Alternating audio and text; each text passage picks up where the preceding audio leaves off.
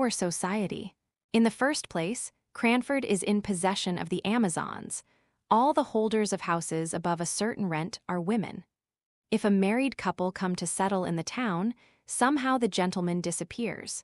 He is either fairly frightened to death by being the only man in the Cranford evening parties, or he is accounted for by being with his regiment, his ship, or closely engaged in business all the week in the great neighboring commercial town of Drumble, distant only 20 miles on a railroad.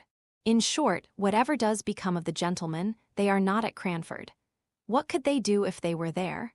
The surgeon has his round of 30 miles and sleeps at Cranford, but every man cannot be a surgeon, for keeping the trim gardens full of choice flowers without a weed to speck them, for frightening away little boys who look wistfully at the said flowers through the railings, for rushing out at the geese that occasionally venture into the gardens if the gates are left open, for deciding all questions of literature and politics without troubling themselves with unnecessary reasons or arguments, for obtaining clear and correct knowledge of everybody's affairs in the parish, for keeping their neat maidservants in admirable order, for kindness, somewhat dictatorial, to the poor, and real tender good offices to each other whenever they are in distress.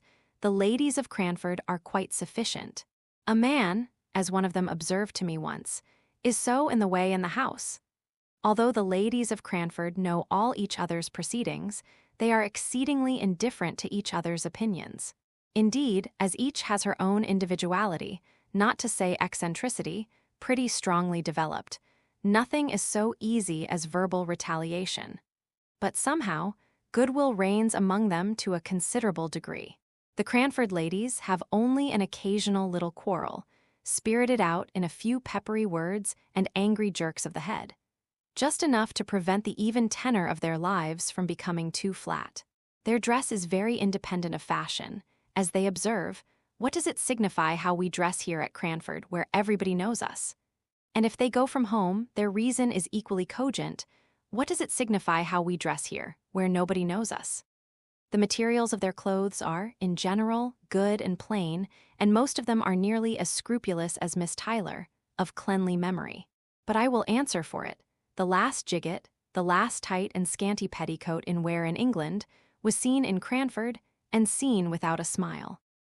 I can testify to a magnificent family red silk umbrella, under which a gentle little spinster, left alone of many brothers and sisters, used to patter to church on rainy days. Have you any red silk umbrellas in London?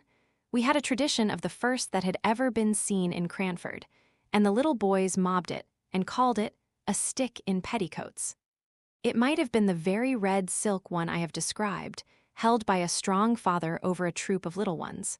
The poor little lady, the survivor of all, could scarcely carry it. Then there were rules and regulations for visiting and calls, and they were announced to any young people who might be staying in the town, with all the solemnity with which the old Manx laws were read once a year on the Tinwold Mount. Our friends have sent to inquire how you are after your journey tonight, my dear. 15 miles in a gentleman's carriage. They will give you some rest tomorrow, but the next day, I have no doubt, they will call. So be at liberty after 12. From 12 to 3 are our calling hours. Then, after they had called, it is the third day. I dare say your mamma has told you, my dear, never to let more than 3 days elapse between receiving a call and returning it, and also that you are never to stay longer than a quarter of an hour. But am I to look at my watch? How am I to find out when a quarter of an hour has passed? You must keep thinking about the time, my dear, and not allow yourself to forget it in conversation. As everybody had this rule in their minds, whether they received or paid a call, of course no absorbing subject was ever spoken about. We kept ourselves to short sentences of small talk and were punctual to our time. I imagine that a few of the gentlefolks of Cranford were poor and had some difficulty in making both ends meet, but they were like the Spartans and concealed their smart under a smiling face. We none of us spoke of money, because that subject savored of commerce and trade, and though some might be poor, we were all aristocratic. The Cranfordians had that kindly esprit de corps, which made them overlook all deficiencies in success, when some among them tried to conceal their poverty. When Mrs. Forrester, for instance, gave a party in her baby house of a dwelling, and the little maiden disturbed the ladies on the sofa by a request that she might get the tea tray out from underneath. Everyone took this novel proceeding as the most natural thing in the world, and talked on about household forms and ceremonies as if we all believed that our hostess had a regular servants' hall, second table, with housekeeper and steward, instead of the one little charity school maiden, whose short, ruddy arms could never have been strong enough to carry the tray upstairs, if she had not been assisted in private by her mistress, who now sat in state, pretending not to know what cakes were sent up, though she knew, and we knew, and she knew that we knew, and we knew that she knew that we knew. She had been busy all the morning making tea bread and sponge cakes. There were one or two consequences arising from this general but unacknowledged poverty, and this very much acknowledged gentility, which were not amiss, and which might be introduced into many circles of society to their great improvement. For instance, the inhabitants of Cranford kept early hours and clattered home in their pattens, under the guidance of a lantern-bearer, about 9 o'clock at night, and the whole town was abed and asleep by 10:30.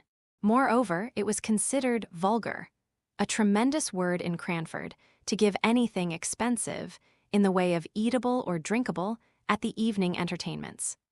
Wafer bread and butter and sponge biscuits were all that the Honorable Mrs. Jamison gave, and she was sister-in-law to the late Earl of Glenmire, although she did practice such elegant economy. Elegant economy. How naturally one falls back into the phraseology of Cranford. There, economy was always elegant, and money spending always vulgar and ostentatious. A sort of sour grappism which made us very peaceful and satisfied. I never shall forget the dismay felt when a certain Captain Brown came to live at Cranford and openly spoke about his being poor, not in a whisper to an intimate friend, the doors and windows being previously closed, but in the public street, in a loud military voice, alleging his poverty as a reason for not taking a particular house. The ladies of Cranford were already rather moaning over the invasion of their territories by a man and a gentleman. He was a half-pay captain, and had obtained some situation on a neighboring railroad, which had been vehemently petitioned against by the little town. And if, in addition to his masculine gender and his connection with the obnoxious railroad, he was so brazen as to talk of being poor, why then, indeed, he must be sent to Coventry. Death was as true and as common as poverty, yet people never spoke about that, loud out in the streets. It was a word not to be mentioned to ears polite. We had tacitly agreed to ignore that any with whom we associated on terms of visiting equality could ever be prevented by poverty from doing anything that they wished. If we walked to or from a party, it was because the night was so fine or the air so refreshing, not because sedan chairs were expensive. If we wore prints instead of summer silks, it was because we preferred a washing material, and so on, till we blinded ourselves to the vulgar fact that we were, all of us, people of very moderate means. Of course, then, we did not know what to make of a man who could speak of poverty as if it was not a disgrace. Yet somehow, Captain Brown made himself respected in Cranford, and was called upon, in spite of all resolutions to the contrary. I was surprised to hear his opinions quoted as authority at a visit which I paid to Cranford about a year after he had settled in the town. My own friends had been among the bitterest opponents of any proposal to visit the captain and his daughters, only 12 months before, and now he was even admitted in the tabooed hours before 12. True, it was to discover the cause of a smoking chimney before the fire was lighted. But still Captain Brown walked upstairs, nothing daunted, spoke in a voice too large for the room, and joked quite in the way of a tame man about the house. He had been blind to all the small slights and omissions of trivial ceremonies with which he had been received. He had been friendly, though the Cranford ladies had been cool. He had answered small, sarcastic compliments in good faith, and with his manly frankness had overpowered all the shrinking which met him as a man who was not ashamed to be poor. And, at last, his excellent masculine common sense and his facility in devising expedients to overcome domestic dilemmas had gained him an extraordinary place as authority among the Cranford ladies. He himself went on in his course, as unaware of his popularity as he had been of the reverse. And I am sure he was startled one day when he found his advice so highly esteemed as to make some counsel which he had given in jest to be taken in sober, serious earnest. It was on this subject. An old lady had an Alderney cow, which she looked upon as a daughter. You could not pay the short quarter of an hour call without being told of the wonderful milk or wonderful intelligence of this animal. The whole town knew and kindly regarded Miss Betsy Barker's Alderney. Therefore great was the sympathy and regret when, in an unguarded moment, the poor cow tumbled into a lime pit. She moaned so loudly that she was soon heard and rescued. But meanwhile the poor beast had lost most of her hair, and came out looking naked, cold, and miserable in a bare skin. Everybody pitied the animal, though a few could not restrain their smiles at her droll appearance. Miss Betsy Barker absolutely cried with sorrow and dismay, and it was said she thought of trying a bath of oil. This remedy, perhaps, was recommended by some one of the number whose advice she asked. But the proposal, if ever it was made, was knocked on the head by Captain Brown's decided. Get her a flannel waistcoat and flannel drawers, ma'am, if you wish to keep her alive. But my advice is, kill the poor creature at once. Miss Betsy Barker dried her eyes and thanked the captain heartily. She set to work, and by and by all the town turned out to see the Alderney meekly going to her pasture, clad in dark gray flannel. I have watched her myself many a time. Do you ever see cows dressed in gray flannel in London? Captain Brown had taken a small house on the outskirts of the town, where he lived with his 2 daughters. He must have been upwards of 60 at the time of the first visit I paid to Cranford after I had left it as a residence. But he had a wiry, well-trained, elastic figure, a stiff military throwback of his head, and a springing step, which made him appear much younger than he was. His eldest daughter looked almost as old as himself, and betrayed the fact that his real was more than his apparent age. Miss Brown must have been 40.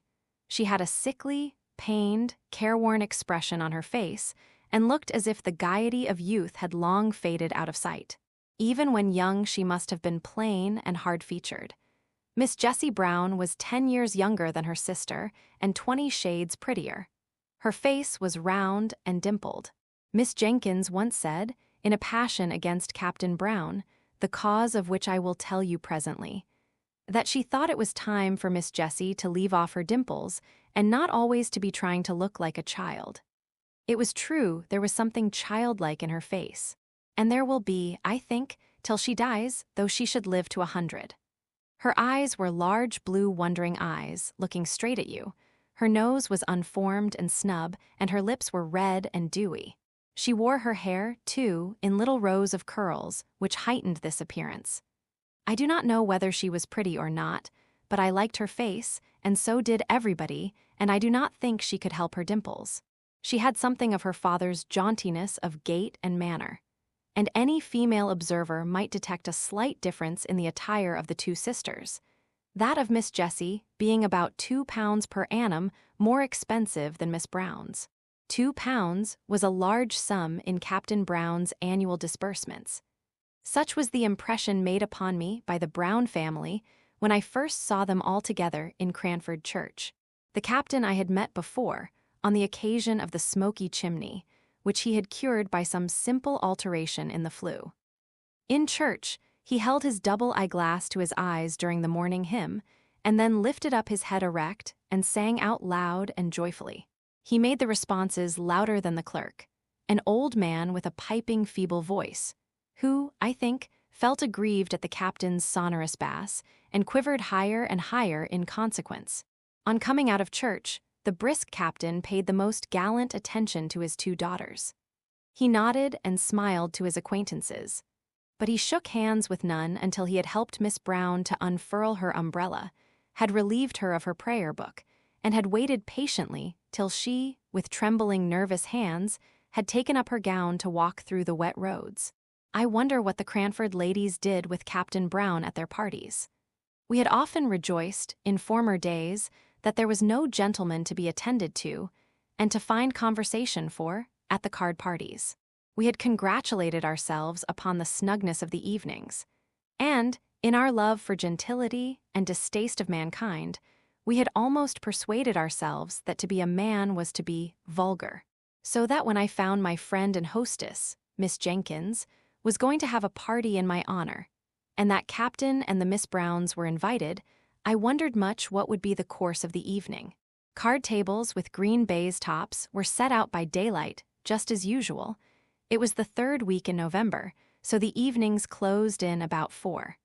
Candles and clean packs of cards were arranged on each table. The fire was made up. The neat maidservant had received her last directions, and there we stood, dressed in our best, each with a candle lighter in our hands, ready to dart at the candles as soon as the first knock came. Parties in Cranford were solemn festivities, making the ladies feel gravely elated as they sat together in their best dresses. As soon as 3 had arrived, we sat down to preference, I being the unlucky 4th. The next 4 comers were put down immediately to another table, and presently the tea trays, which I had seen set out in the storeroom as I passed in the morning, were placed each on the middle of a card table. The china was delicate eggshell. The old-fashioned silver glittered with polishing, but the eatables were of the slightest description. While the trays were yet on the tables, Captain and the Miss Browns came in, and I could see that, somehow or other, the Captain was a favorite with all the ladies present. Ruffled brows were smoothed, sharp voices lowered at his approach. Miss Brown looked ill and depressed almost to gloom. Miss Jessie smiled as usual and seemed nearly as popular as her father. He immediately and quietly assumed the man's place in the room, attended to everyone's wants, lessened the pretty maid-servant's labor by waiting on empty cups and bread-and-butterless ladies, and yet did it all in so easy and dignified a manner, and so much as if it were a matter of course for the strong to attend to the weak, that he was a true man throughout. He played for 3-penny points with as grave an interest as if they had been pounds. And yet, in all his attention to strangers, he had an eye on his suffering daughter. For suffering I was sure she was, though to many eyes she might only appear to be irritable. Miss Jessie could not play cards, but she talked to the sitters out, who, before her coming, had been rather inclined to be cross. She sang, too, to an old cracked piano, which I think had been a spinet in its youth. Miss Jessie sang, Jock of Hazeldean a little out of tune, but we were none of us musical, though Miss Jenkins beat time, out of time, by way of appearing to be so. It was very good of Miss Jenkins to do this, for I had seen that, a little before, she had been a good deal annoyed by Miss Jessie Brown's unguarded admission, apropos of Shetland wool, that she had an uncle, her mother's brother, who was a shopkeeper in Edinburgh. Miss Jenkins tried to drown this confession by a terrible cough, for the Honorable Mrs. Jamison was sitting at a card table nearest Miss Jessie, and what would she say or think if she found out she was in the same room with a shopkeeper's niece? But Miss Jessie Brown, who had no tact, as we all agreed the next morning, would repeat the information, and assure Miss Pole she could easily get her the identical Shetland wool required, through my uncle, who has the best assortment of Shetland goods of anyone in Edinburgh. It was to take the taste of this out of our mouths, and the sound of this out of our ears, that Miss Jenkins proposed music. So I say again, it was very good of her to beat time to the song.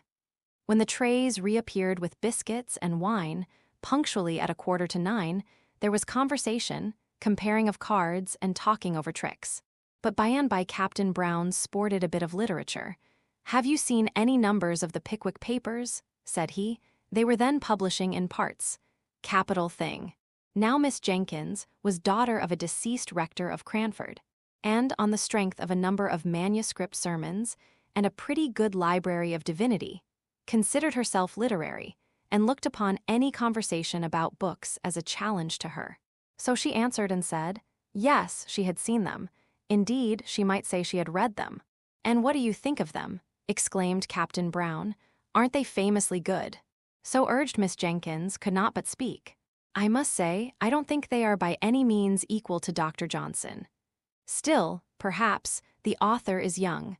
Let him persevere, and who knows what he may become if he will take the great doctor for his model.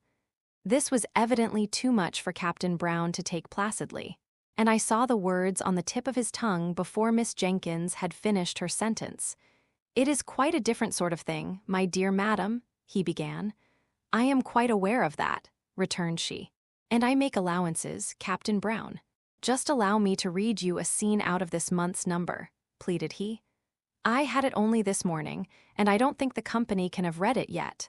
"As you please," said she, settling herself with an air of resignation. He read the account of the soiree which Sam Weller gave at Bath. Some of us laughed heartily. I did not dare, because I was staying in the house. Miss Jenkins sat in patient gravity. When it was ended, she turned to me and said with mild dignity, "Fetch me Rasselas, my dear, out of the book-room." When I had brought it to her, she turned to Captain Brown. "Now allow me to read you a scene, and then the present company can judge between your favorite, Mr. Boz, and Dr. Johnson." She read one of the conversations between Rasselas and Imlac, in a high-pitched, majestic voice, and when she had ended, she said, "I imagine I am now justified in my preference of Dr. Johnson as a writer of fiction." The captain screwed his lips up and drummed on the table, but he did not speak. She thought she would give him a finishing blow or two. "I consider it vulgar and below the dignity of literature to publish in numbers." "How was the Rambler published, ma'am?" asked Captain Brown in a low voice, which I think Miss Jenkins could not have heard. "Dr. Johnson's style is a model for young beginners. My father recommended it to me when I began to write letters. I have formed my own style upon it. I recommended it to your favorite. I should be very sorry for him to exchange his style for any such pompous writing," said Captain Brown. Miss Jenkins felt this as a personal affront, in a way of which the captain had not dreamed. Epistolary writing she and her friends considered as her forte. Many a copy of many a letter have I seen written and corrected on the slate, before she seized the half-hour just previous to post-time to assure her friends of this or of that. And Dr. Johnson was, as she said, her model in these compositions. She drew herself up with dignity, and only replied to Captain Brown's last remark by saying, with marked emphasis on every syllable, "I prefer Dr. Johnson to Mr. Boz." It is said, I won't vouch for the fact, that Captain Brown was heard to say, sotto voce, "Dien Dr. Johnson?" If he did, he was penitent afterwards, as he showed by going to stand near Miss Jenkins' armchair, and endeavoring to beguile her into conversation on some more pleasing subject. But she was inexorable. The next day she made the remark I have mentioned about Miss Jessie's dimples. The captain. It was impossible to live a month at Cranford, and not know the daily habits of each resident. And long before my visit was ended I knew much concerning the whole Brown trio. There was nothing new to be discovered respecting their poverty, for they had spoken simply and openly about that from the very first. They made no mystery of the necessity for their being economical. All that remained to be discovered was the captain's infinite kindness of heart, and the various modes in which, unconsciously to himself, he manifested it. Some little anecdotes were talked about for some time after they occurred. As we did not read much, and as all the ladies were pretty well suited with servants, there was a dearth of subjects for conversation. We therefore discussed the circumstance of the captain taking a poor old woman's dinner out of her hands one very slippery Sunday. He had met her returning from the bakehouse as he came from church, and noticed her precarious footing, and with the grave dignity with which he did everything, he relieved her of her burden and steered along the street by her side, carrying her baked mutton and potatoes safely home.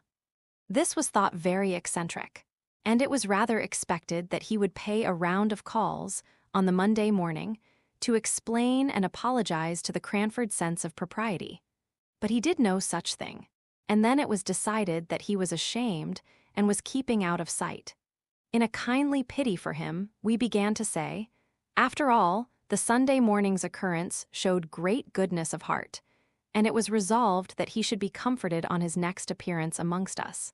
But lo, he came down upon us, untouched by any sense of shame, speaking loud and bass as ever, his head thrown back, his wig as jaunty and well curled as usual, and we were obliged to conclude he had forgotten all about Sunday. Miss Pole and Miss Jessie Brown had set up a kind of intimacy on the strength of the Shetland wool and the new knitting stitches. So it happened that, when I went to visit Miss Pole, I saw more of the Browns than I had done while staying with Miss Jenkins, who had never got over what she called Captain Brown's disparaging remarks upon Dr. Johnson as a writer of light and agreeable fiction. I found that Miss Brown was seriously ill of some lingering, incurable complaint, the pain occasioned by which gave the uneasy expression to her face that I had taken for unmitigated crossness. Cross, too, she was at times, when the nervous irritability occasioned by her disease became past endurance. Miss Jessie bore with her at these times, even more patiently than she did with the bitter self-upbraidings by which they were invariably succeeded. Miss Brown used to accuse herself, not merely of hasty and irritable temper, but also of being the cause why her father and sister were obliged to pinch, in order to allow her the small luxuries which were necessaries in her condition. She would so fain have made sacrifices for them, and have lightened their cares, that the original generosity of her disposition added acerbity to her temper. All this was borne by Miss Jessie and her father with more than placidity, with absolute tenderness. I forgave Miss Jessie her singing out of tune and her juvenility of dress when I saw her at home. I came to perceive that Captain Brown's dark Brutus wig and padded coat, alas, too often threadbare, were remnants of the military smartness of his youth, which he now wore unconsciously. He was a man of infinite resources, gained in his barrack experience. As he confessed, no one could black his boots to please him except himself. But indeed, he was not above saving the little maidservant's labors in every way, knowing, most likely, that his daughter's illness made the place a hard one. He endeavored to make peace with Miss Jenkins, soon after the memorable dispute I have named, by a present of a wooden fire shovel, his own making. Having heard her say how much the grating of an iron one annoyed her, she received the present with cool gratitude, and thanked him formally. When he was gone, she bade me put it away in the lumber room, feeling, probably, that no present from a man who preferred Mr. Boz to Dr. Johnson could be less jarring than an iron fire shovel. Such was the state of things when I left Cranford and went to Drumble. I had, however, several correspondents who kept me au fait as to the proceedings of the dear little town. There was Miss Pole, who was becoming as much absorbed in crochet as she had been once in knitting, and the burden of whose letter was something like, "But don't you forget the white worsted at Flint's" of the old song. For at the end of every sentence of news came a fresh direction as to some crochet commission which I was to execute for her.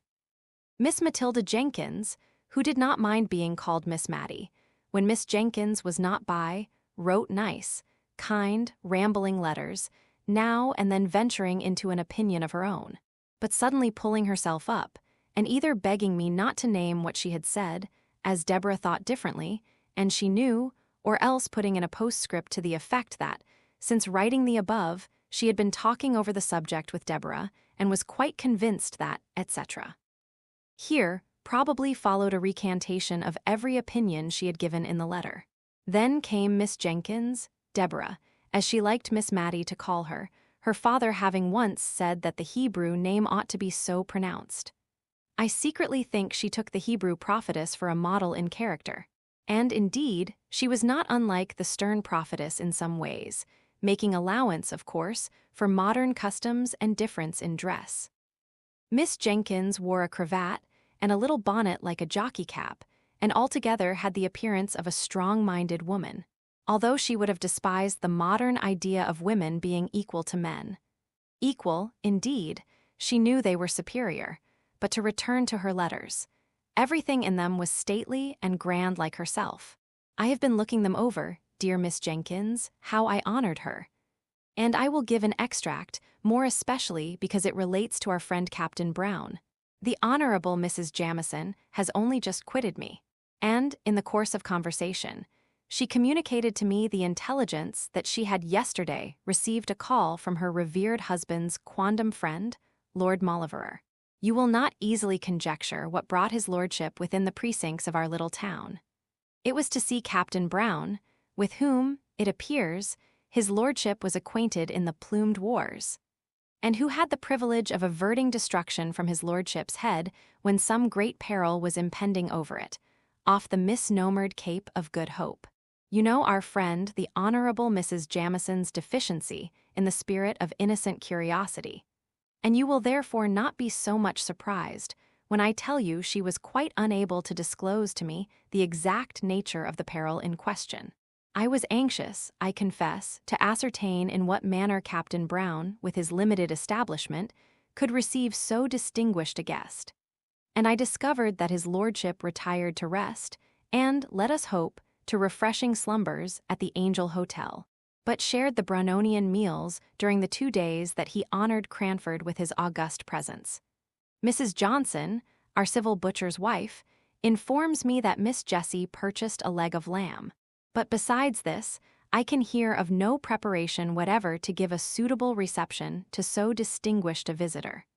Perhaps they entertained him with the feast of reason and the flow of soul, and to us, who are acquainted with Captain Brown's sad want of relish for the pure wells of English undefiled, it may be matter for congratulation that he has had the opportunity of improving his taste by holding converse with an elegant and refined member of the British aristocracy, but from some mundane failings who is altogether free. Miss Pole and Miss Matty wrote to me by the same post. Such a piece of news as Lord Mauleverer's visit was not to be lost on the Cranford letter-writers. They made the most of it. Miss Matty humbly apologized for writing at the same time as her sister, who was so much more capable than she to describe the honor done to Cranford. But in spite of a little bad spelling, Miss Matty's account gave me the best idea of the commotion occasioned by his lordship's visit, after it had occurred. For, except the people at the Angel, the Browns, Mrs. Jamison, and a little lad his lordship had sworn at for driving a dirty hoop against the aristocratic legs, I could not hear of anyone with whom his lordship had held conversation. My next visit to Cranford was in the summer. There had been neither births, deaths, nor marriages since I was there last. Everybody lived in the same house and wore pretty nearly the same well-preserved, old-fashioned clothes. The greatest event was that Miss Jenkins had purchased a new carpet for the drawing-room. Oh, the busy work Miss Matty and I had in chasing the sunbeams, as they fell in an afternoon right down on this carpet through the blindless window. We spread newspapers over the places and sat down to our book or our work, and, lo, in a quarter of an hour the sun had moved and was blazing away on a fresh spot, and down again we went on our knees to alter the position of the newspapers. We were very busy, too, one whole morning, before Miss Jenkins gave her party, in following her directions, and in cutting out and stitching together pieces of newspaper so as to form little paths to every chair set for the expected visitors, lest their shoes might dirty or defile the purity of the carpet. Do you make paper paths for every guest to walk upon in London? Captain Brown and Miss Jenkins were not very cordial to each other. The literary dispute, of which I had seen the beginning, was a raw, the slightest touch on which made them wince. It was the only difference of opinion they had ever had, but that difference was enough. Miss Jenkins could not refrain from talking at Captain Brown, and, though he did not reply, he drummed with his fingers, which action she felt and resented as very disparaging to Dr. Johnson. He was rather ostentatious in his preference of the writings of Mr. Boz, would walk through the streets so absorbed in them that he all but ran against Miss Jenkins. And though his apologies were earnest and sincere, and though he did not, in fact, do more than startle her and himself, she owned to me she had rather he had knocked her down, if he had only been reading a higher style of literature. The poor, brave captain, he looked older and more worn, and his clothes were very threadbare, but he seemed as bright and cheerful as ever, unless he was asked about his daughter's health. She suffers a great deal, and she must suffer more. We do what we can to alleviate her pain. God's will be done. He took off his hat at these last words. I found from Miss Matty that everything had been done, in fact. A medical man, of high repute in that country neighborhood, had been sent for, and every injunction he had given was attended to, regardless of expense. Miss Matty was sure they denied themselves many things in order to make the invalid comfortable, but they never spoke about it. And as for Miss Jessie, "I really think she's an angel," said poor Miss Matty, quite overcome. "To see her way of bearing with Miss Brown's crossness, and the bright face she puts on after she's been sitting up a whole night and scolded above half of it, is quite beautiful. Yet she looks as neat, and as ready to welcome the captain at breakfast time as if she had been asleep in the Queen's bed all night. My dear, you could never laugh at her prim little curls or her pink bows again if you saw her as I have done." I could only feel very penitent and greet Miss Jessie with double respect when I met her next. She looked faded and pinched, and her lips began to quiver as if she was very weak when she spoke of her sister. But she brightened and sent back the tears that were glittering in her pretty eyes as she said, "But to be sure, what a town Cranford is for kindness. I don't suppose anyone has a better dinner than usual cooked, but the best part of all comes in a little covered basin for my sister. The poor people will leave their earliest vegetables at our door for her. They speak short and gruff, as if they were ashamed of it, but I am sure it often goes to my heart to see their thoughtfulness." The tears now came back and overflowed, but after a minute or two she began to scold herself, and ended by going away the same cheerful Miss Jessie as ever. "But why does not this Lord Mauleverer do something for the man who saved his life?" said I. "Why, you see, unless Captain Brown has some reason for it, he never speaks about being poor." And he walked along by his lordship looking as happy and cheerful as a prince. And as they never called attention to their dinner by apologies, and as Miss Brown was better that day, and all seemed bright, I dare say his lordship never knew how much care there was in the background. He did send game in the winter pretty often, but now he is gone abroad. I had often occasion to notice the use that was made of fragments and small opportunities in Cranford. The rose leaves that were gathered ere they fell to make into a potpourri for someone who had no garden. The little bundles of lavender flowers sent to strew the drawers of some town dweller, or to burn in the chamber of some invalid. Things that many would despise, and actions which it seemed scarcely worth while to perform, were all attended to in Cranford. Miss Jenkins stuck an apple full of cloves, to be heated and smell pleasantly in Miss Brown's room, and as she put in each clove she uttered a Johnsonian sentence. Indeed, she never could think of the Browns without talking Johnson, and, as they were seldom absent from her thoughts just then, I heard many a rolling, three-piled sentence. Captain Brown called one day to thank Miss Jenkins for many little kindnesses, which I did not know until then that she had rendered. He had suddenly become like an old man. His deep bass voice had a quavering in it, his eyes looked dim, and the lines on his face were deep. He could not speak cheerfully of his daughter's state, but he talked with manly, pious resignation, and not much. Twice over he said, "What Jessie has been to us, God only knows." And after the second time, he got up hastily, shook hands all round without speaking, and left the room. That afternoon, we perceived little groups in the street, all listening with faces aghast to some tale or other. Miss Jenkins wondered what could be the matter for some time, before she took the undignified step of sending Jenny out to inquire. Jenny came back with a white face of terror. "Oh, ma'am, oh, Miss Jenkins, ma'am, Captain Brown is killed by them nasty, cruel railroads." And she burst into tears. She, along with many others, had experienced the poor captain's kindness. "How, where? Good God, Jenny, don't waste time in crying, but tell us something." Miss Matty rushed out into the street at once and collared the man who was telling the tale. Come to my sister at once, Miss Jenkins, the rector's daughter." "Oh, man, say it is not true," she cried, as she brought the affrighted Carter sleeking down his hair into the drawing-room, where he stood with his wet boots on the new carpet, and no one regarded it. "Please, mum, it is true. I seed it myself," and he shuddered at the recollection. The captain was a-reading some new book as he was deep in, a-waiting for the down train, and there was a little lass as wanted to come to its mammy, and gave its sister the slip, and came toddling across the line.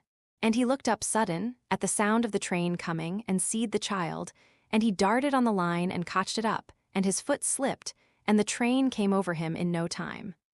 "Oh, Lord, Lord. Mum, it's quite true, and they've come over to tell his daughters. The child's safe, though, with only a bang on its shoulder as he threw it to its mammy. Poor Captain would be glad of that, Mum, wouldn't he? God bless him." The great rough Carter puckered up his manly face and turned away to hide his tears. I turned to Miss Jenkins. She looked very ill, as if she were going to faint, and signed to me to open the window. "Matilda, bring me my bonnet. I must go to those girls. God pardon me if ever I have spoken contemptuously to the captain." Miss Jenkins arrayed herself to go out, telling Miss Matilda to give the man a glass of wine. While she was away, Miss Matty and I huddled over the fire, talking in a low and awestruck voice. I know we cried quietly all the time. Miss Jenkins came home in a silent mood, and we durst not ask her many questions. She told us that Miss Jessie had fainted, and that she and Miss Pole had had some difficulty in bringing her round. But that, as soon as she recovered, she begged one of them to go and sit with her sister. "Mr. Hoggins says she cannot live many days, and she shall be spared this shock," said Miss Jessie, shivering with feelings to which she dared not give way. "But how can you manage, my dear?" asked Miss Jenkins. "You cannot bear up, she must see your tears." "God will help me, I will not give way. She was asleep when the news came. She may be asleep yet. She would be so utterly miserable, not merely at my father's death, but to think of what would become of me. She is so good to me." She looked up earnestly in their faces with her soft, true eyes, and Miss Pole told Miss Jenkins afterwards she could hardly bear it, knowing, as she did, how Miss Brown treated her sister. However, it was settled according to Miss Jessie's wish. Miss Brown was to be told her father had been summoned to take a short journey on railway business. They had managed it in some way. Miss Jenkins could not exactly say how. Miss Pole was to stop with Miss Jessie. Mrs. Jamison had sent to inquire. And this was all we heard that night, and a sorrowful night it was. The next day a full account of the fatal accident was in the county paper which Miss Jenkins took in. Her eyes were very weak, she said, and she asked me to read it. When I came to the gallant gentleman was deeply engaged in the perusal of a number of Pickwick, which he had just received. Miss Jenkins shook her head long and solemnly, and then sighed out, "Poor, dear, infatuated man." The corpse was to be taken from the station to the parish church, there to be interred. Miss Jessie had set her heart on following it to the grave, and no dissuasives could alter her resolve. Her restraint upon herself made her almost obstinate. She resisted all Miss Pole's entreaties and Miss Jenkins' advice. At last Miss Jenkins gave up the point, and after a silence, which I feared portended some deep displeasure against Miss Jessie, Miss Jenkins said she should accompany the latter to the funeral. "It is not fit for you to go alone. It would be against both propriety and humanity were I to allow it." Miss Jessie seemed as if she did not half like this arrangement. But her obstinacy, if she had any, had been exhausted in her determination to go to the interment. She longed, poor thing, I have no doubt, to cry alone over the grave of the dear father to whom she had been all in all, and to give way, for one little half-hour, uninterrupted by sympathy and unobserved by friendship. But it was not to be. That afternoon, Miss Jenkins sent out for a yard of black crape, and employed herself busily in trimming the little black silk bonnet I have spoken about. When it was finished, she put it on, and looked at us for approbation. Admiration she despised. I was full of sorrow, but, by one of those whimsical thoughts which come unbidden into our heads in times of deepest grief, I no sooner saw the bonnet than I was reminded of a helmet. And in that hybrid bonnet, half helmet, half jockey cap, did Miss Jenkins attend Captain Brown's funeral, and, I believe, supported Miss Jessie with a tender, indulgent firmness which was invaluable, allowing her to weep her passionate fill before they left. Miss Pole, Miss Matty, and I meanwhile attended to Miss Brown, and hard work we found it to relieve her querulous and never-ending complaints. But if we were so weary and dispirited, what must Miss Jessie have been? Yet she came back almost calm, as if she had gained a new strength. She put off her morning dress and came in, looking pale and gentle, thanking us each with a soft, long pressure of the hand. She could even smile, a faint, sweet, wintry smile, as if to reassure us of her power to endure. But her look made our eyes fill suddenly with tears, more than if she had cried outright. It was settled that Miss Pole was to remain with her all the watching livelong night, and that Miss Matty and I were to return in the morning to relieve them, and give Miss Jessie the opportunity for a few hours of sleep.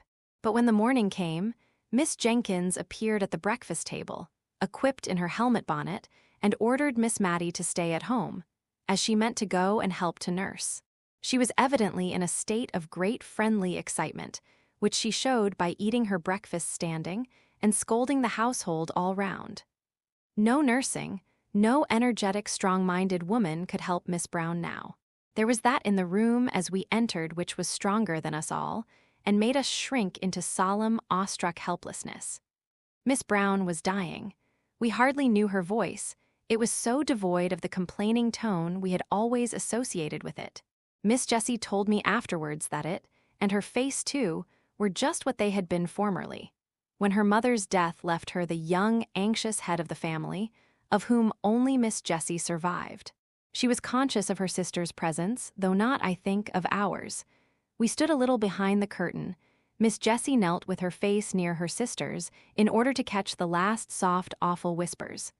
"Oh, Jessie, Jessie, how selfish I have been. God forgive me for letting you sacrifice yourself for me as you did.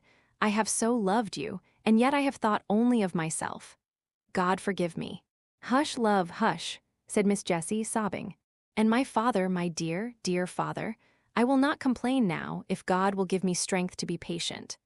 But oh, Jessie, tell my father how I longed and yearned to see him at last and to ask his forgiveness. He can never know now how I loved him. Oh, if I might but tell him before I die. What a life of sorrow his has been, and I have done so little to cheer him." A light came into Miss Jessie's face. "Would it comfort you, dearest, to think that he does know? Would it comfort you, love, to know that his cares, his sorrows—" Her voice quivered, but she steadied it into calmness. "Mary, he has gone before you to the place where the weary are at rest. He knows now how you loved him." A strange look, which was not distress, came over Miss Brown's face. She did not speak for some time, but then we saw her lips form the words, rather than heard the sound. "Father, mother, Harry, Archie."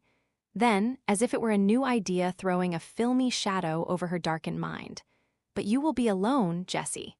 Miss Jessie had been feeling this all during the silence, I think, for the tears rolled down her cheeks like rain at these words, and she could not answer at first. Then she put her hands together tight and lifted them up and said, but not to us, "Though he slay me, yet will I trust in him." In a few moments more Miss Brown lay calm and still, never to sorrow or murmur more. After this second funeral, Miss Jenkins insisted that Miss Jessie should come to stay with her rather than go back to the desolate house, which, in fact, we learned from Miss Jessie, must now be given up, as she had not wherewithal to maintain it. She had something above £20 a year, besides the interest of the money for which the furniture would sell. But she could not live upon that, and so we talked over her qualifications for earning money. "I can sew neatly," said she, "and I like nursing. I think, too, I could manage a house if anyone would try me as housekeeper, or I would go into a shop as saleswoman if they would have patience with me at first." Miss Jenkins declared, in an angry voice, that she should do no such thing, and talked to herself about some people having no idea of their rank as a captain's daughter. Nearly an hour afterwards, when she brought Miss Jessie up a basin of delicately made arrowroot, and stood over her like a dragoon until the last spoonful was finished. Then she disappeared. Miss Jessie began to tell me some more of the plans which had suggested themselves to her, and insensibly fell into talking of the days that were past and gone, and interested me so much I neither knew nor heeded how time passed. We were both startled when Miss Jenkins reappeared and caught us crying. I was afraid lest she would be displeased, as she often said that crying hindered digestion, and I knew she wanted Miss Jessie to get strong. But instead she looked queer and excited, and fidgeted round us without saying anything. At last she spoke. "I have been so much startled. No, I've not been at all startled. Don't mind me, my dear Miss Jessie. I've been very much surprised. In fact, I've had a caller whom you knew once, my dear Miss Jessie." Miss Jessie went very white, then flushed scarlet, and looked eagerly at Miss Jenkins. "A gentleman, my dear, who wants to know if you would see him." "Is it? It is not," stammered out Miss Jessie and got no farther. "This is his card," said Miss Jenkins, giving it to Miss Jessie.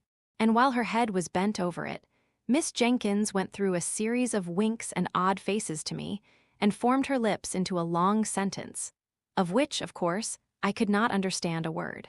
"May he come up?" asked Miss Jenkins at last. "Oh, yes, certainly," said Miss Jessie, as much as to say, "This is your house, you may show any visitor where you like." She took up some knitting of Miss Matty's and began to be very busy, though I could see how she trembled all over. Miss Jenkins rang the bell, and told the servant who answered it to show Major Gordon upstairs, and presently in walked a tall, fine, frank-looking man of 40 or upwards. He shook hands with Miss Jessie, but he could not see her eyes, she kept them so fixed on the ground. Miss Jenkins asked me if I would come and help her to tie up the preserves in the storeroom, and though Miss Jessie plucked at my gown, and even looked up at me with begging eye, I durst not refuse to go where Miss Jenkins asked. Instead of tying up preserves in the storeroom, however, we went to talk in the dining room, and there Miss Jenkins told me what Major Gordon had told her. How he had served in the same regiment with Captain Brown, and had become acquainted with Miss Jessie, then a sweet-looking, blooming girl of 18. How the acquaintance had grown into love on his part, though it had been some years before he had spoken. How, on becoming possessed, through the will of an uncle, of a good estate in Scotland, he had offered and been refused, though with so much agitation and evident distress that he was sure she was not indifferent to him, and how he had discovered that the obstacle was the fell disease which was, even then, too surely threatening her sister. She had mentioned that the surgeons foretold intense suffering, and there was no one but herself to nurse her poor Mary, or cheer and comfort her father during the time of illness. They had had long discussions, and on her refusal to pledge herself to him as his wife when all should be over, he had grown angry and broken off entirely and gone abroad, believing that she was a cold-hearted person whom he would do well to forget. He had been traveling in the East, and was on his return home when, at Rome, he saw the account of Captain Brown's death in Galignani. Just then Miss Matty, who had been out all the morning, and had only lately returned to the house, burst in with a face of dismay and outraged propriety. "Oh, goodness me," she said. "Deborah, there's a gentleman sitting in the drawing-room with his arm round Miss Jessie's waist." Miss Matty's eyes looked large with terror. Miss Jenkins snubbed her down in an instant. "The most proper place in the world for his arm to be in. Go away, Matilda, and mind your own business." This from her sister, who had hitherto been a model of feminine decorum, was a blow for poor Miss Matty, and with a double shock she left the room. The last time I ever saw poor Miss Jenkins was many years after this. Mrs. Gordon had kept up a warm and affectionate intercourse with all at Cranford. Miss Jenkins, Miss Matty, and Miss Pole had all been to visit her, and returned with wonderful accounts of her house, her husband, her dress, and her looks. For, with happiness, something of her early bloom returned. She had been a year or two younger than we had taken her for. Her eyes were always lovely, and, as Mrs. Gordon, her dimples were not out of place. At the time to which I have referred when I last saw Miss Jenkins, that lady was old and feeble, and had lost something of her strong mind. Little Flora Gordon was staying with the Misses Jenkins, and when I came in she was reading aloud to Miss Jenkins, who lay feeble and changed on the sofa. Flora put down the Rambler when I came in. "Ah," said Miss Jenkins, "you find me changed, my dear. I can't see as I used to do. If Flora were not here to read to me, I hardly know how I should get through the day. Did you ever read the Rambler? It's a wonderful book, wonderful, and the most improving reading for Flora, which I dare say it would have been if she could have read half the words without spelling and could have understood the meaning of a third. Better than that strange old book, with the queer name, Poor Captain Brown Was Killed for Reading, that book by Mr. Boz, you know, Old Paws. When I was a girl, but that's a long time ago, I acted Lucy in Old Paws." She babbled on long enough for Flora to get a good long spell at the Christmas carol, which Miss Matty had left on the table. A love affair of long ago. I thought that probably my connection with Cranford would cease after Miss Jenkins's death. At least, that it would have to be kept up by correspondence, which bears much the same relation to personal intercourse that the books of dried plants I sometimes see, Hortus siccus. I think they call the thing, due to the living and fresh flowers in the lanes and meadows. I was pleasantly surprised, therefore, by receiving a letter from Miss Pole, who had always come in for a supplementary week after my annual visit to Miss Jenkins, proposing that I should go and stay with her. And then, in a couple of days after my acceptance, came a note from Miss Matty, in which, in a rather circuitous and very humble manner, she told me how much pleasure I should confer if I could spend a week or two with her, either before or after I had been at Miss Pole's. For, she said, since my dear sister's death, I am well aware I have no attractions to offer. It is only to the kindness of my friends that I can owe their company. Of course, I promised to come to dear Miss Matty as soon as I had ended my visit to Miss Pole, and the day after my arrival at Cranford, I went to see her, much wondering what the house would be like without Miss Jenkins, and rather dreading the changed aspect of things. Miss Matty began to cry as soon as she saw me. She was evidently nervous from having anticipated my call. I comforted her as well as I could, and I found the best consolation I could give was the honest praise that came from my heart as I spoke of the deceased. Miss Matty slowly shook her head over each virtue as it was named and attributed to her sister. And at last, she could not restrain the tears which had long been silently flowing, but hid her face behind her handkerchief and sobbed aloud. "Dear Miss Matty," said I, taking her hand, for indeed I did not know in what way to tell her how sorry I was for her, left deserted in the world. She put down her handkerchief and said, "My dear, I'd rather you did not call me Matty." She did not like it, but I did many a thing she did not like, I'm afraid, and now she's gone. If you please, my love, will you call me Matilda? I promised faithfully, and began to practice the new name with Miss Pole that very day.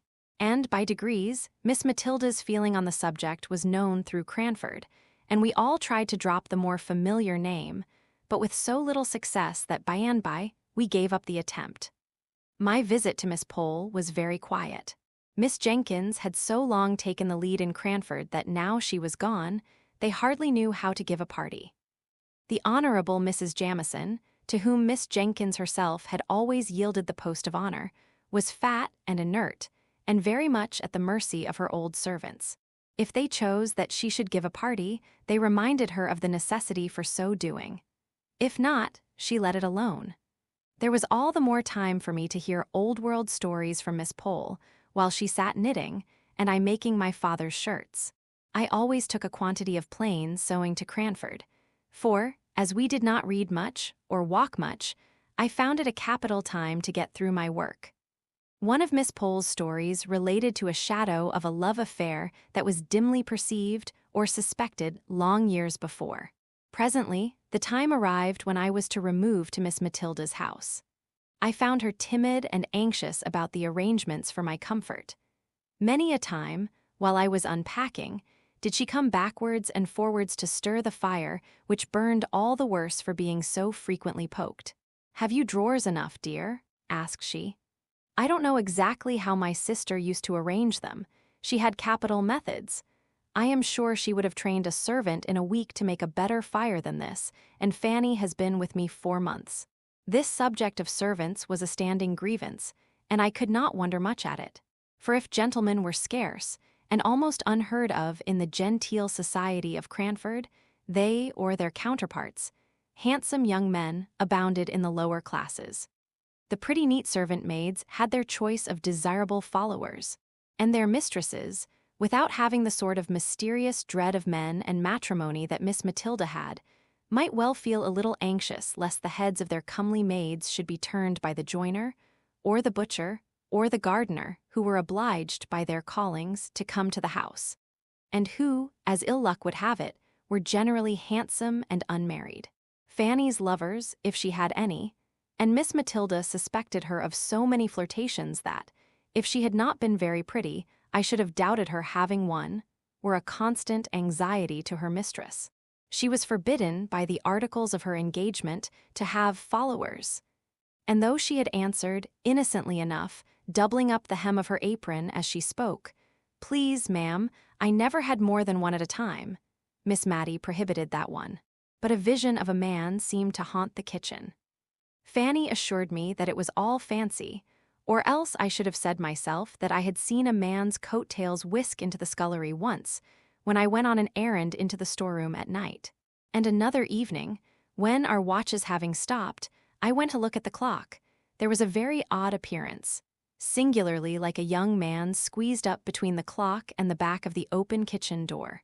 And I thought Fanny snatched up the candle very hastily, so as to throw the shadow on the clock face, while she very positively told me the time half an hour too early, as we found out afterwards by the church clock. But I did not add to Miss Matty's anxieties by naming my suspicions, especially as Fanny said to me, the next day, that it was such a queer kitchen for having odd shadows about it. She really was almost afraid to stay. "For you know, miss," she added, "I don't see a creature from 6 o'clock tea till Mrs. rings the bell for prayers at 10. However, it so fell out that Fanny had to leave, and Miss Matilda begged me to stay and settle her with the new maid, to which I consented, after I had heard from my father that he did not want me at home. The new servant was a rough, honest-looking, country girl who had only lived in a farm place before, but I liked her looks when she came to be hired, and I promised Miss Matilda to put her in the ways of the house. The said ways were religiously such as Miss Matilda thought her sister would approve. Many a domestic rule and regulation had been a subject of plaintive whispered murmur to me during Miss Jenkins's life. But now that she was gone, I do not think that even I, who was a favorite, durst have suggested an alteration. To give an instance, we constantly adhered to the forms which were observed, at meal times, in my father the rector's house. Accordingly, we had always wine and dessert, but the decanters were only filled when there was a party, and what remained was seldom touched, though we had 2 wine-glasses apiece every day after dinner, until the next festive occasion arrived, when the state of the remainder wine was examined into in a family council. The dregs were often given to the poor, but occasionally, when a good deal had been left at the last party 5 months ago, it might be, it was added to some of a fresh bottle, brought up from the cellar. I fancy poor Captain Brown did not much like wine, for I noticed he never finished his first glass, and most military men take several. Then, as to our dessert, Miss Jenkins used to gather currants and gooseberries for it herself, which I sometimes thought would have tasted better fresh from the trees. But then, as Miss Jenkins observed, there would have been nothing for dessert in summer-time. As it was, we felt very genteel with our 2 glasses apiece, and a dish of gooseberries at the top, of currants and biscuits at the sides, and 2 decanters at the bottom. When oranges came in, a curious proceeding was gone through. Miss Jenkins did not like to cut the fruit, for, as she observed, the juice all ran out nobody knew where. Sucking, only I think she used some more recondite word, was in fact the only way of enjoying oranges. But then there was the unpleasant association with a ceremony frequently gone through by little babies. And so, after dessert, in orange season, Miss Jenkins and Miss Matty used to rise up, possess themselves each of an orange in silence, and withdraw to the privacy of their own rooms to indulge in sucking oranges. I had once or twice tried, on such occasions, to prevail on Miss Matty to stay, and had succeeded in her sister's lifetime. I held up a screen and did not look, and, as she said, she tried not to make the noise very offensive. But now that she was left alone, she seemed quite horrified when I begged her to remain with me in the warm dining parlor and enjoy her orange as she liked best. And so, it was in everything. Miss Jenkins's rules were made more stringent than ever, because the framer of them was gone where there could be no appeal. In all things else Miss Matilda was meek and undecided to a fault. I have heard Fanny turn her round 20 times in a morning about dinner, just as the little hussy chose. And I sometimes fancied she worked on Miss Matilda's weakness in order to bewilder her, and to make her feel more in the power of her clever servant. I determined that I would not leave her till I had seen what sort of a person Martha was, and, if I found her trustworthy, I would tell her not to trouble her mistress with every little decision. Martha was blunt and plain-spoken to a fault. Otherwise, she was a brisk, well-meaning, but very ignorant girl. She had not been with us a week before Miss Matilda and I were astounded one morning by the receipt of a letter from a cousin of hers, who had been 20 or 30 years in India, and who had lately, as we had seen by the army list, returned to England, bringing with him an invalid wife who had never been introduced to her English relations. Major Jenkins wrote to propose that he and his wife should spend a night at Cranford, on his way to Scotland. At the inn, if it did not suit Miss Matilda to receive them into her house, in which case they should hope to be with her as much as possible during the day. Of course it must suit her, as she said, for all Cranford knew that she had her sister's bedroom at liberty, but I am sure she wished the Major had stopped in India and forgotten his cousins out and out. "Oh, how must I manage?" asked she helplessly. "If Deborah had been alive, she would have known what to do with a gentleman visitor. Must I put razors in his dressing room? Dear, and I've got none. Deborah would have had them, and slippers and coat brushes." I suggested that probably he would bring all these things with him. And after dinner, how am I to know when to get up and leave him to his wine? Deborah would have done it so well. She would have been quite in her element. Will he want coffee, do you think? I undertook the management of the coffee, and told her I would instruct Martha in the art of waiting, in which it must be owned she was terribly deficient, and that I had no doubt Major and Mrs. Jenkins would understand the quiet mode in which a lady lived by herself in a country town. But she was sadly fluttered. I made her empty her decanters and bring up 2 fresh bottles of wine. I wished I could have prevented her from being present at my instructions to Martha, for she frequently cut in with some fresh direction, muddling the poor girl's mind as she stood open-mouthed, listening to us both. "Hand the vegetables round," said I, foolishly, I see now, for it was aiming at more than we could accomplish with quietness and simplicity. And then, seeing her look bewildered, I added, "Take the vegetables round to people, and let them help themselves. And mind you go first to the ladies," put in Miss Matilda.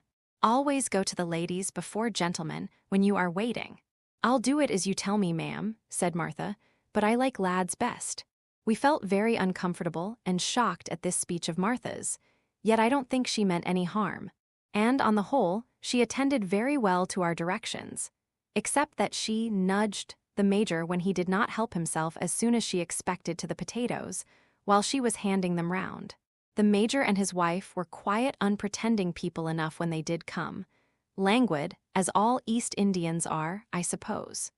We were rather dismayed at their bringing 2 servants with them, a Hindu body servant for the Major and a steady elderly maid for his wife. But they slept at the inn and took off a good deal of the responsibility by attending carefully to their master's and mistress's comfort. Martha, to be sure, had never ended her staring at the East Indian's white turban and brown complexion, and I saw that Miss Matilda shrunk away from him a little as he waited at dinner. Indeed, she asked me, when they were gone, if he did not remind me of Bluebeard. On the whole, the visit was most satisfactory, and is a subject of conversation even now with Miss Matilda. At the time, it greatly excited Cranford, and even stirred up the apathetic and honorable Mrs. Jamison to some expression of interest, when I went to call and thank her for the kind answers she had vouchsafed to Miss Matilda's inquiries as to the arrangement of a gentleman's dressing room. Answers which I must confess she had given in the wearied manner of the Scandinavian prophetess. Leave me to repose. And now I come to the love affair. It seems that Miss Pole had a cousin, once or twice removed, who had offered to Miss Matty long ago. Now this cousin lived 4 or 5 miles from Cranford on his own estate, but his property was not large enough to entitle him to rank higher than a yeoman, or rather, with something of the pride which apes humility, he had refused to push himself on, as so many of his class had done, into the ranks of the squires. He would not allow himself to be called Thomas Holbrook, Esquire. He even sent back letters with this address, telling the postmistress at Cranford that his name was Mr. Thomas Holbrook, yeoman. He rejected all domestic innovations. He would have the house door stand open in summer and shut in winter, without knocker or bell to summon a servant. The closed fist or the knob of a stick did this office for him if he found the door locked. He despised every refinement which had not its root deep down in humanity. If people were not ill, he saw no necessity for moderating his voice. He spoke the dialect of the country in perfection and constantly used it in conversation. Although Miss Pole, who gave me these particulars, added that he read aloud more beautifully and with more feeling than anyone she had ever heard, except the late rector. "And how came Miss Matilda not to marry him?" asked I. "Oh, I don't know. She was willing enough, I think. But you know Cousin Thomas would not have been enough of a gentleman for the rector and Miss Jenkins." "Well, but they were not to marry him," said I impatiently. "No, but they did not like Miss Matty to marry below her rank. You know she was the rector's daughter, and somehow they are related to Sir Peter Arley. Miss Jenkins thought a deal of that." "Poor Miss Matty," said I. "Nay, now, I don't know anything more than that he offered and was refused. Miss Matty might not like him, and Miss Jenkins might never have said a word. It is only a guess of mine." "Has she never seen him since?" I inquired. "No, I think not. You see Woodley, Cousin Thomas's house, lies halfway between Cranford and Misselton, and I know he made Misselton his market town very soon after he had offered to Miss Matty. And I don't think he has been into Cranford above once or twice since. Once, when I was walking with Miss Matty in High Street, and suddenly she darted from me and went up Shire Lane. A few minutes after I was startled by meeting Cousin Thomas. "How old is he?" I asked, after a pause of castle building. "He must be about 70, I think, my dear," said Miss Pole, blowing up my castle as if by gunpowder into small fragments. Very soon after, at least during my long visit to Miss Matilda, I had the opportunity of seeing Mr. Holbrook. Seeing, too, his first encounter with his former love, after 30 or 40 years' separation. I was helping to decide whether any of the new assortment of colored silks, which they had just received at the shop, would do to match a gray and black mousseline delaine that wanted a new breadth, when a tall, thin, Don Quixote-looking old man came into the shop for some woolen gloves. I had never seen the person, who was rather striking before, and I watched him rather attentively while Miss Matty listened to the shopman. The stranger wore a blue coat with brass buttons, drab breeches, and gaiters, and drummed with his fingers on the counter until he was attended to. When he answered the shop boy's question, "What can I have the pleasure of showing you today, sir?" I saw Miss Matilda start and then suddenly sit down, and instantly I guessed who it was. She had made some inquiry which had to be carried round to the other shopman. "Miss Jenkins wants the black sarcenet 2 and 2pence the yard," and Mr. Holbrook had caught the name and was across the shop in 2 strides. "Matty, Miss Matilda, Miss Jenkins, God bless my soul, I should not have known you. How are you? How are you?" He kept shaking her hand in a way which proved the warmth of his friendship, but he repeated so often, as if to himself, "I should not have known you," that any sentimental romance which I might be inclined to build was quite done away with by his manner. However, he kept talking to us all the time we were in the shop, and then waving the shopman with the unpurchased gloves on one side, with "Another time, sir. Another time," he walked home with us. I am happy to say my client, Miss Matilda, also left the shop in an equally bewildered state, not having purchased either green or red silk. Mr. Holbrook was evidently full with honest, loud-spoken joy at meeting his old love again. He touched on the changes that had taken place. He even spoke of Miss Jenkins as "your poor sister."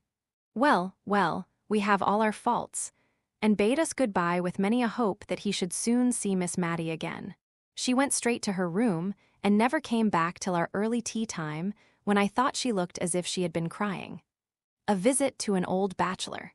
A few days after, a note came from Mr. Holbrook, asking us, impartially asking both of us, in a formal, old-fashioned style, to spend a day at his house. A long June day, for it was June now. He named that he had also invited his cousin, Miss Pole, so that we might join in a fly which could be put up at his house. I expected Miss Matty to jump at this invitation, but no. Miss Pole and I had the greatest difficulty in persuading her to go. She thought it was improper, and was even half annoyed when we utterly ignored the idea of any impropriety in her going with 2 other ladies to see her old lover. Then came a more serious difficulty. She did not think Deborah would have liked her to go. This took us half a day's good hard talking to get over, but at the first sentence of relenting, I seized the opportunity and wrote and dispatched an acceptance in her name, fixing day and hour, that all might be decided and done with. The next morning she asked me if I would go down to the shop with her. And there, after much hesitation, we chose out 3 caps to be sent home and tried on, that the most becoming might be selected to take with us on Thursday. She was in a state of silent agitation all the way to Woodley.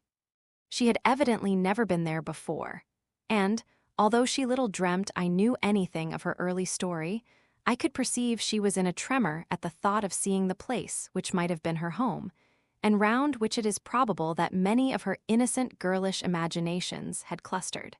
It was a long drive there, through paved, jolting lanes. Miss Matilda sat bolt upright and looked wistfully out of the windows as we drew near the end of our journey. The aspect of the country was quiet and pastoral. Woodley stood among fields, and there was an old-fashioned garden where roses and currant bushes touched each other, and where the feathery asparagus formed a pretty background to the pinks and gilly flowers. There was no drive up to the door. We got out at a little gate and walked up a straight box-edged path. "My cousin might make a drive, I think," said Miss Pole, who was afraid of earache and had only her cap on. "I think it is very pretty," said Miss Matty, with a soft plaintiveness in her voice and almost in a whisper, for just then Mr. Holbrook appeared at the door, rubbing his hands in very effervescence of hospitality. He looked more like my idea of Don Quixote than ever, and yet the likeness was only external. His respectable housekeeper stood modestly at the door to bid us welcome, and while she led the elder ladies upstairs to a bedroom, I begged to look about the garden.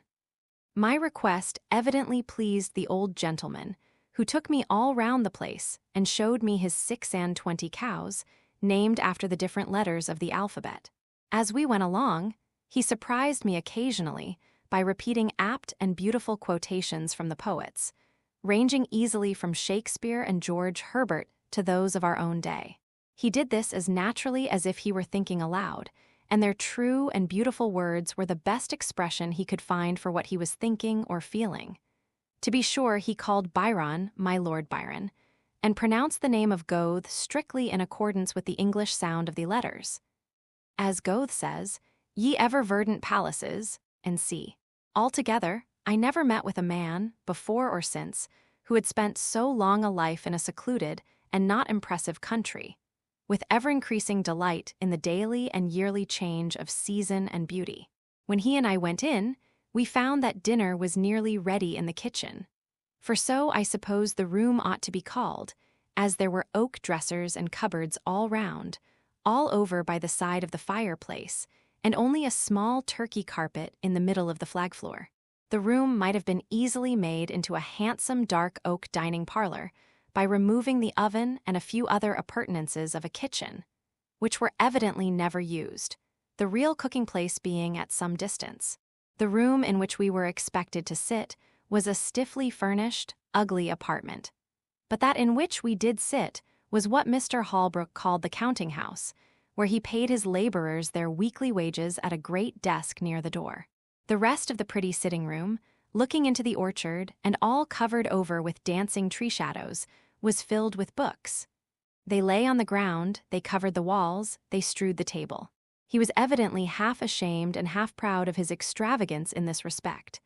They were of all kinds, poetry and wild, weird tales prevailing. He evidently chose his books in accordance with his own tastes, not because such and such were classical or established favorites. "Ah," he said, "we farmers ought not to have much time for reading, yet somehow one can't help it." "What a pretty room," said Miss Matty sotto voce. "What a pleasant place," said I aloud almost simultaneously. "Nay, if you like it," replied he. "But can you sit on these great, black leather, three-cornered chairs? I like it better than the best parlor, but I thought ladies would take that for the smarter place. It was the smarter place, but like most smart things, not at all pretty or pleasant or homelike. So, while we were at dinner, the servant girl dusted and scrubbed the counting-house chairs, and we sat there all the rest of the day. We had pudding before meat, and I thought Mr. Holbrook was going to make some apology for his old-fashioned ways, for he began. "I don't know whether you like newfangled ways." "Oh, not at all," said Miss Matty. "No more do I," said he. "My housekeeper will have these in her new fashion, or else I tell her that, when I was a young man, we used to keep strictly to my father's rule, no broth, no ball, no beef, and always began dinner with broth. Then we had suet puddings, boiled in the broth with the beef, and then the meat itself. If we did not sup our broth, we had no ball, which we liked a deal better. And the beef came last of all, and only those had it who had done justice to the broth and the ball. Now folks begin with sweet things, and turn their dinners topsy-turvy. When the ducks and green peas came, we looked at each other in dismay. We had only two-pronged, black-handled forks. It is true the steel was as bright as silver, but what were we to do?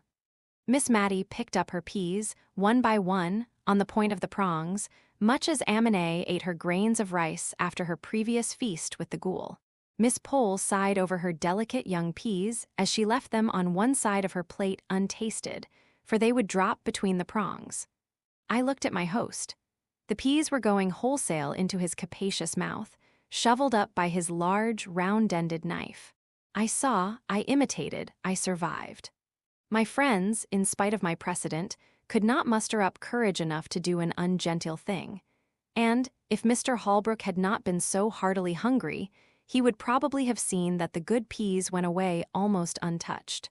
After dinner, a clay pipe was brought in, and a spittoon, and asking us to retire to another room, where he would soon join us, if we disliked tobacco smoke, he presented his pipe to Miss Matty and requested her to fill the bowl. This was a compliment to a lady in his youth, but it was rather inappropriate to propose it as an honor to Miss Matty, who had been trained by her sister to hold smoking of every kind in utter abhorrence. But if it was a shock to her refinement, it was also a gratification to her feelings to be thus selected. So she daintily stuffed the strong tobacco into the pipe, and then we withdrew. "It is very pleasant dining with a bachelor," said Miss Matty softly, as we settled ourselves in the counting-house. "I only hope it is not improper, so many pleasant things are." "What a number of books he has," said Miss Pole, looking round the room. "And how dusty they are." "I think it must be like one of the great Dr. Johnson's rooms," said Miss Matty. "What a superior man your cousin must be." "Yes," said Miss Pole, "he's a great reader. But I am afraid he has got into very uncouth habits with living alone." "Oh, uncouth is too hard a word. I should call him eccentric. Very clever people always are," replied Miss Matty. When Mr. Holbrook returned, he proposed a walk in the fields. But the two elder ladies were afraid of damp and dirt, and had only very unbecoming calashes to put on over their caps. So they declined, and I was again his companion in a turn which he said he was obliged to take to see after his men.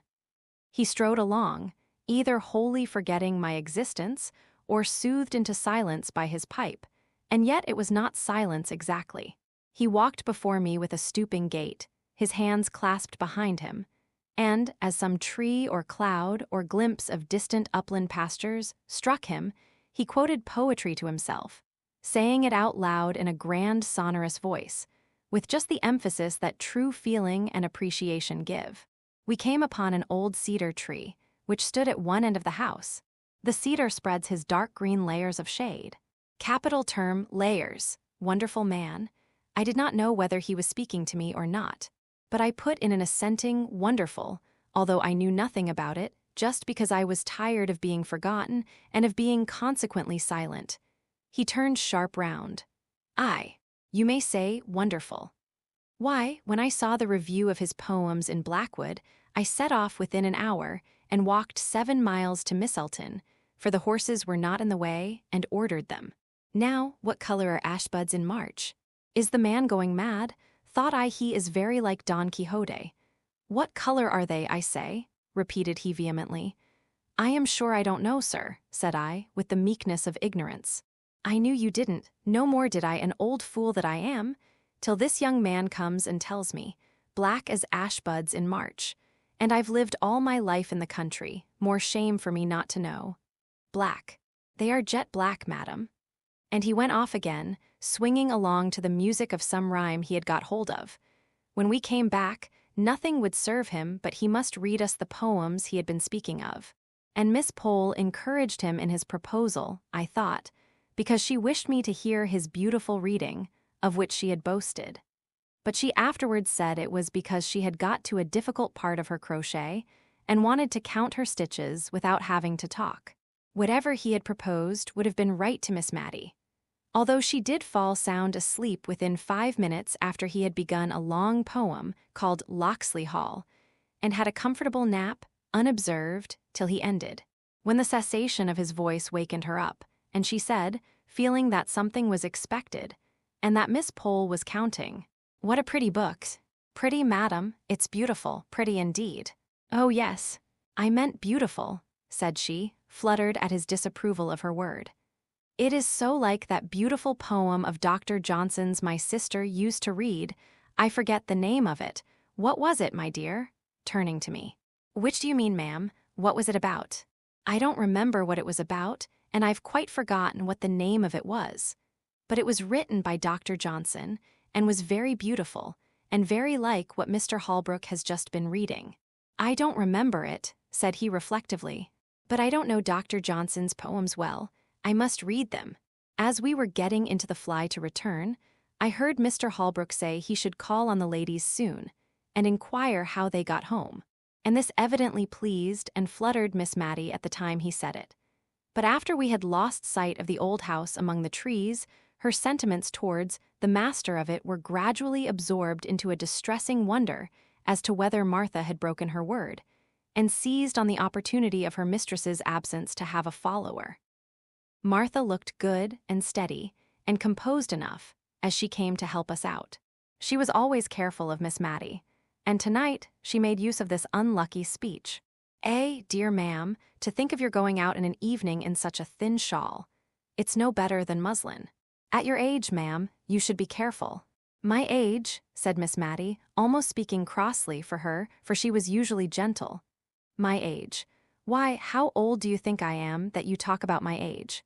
"Well, ma'am, I should say you were not far short of 60. But folks' looks is often against them, and I'm sure I meant no harm." "Martha, I'm not yet 52, said Miss Matty, with grave emphasis. For probably the remembrance of her youth had come very vividly before her this day, and she was annoyed at finding that golden time so far away in the past. But she never spoke of any former and more intimate acquaintance with Mr. Holbrook.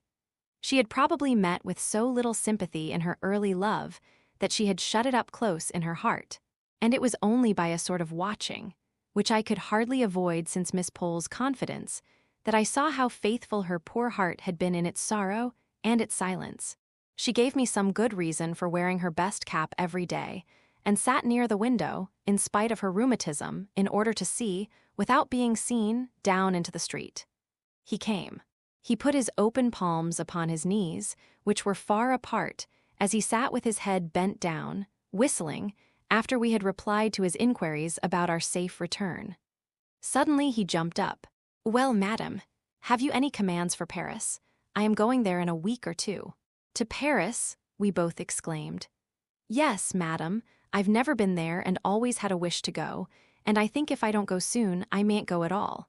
So as soon as the hay is got in, I shall go, before harvest time."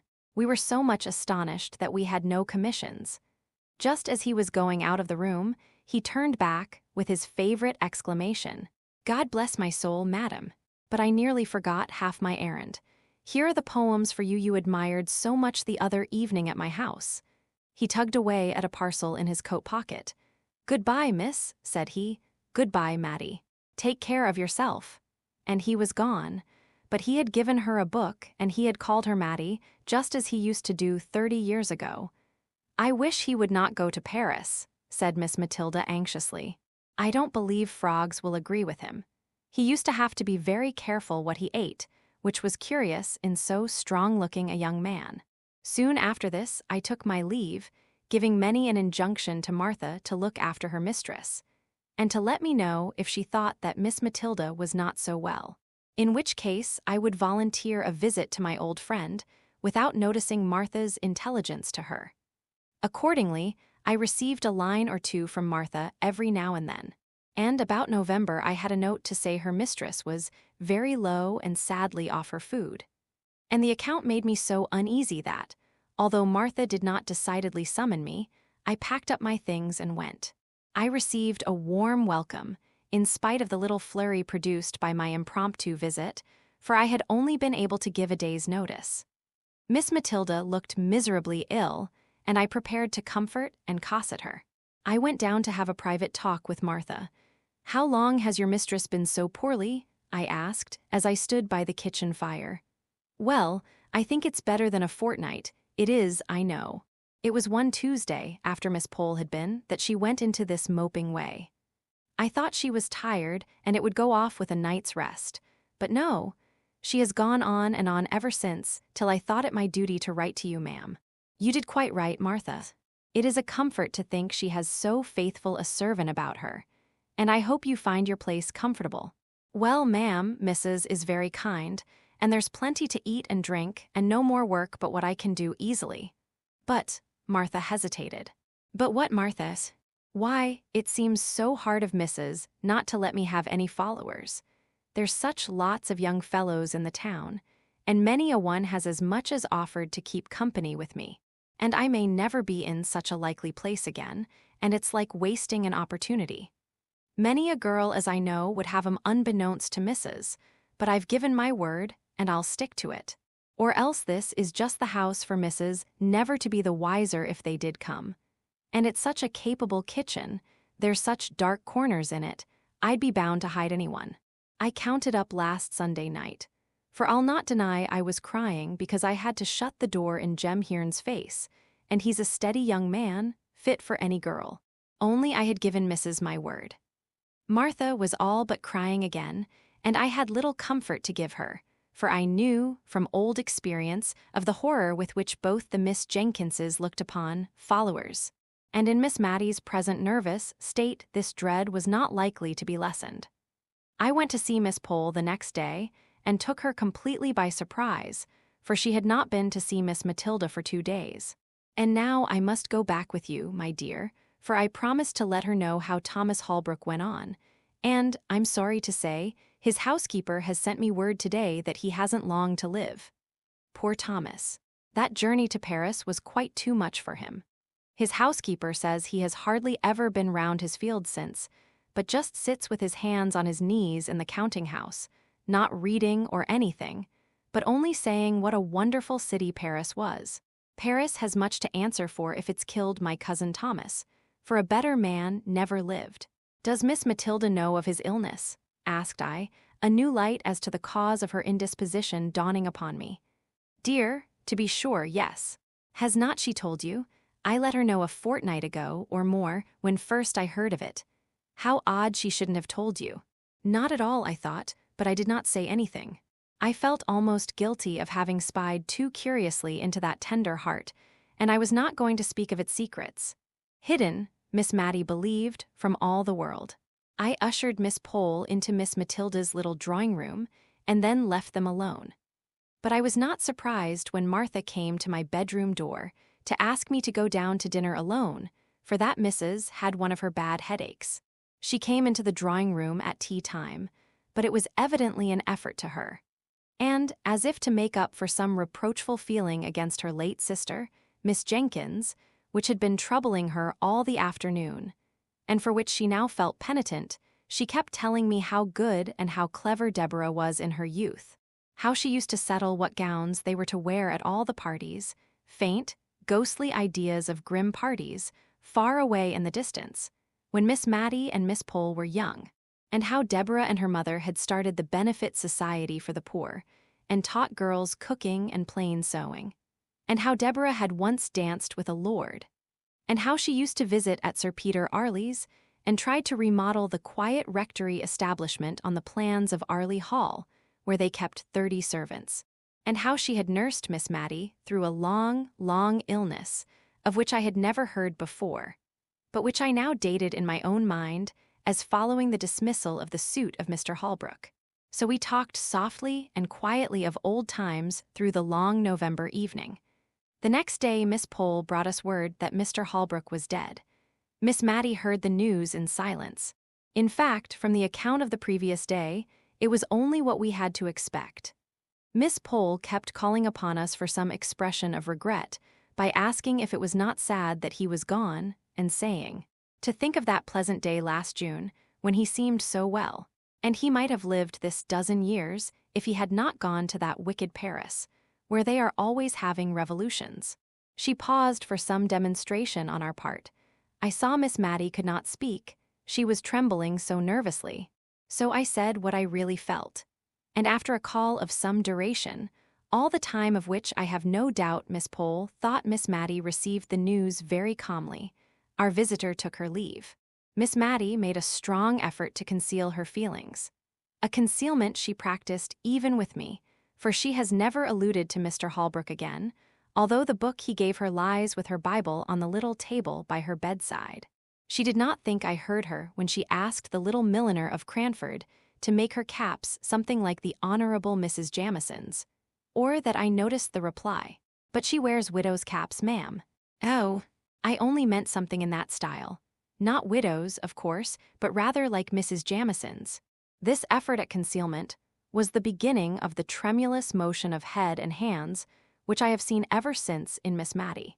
The evening of the day on which we heard of Mr. Holbrook's death, Miss Matilda was very silent and thoughtful. After prayers, she called Martha back, and then she stood uncertain what to say. "Martha," she said at last, "you are young." And then she made so long a pause that Martha, to remind her of her half-finished sentence, dropped a curtsy and said, "Yes, please, ma'am. 22 last 3rd of October, please, ma'am. And perhaps, Martha, you may some time meet with a young man you like, and who likes you. I did say you were not to have followers. But if you meet with such a young man, and tell me, and I find he is respectable, I have no objection to his coming to see you once a week. God forbid," said she in a low voice, "that I should grieve any young hearts." She spoke as if she were providing for some distant contingency, and was rather startled when Martha made her ready, eager answer. "Please, ma'am, there's Jem Hearn, and he's a joiner making 3 and 6 a day, and 6'1" in his stocking feet, please, ma'am. And if you'll ask about him tomorrow morning, every one will give him a character for steadiness, and he'll be glad enough to come tomorrow night, I'll be bound." Though Miss Matty was startled, she submitted to fate and love. Old letters. I have often noticed that almost everyone has his own individual small economies, careful habits of saving fractions of pennies in some one peculiar direction, any disturbance of which annoys him more than spending shillings or pounds on some real extravagance. An old gentleman of my acquaintance, who took the intelligence of the failure of a joint stock bank, in which some of his money was invested, with stoical mildness, worried his family all through a long summer's day because one of them had torn, instead of cutting out the written leaves of his now useless bank book.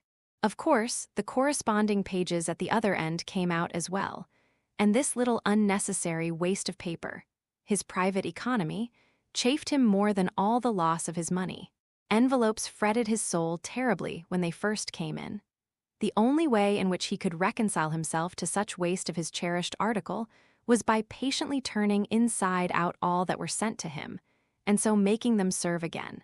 Even now, though tamed by age, I see him casting wistful glances at his daughters when they send a hole inside of a half-sheet of note paper, with the 3 lines of acceptance to an invitation, written on only one of the sides.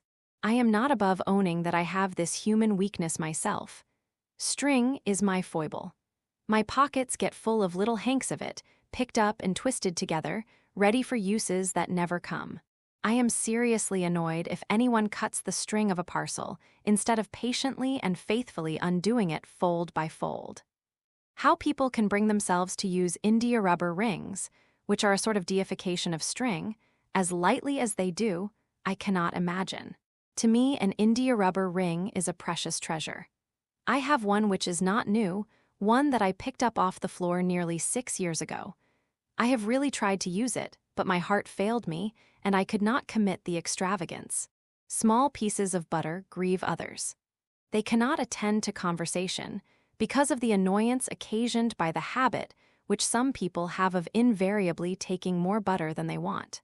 Have you not seen the anxious look, almost mesmeric, which such persons fix on the article? They would feel it a relief if they might bury it out of their sight by popping it into their own mouths and swallowing it down.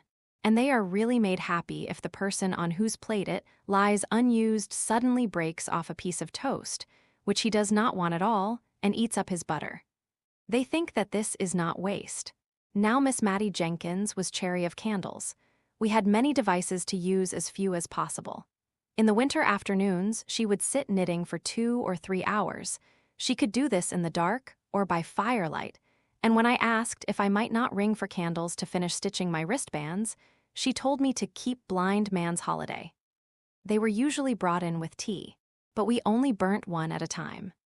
As we lived in constant preparation for a friend who might come in any evening, but who never did, it required some contrivance to keep our 2 candles of the same length, ready to be lighted, and to look as if we burnt 2 always. The candles took it in turns, and whatever we might be talking about or doing, Miss Matty's eyes were habitually fixed upon the candle, ready to jump up and extinguish it, and to light the other before they had become too uneven in length to be restored to equality in the course of the evening. One night, I remember this candle economy particularly annoyed me. I had been very much tired of my compulsory, blind man's holiday, especially as Miss Matty had fallen asleep, and I did not like to stir the fire and run the risk of awakening her. So I could not even sit on the rug and scorch myself with sewing by firelight, according to my usual custom. I fancied Miss Matty must be dreaming of her early life, for she spoke 1 or 2 words in her uneasy sleep bearing reference to persons who were dead long before. When Martha brought in the lighted candle and tea, Miss Matty started into wakefulness, with a strange, bewildered look around, as if we were not the people she expected to see about her. There was a little sad expression that shadowed her face as she recognized me, but immediately afterwards she tried to give me her usual smile. All through tea time her talk ran upon the days of her childhood and youth. Perhaps this reminded her of the desirableness of looking over all the old family letters, and destroying such as ought not to be allowed to fall into the hands of strangers. For she had often spoken of the necessity of this task, but had always shrunk from it, with a timid dread of something painful. Tonight, however, she rose up after tea and went for them in the dark, for she piqued herself on the precise neatness of all her chamber arrangements, and used to look uneasily at me when I lighted a bed candle to go to another room for anything. When she returned, there was a faint, pleasant smell of Tonquin beans in the room. I had always noticed this scent about any of the things which had belonged to her mother, and many of the letters were addressed to her, yellow bundles of love letters, 60 or 70 years old. Miss Matty undid the packet with a sigh, but she stifled it directly, as if it were hardly right to regret the flight of time, or of life either. We agreed to look them over separately, each taking a different letter out of the same bundle and describing its contents to the other before destroying it. I never knew what sad work the reading of old letters was before that evening, though I could hardly tell why. The letters were as happy as letters could be, at least those early letters were. There was in them a vivid and intense sense of the present time, which seemed so strong and full, as if it could never pass away, and as if the warm, living hearts that so expressed themselves could never die, and be as nothing to the sunny earth. I should have felt less melancholy, I believe, if the letters had been more so. I saw the tears stealing down the well-worn furrows of Miss Matty's cheeks, and her spectacles often wanted wiping. I trusted at last that she would light the other candle, for my own eyes were rather dim, and I wanted more light to see the pale, faded ink. But no, even through her tears, she saw and remembered her little economical ways. The earliest set of letters were 2 bundles tied together, and ticketed, in Miss Jenkins's handwriting, Letters interchanged between my ever-honored father and my dearly beloved mother, prior to their marriage, in July 1774. I should guess that the rector of Cranford was about 27 years of age when he wrote those letters, and Miss Matty told me that her mother was just 18 at the time of her wedding. With my idea of the rector derived from a picture in the dining parlor, stiff and stately, in a huge full-bottomed wig, with gown, cassock, and bands, and his hand upon a copy of the only sermon he ever published. It was strange to read these letters. They were full of eager, passionate ardor. Short, homely sentences, right fresh from the heart, very different from the grand Latinized, Johnsonian style of the printed sermon preached before some judge at assize time. His letters were a curious contrast to those of his girl bride. She was evidently rather annoyed at his demands upon her for expressions of love, and could not quite understand what he meant by repeating the same thing over in so many different ways. But what she was quite clear about was a longing for a white paduasse, whatever that might be, and 6 or 7 letters were principally occupied in asking her lover to use his influence with her parents, who evidently kept her in good order to obtain this or that article of dress, more especially the white paduasoy. He cared nothing how she was dressed. She was always lovely enough for him, as he took pains to assure her, when she begged him to express in his answers a predilection for particular pieces of finery, in order that she might show what he said to her parents. But at length, he seemed to find out that she would not be married till she had a trousseau to her mind.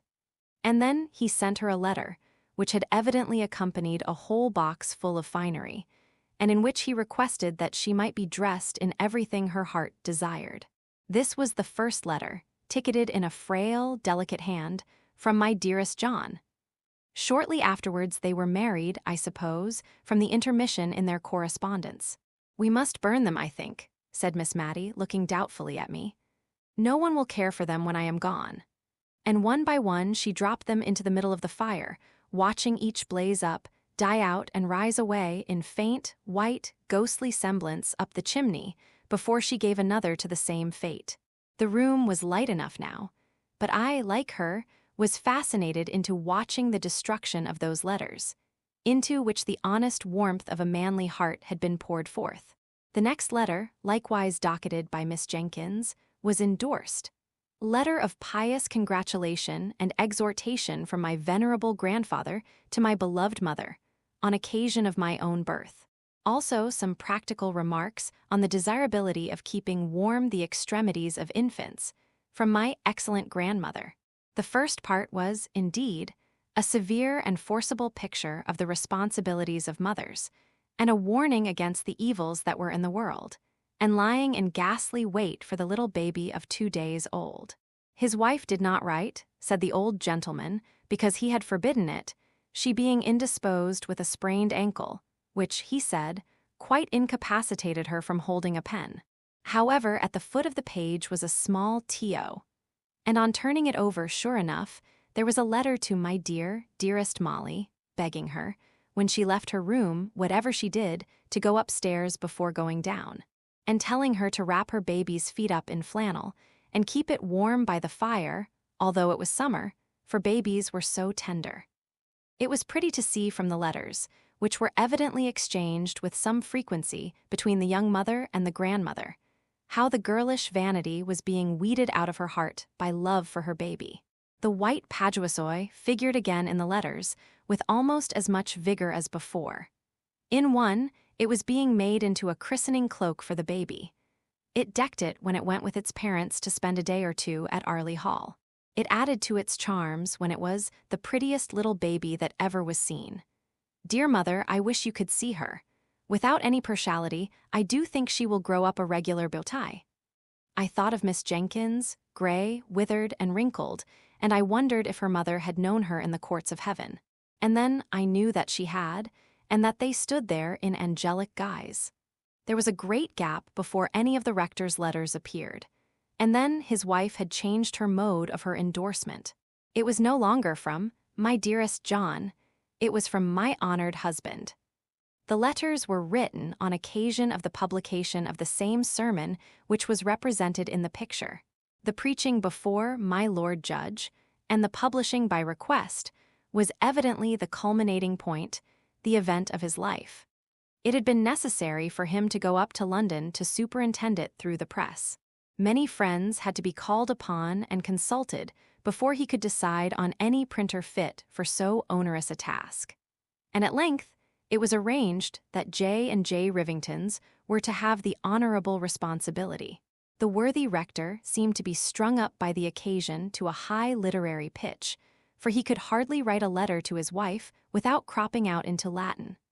I remember the end of one of his letters ran thus: "I shall ever hold the virtuous qualities of my Molly in remembrance, dum memor ips mei, dum spiritus regit artis," which, considering that the English of his correspondent was sometimes at fault in grammar, and often in spelling, might be taken as a proof of how much he idealized his Molly. And, as Miss Jenkins used to say, people talk a great deal about idealizing nowadays, whatever that may mean. But this was nothing to a fit of writing classical poetry which soon seized him, in which his Molly figured away as Maria. The letter containing the Carmen was endorsed by her. Hebrew verses sent me by my honored husband. I thought to have had a letter about killing the pig, but must wait. Mem, to send the poetry to Sir Peter Arley, as my husband desires. And in a postscriptum note in his handwriting, it was stated that the ode had appeared in the Gentleman's Magazine, December 1782. Her letters back to her husband, treasured as fondly by him as if they had been M.T. Cicerone's epistolae, were more satisfactory to an absent husband and father than his could ever have been to her. She told him how Deborah sewed her seam very neatly every day and read to her in the books he had set her. How she was a very forward, good child, but would ask questions her mother could not answer, but how she did not let herself down by saying she did not know, but took to stirring the fire or sending the forward child on an errand. Matty was now the mother's darling and promised, like her sister at her age, to be a great beauty. I was reading this aloud to Miss Matty, who smiled and sighed a little at the hope, so fondly expressed, that little Matty might not be vain, even if she were a beauty. "I had very pretty hair, my dear," said Miss Matilda, "and not a bad mouth." And I saw her soon afterwards adjust her cap and draw herself up. But to return to Mrs. Jenkins's letters. She told her husband about the poor in the parish, what homely domestic medicines she had administered, what kitchen physic she had sent. She had evidently held his displeasure as a rod in pickle over the heads of all the ne'er-do-wells. She asked for his directions about the cows and pigs, and did not always obtain them, as I have shown before. The kind old grandmother was dead when a little boy was born, soon after the publication of the sermon. But there was another letter of exhortation from the grandfather, more stringent and admonitory than ever, now that there was a boy to be guarded from the snares of the world. He described all the various sins into which men might fall, until I wondered how any man ever came to a natural death. The gallows seemed as if it must have been the termination of the lives of most of the grandfather's friends and acquaintance, and I was not surprised at the way in which he spoke of this life being a vale of tears. It seemed curious that I should never have heard of this brother before, but I concluded that he had died young, or else surely his name would have been alluded to by his sisters. By and by we came to packets of Miss Jenkins's letters. These Miss Matty did regret to burn. She said all the others had been only interesting to those who loved the writers, and that it seemed as if it would have hurt her to allow them to fall into the hands of strangers, who had not known her dear mother, and how good she was, although she did not always spell, quite in the modern fashion. But Deborah's letters were so very superior. Anyone might profit by reading them.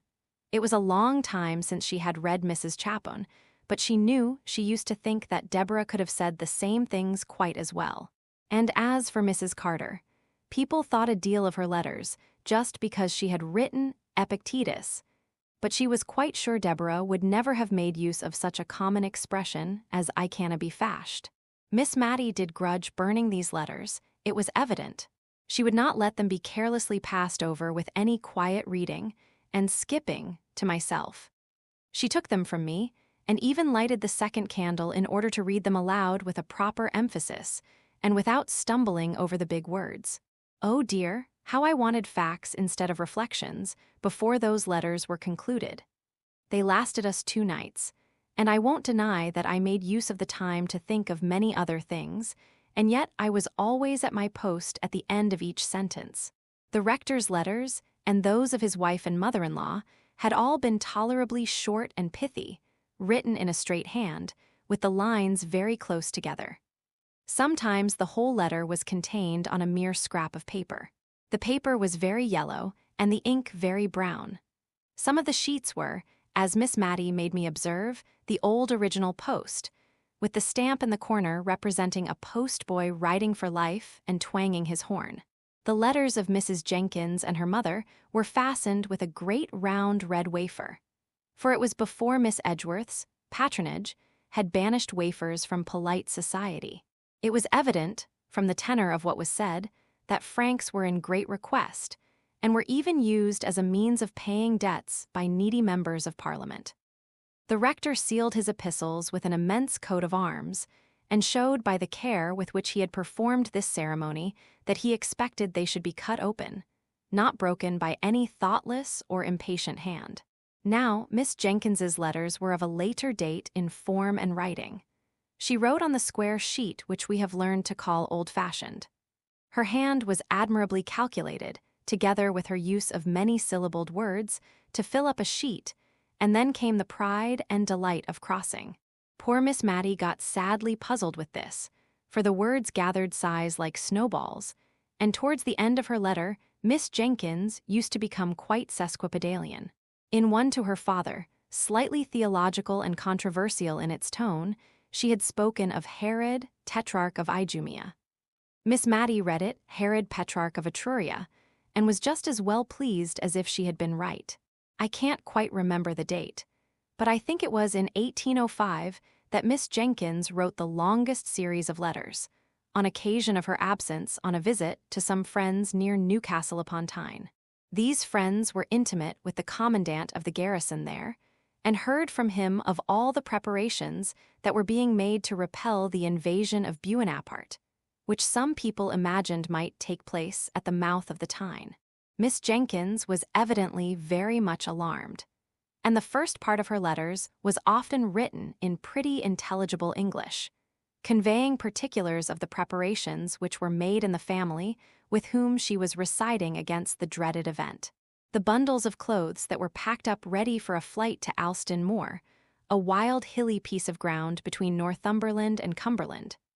The signal that was to be given for this flight, and for the simultaneous turning out of the volunteers under arms, which said signal was to consist, if I remember rightly, in ringing the church bells in a particular and ominous manner. One day, when Miss Jenkins and her hosts were at a dinner party in Newcastle, this warning summons was actually given, not a very wise proceeding, if there be any truth in the moral attached to the fable of the boy and the wolf. But so it was, and Miss Jenkins, hardly recovered from her fright, wrote the next day to describe the sound, the breathless shock, the hurry and alarm. And then, taking breath, she added, "How trivial, my dear father, do all our apprehensions of the last evening appear, at the present moment, to calm and inquiring minds." And here Miss Matty broke in with, "But indeed, my dear, they were not at all trivial or trifling at the time. I know I used to wake up in the night many a time and think I heard the tramp of the French entering Cranford. Many people talked of hiding themselves in the salt mines, and meat would have kept capitally down there, only perhaps we should have been thirsty. And my father preached a whole set of sermons on the occasion. One set in the mornings, all about David and Goliath, to spirit up the people to fighting with spades or bricks, if need were, and the other set in the afternoons, proving that Napoleon, that was another name for Boney, as we used to call him, was all the same as an Apollyon and a Baden. I remember my father rather thought he should be asked to print this last set, but the parish had, perhaps, had enough of them with hearing. Peter Marmaduke Arley Jenkins, poor Peter, as Miss Matty began to call him, was at school at Shrewsbury by this time. The rector took up his pen and rubbed up his Latin once more to correspond with his boy. It was very clear that the lads were what are called show letters. They were of a highly mental description, giving an account of his studies and his intellectual hopes of various kinds, with an occasional quotation from the classics. But now and then, the animal nature broke out in such a little sentence as this, evidently written in a trembling hurry, after the letter had been inspected. "Mother dear, do send me a cake and put plenty of citron in." The mother dear probably answered her boy in the form of cakes and goody, for there were none of her letters among this set, but a whole collection of the rector's, to whom the Latin in his boy's letters was like a trumpet to the old war horse. I do not know much about Latin, certainly, and it is, perhaps, an ornamental language, but not very useful, I think. At least to judge from the bits I remember out of the rector's letters. One was, "You have not got that town in your map of Ireland, but bonus Bernardus non vidit omnia, as the proverbia say." Presently it became very evident that poor Peter got himself into many scrapes. There were letters of stilted penitence to his father for some wrongdoing, and among them all was a badly written, badly sealed, badly directed, blotted note. "My dear, dear, dear, dearest mother, I will be a better boy. I will, indeed. But don't, please, be ill for me. I am not worth it. But I will be good, darling mother." Miss Matty could not speak for crying after she had read this note. She gave it to me in silence, and then got up and took it to her sacred recesses in her own room, for fear, by any chance, it might get burnt. "Poor Peter," she said. "He was always in scrapes, he was too easy. They led him wrong and then left him in the lurch. But he was too fond of mischief, he could never resist a joke. Poor Peter! Poor Peter!" Poor Peter's career lay before him rather pleasantly mapped out by kind friends, but bonus Bernardus non vidit omnia, in this map too. He was to win honors at the Shrewsbury School and carry them thick to Cambridge, and after that, a living awaited him, the gift of his godfather, Sir Peter Arley. Poor Peter, his lot in life was very different to what his friends had hoped and planned. Miss Matty told me all about it, and I think it was a relief when she had done so. He was the darling of his mother, who seemed to dote on all her children, though she was, perhaps, a little afraid of Deborah's superior acquirements. Deborah was the favorite of her father, and when Peter disappointed him, she became his pride. The sole honor Peter brought away from Shrewsbury was the reputation of being the best good fellow that ever was, and of being the captain of the school in the art of practical joking. His father was disappointed, but set about remedying the matter in a manly way. He could not afford to send Peter to read with any tutor, but he could read with him himself. And Miss Matty told me much of the awful preparations in the way of dictionaries and lexicons that were made in her father's study the morning Peter began. "My poor mother," said she. "I remember how she used to stand in the hall, just near enough the study door, to catch the tone of my father's voice. I could tell in a moment if all was going right by her face. And it did go right for a long time." "What went wrong at last?" said I. "That tiresome Latin, I dare say." "No, it was not the Latin. Peter was in high favor with my father, for he worked up well for him. But he seemed to think that the Cranford people might be joked about and made fun of, and they did not like it. Nobody does. He was always hoaxing them. Hoaxing is not a pretty word, my dear, and I hope you won't tell your father I used it, for I should not like him to think that I was not choice in my language, after living with such a woman as Deborah. And be sure you never use it yourself. I don't know how it slipped out of my mouth, except it was that I was thinking of poor Peter, and it was always his expression. But he was a very gentlemanly boy in many things. He was like dear Captain Brown in always being ready to help any old person or a child. Still, he did like joking and making fun, and he seemed to think the old ladies in Cranford would believe anything. There were many old ladies living here then. We are principally ladies now, I know, but we are not so old as the ladies used to be when I was a girl. I could laugh to think of some of Peter's jokes. No, my dear, I won't tell you of them, because they might not shock you as they ought to do, and they were very shocking. He even took in my father once, by dressing himself up as a lady that was passing through the town and wished to see the rector of Cranford, who had published that admirable assize sermon. Peter said he was awfully frightened himself when he saw how my father took it all in, and even offered to copy out all his Napoleon Buonaparte sermons for her. No, her, for Peter was a lady then. He told me he was more terrified than he ever was before, all the time my father was speaking. He did not think my father would have believed him, and yet if he had not, it would have been a sad thing for Peter. As it was, he was none so glad of it, for my father kept him hard at work copying out all those 12 Buonaparte sermons for the lady. That was for Peter himself, you know. He was the lady. And once when he wanted to go fishing, Peter said, "Confound the woman."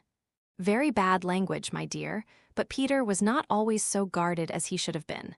My father was so angry with him, it nearly frightened me out of my wits. And yet I could hardly keep from laughing at the little curtsies Peter kept making, quite slyly, whenever my father spoke of the lady's excellent taste and sound discrimination. "Did Miss Jenkins know of these tricks?" said I. "Oh, no, Deborah would have been too much shocked. No, no one knew but me. I wish I had always known of Peter's plans, but sometimes he did not tell me. He used to say the old ladies in the town wanted something to talk about, but I don't think they did. They had the St. James's Chronicle 3 times a week, just as we have now, and we have plenty to say. And I remember the clacking noise there always was when some of the ladies got together. But probably schoolboys talk more than ladies. At last there was a terrible, sad thing happened. Miss Matty got up, went to the door, and opened it. No one was there. She rang the bell for Martha, and when Martha came, her mistress told her to go for eggs to a farm at the other end of the town. "I will lock the door after you, Martha. You are not afraid to go, are you?" "No, ma'am, not at all. Jem Hearn will be only too proud to go with me." Miss Matty drew herself up, and as soon as we were alone, she wished that Martha had more maidenly reserve. "We'll put out the candle, my dear. We can talk just as well by firelight, you know. There." Well, you see, Deborah had gone from home for a fortnight or so. It was a very still, quiet day, I remember, overhead. And the lilacs were all in flower, so I suppose it was spring. My father had gone out to see some sick people in the parish. I recollect seeing him leave the house with his wig and shovel hat and cane. What possessed our poor Peter I don't know. He had the sweetest temper, and yet he always seemed to like to plague Deborah. She never laughed at his jokes and thought him ungenteel and not careful enough about improving his mind. And that vexed him. Well, he went to her room, it seems, and dressed himself in her old gown and shawl and bonnet, just the things she used to wear in Cranford and was known by everywhere. And he made the pillow into a little. "You are sure you locked the door, my dear, for I should not like anyone to hear, into a little baby, with white long clothes. It was only, as he told me afterwards, to make something to talk about in the town. He never thought of it as affecting Deborah. And he went and walked up and down in the Filbert Walk, just half hidden by the rails and half seen. And he cuddled his pillow, just like a baby, and talked to it all the nonsense people do. Oh dear, and my father came stepping stately up the street, as he always did. And what should he see but a little black crowd of people, I dare say as many as 20, all peeping through his garden rails. So he thought, at first, they were only looking at a new rhododendron that was in full bloom, and that he was very proud of. And he walked slower, that they might have more time to admire. And he wondered if he could make out a sermon from the occasion, and thought, perhaps, there was some relation between the rhododendrons and the lilies of the field. My poor father. When he came nearer, he began to wonder that they did not see him. But their heads were all so close together, peeping and peeping. My father was amongst them, meaning, he said, to ask them to walk into the garden with him, and admire the beautiful vegetable production, when, oh, my dear, I tremble to think of it. He looked through the rails himself, and saw, I don't know what he thought he saw, but old Claire told me his face went quite gray-white with anger, and his eyes blazed out under his frowning black brows. And he spoke out, oh, so terribly, and bade them all stop where they were, not one of them to go, not one of them to stir a step. And, swift as light, he was in at the garden door, and down the Filbert Walk, and seized hold of poor Peter, and tore his clothes off his back, bonnet, shawl, gown, and all, and threw the pillow among the people over the railings. And then he was very, very angry indeed, and before all the people he lifted up his cane and flogged Peter. My dear, that boy's trick, on that sunny day, when all seemed going straight and well, broke my mother's heart and changed my father for life. It did indeed. Old Claire said, Peter looked as white as my father and stood as still as a statue to be flogged, and my father struck hard. When my father stopped to take breath, Peter said, "Have you done enough, sir?" Quite hoarsely, and still standing quite quiet. I don't know what my father said, or if he said anything. But old Claire said, Peter turned to where the people outside the railing were, and made them a low bow, as grand and as grave as any gentleman, and then walked slowly into the house. I was in the storeroom helping my mother to make cowslip wine. I cannot abide the wine now, nor the scent of the flowers. They turn me sick and faint, as they did that day, when Peter came in, looking as haughty as any man, indeed, looking like a man, not like a boy. "Mother," he said, "I am come to say, God bless you forever." I saw his lips quiver as he spoke, and I think he durst not say anything more loving for the purpose that was in his heart. She looked at him rather frightened and wondering, and asked him what was to do. He did not smile or speak, but put his arms round her and kissed her as if he did not know how to leave off, and before she could speak again, he was gone. We talked it over, and could not understand it, and she bade me go and seek my father, and ask what it was all about. I found him walking up and down, looking very highly displeased. "Tell your mother I have flogged Peter, and that he richly deserved it." I durst not ask any more questions. When I told my mother, she sat down, quite faint for a minute. I remember, a few days after, I saw the poor, withered cowslip flowers thrown out to the leaf heap, to decay and die there. There was no making of cowslip wine that year at the rectory, nor, indeed, ever after. Presently my mother went to my father. I know I thought of Queen Esther and King Ahasuerus, for my mother was very pretty and delicate-looking, and my father looked as terrible as King Ahasuerus. Some time after they came out together, and then my mother told me what had happened, and that she was going up to Peter's room at my father's desire, though she was not to tell Peter this, to talk the matter over with him. But no Peter was there. We looked over the house. No Peter was there. Even my father, who had not liked to join in the search at first, helped us before long.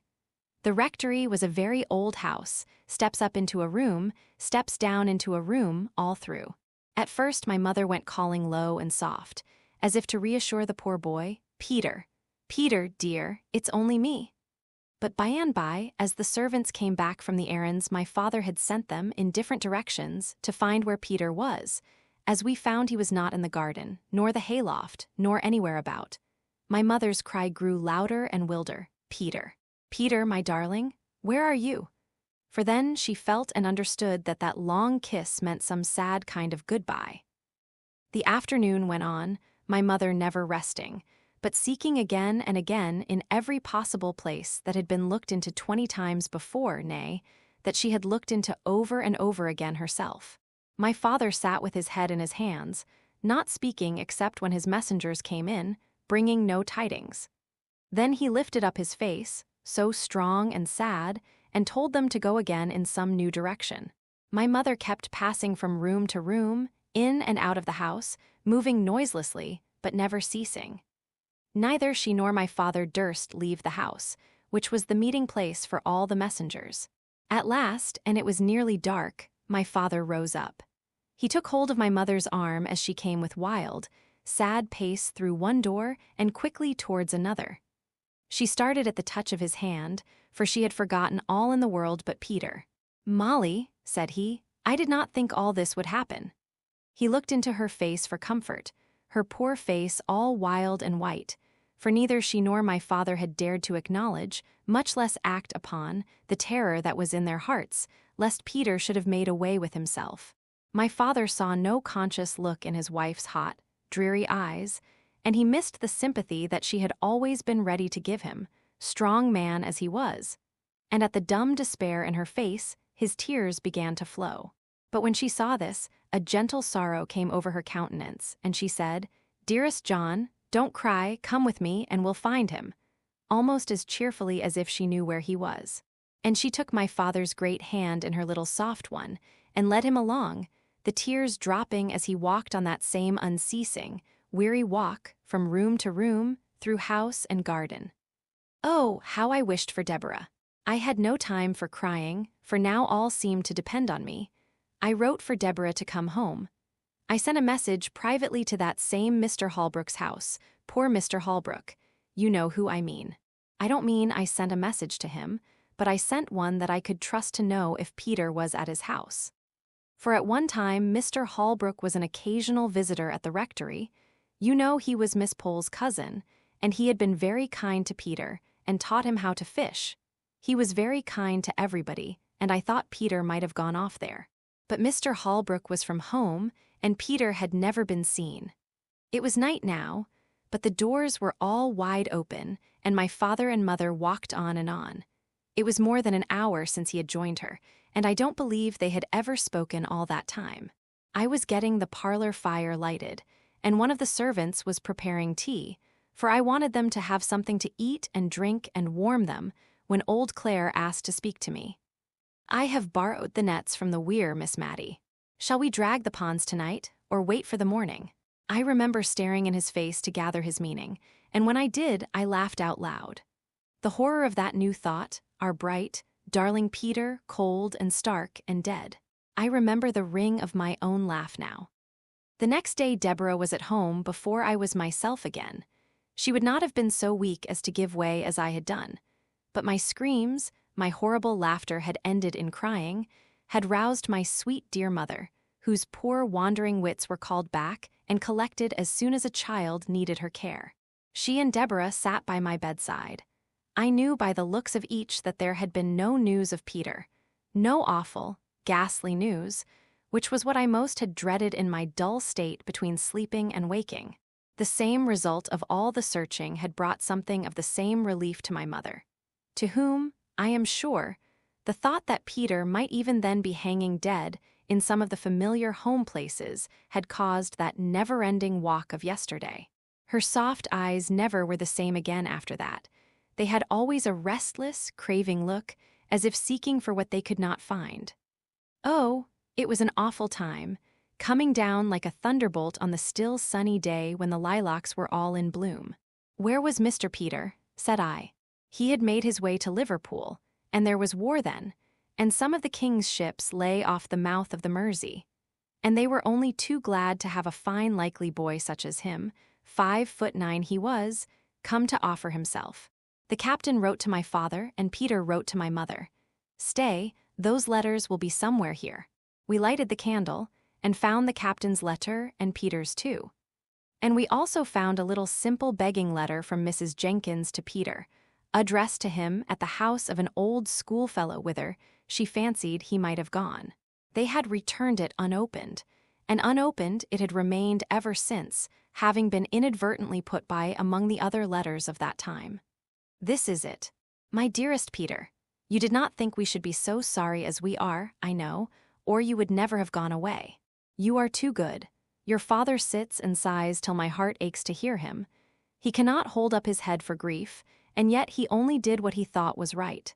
Perhaps he has been too severe, and perhaps I have not been kind enough. But God knows how we love you, my dear only boy. Don looks so sorry you are gone. Come back and make us happy who love you so much. I know you will come back. But Peter did not come back.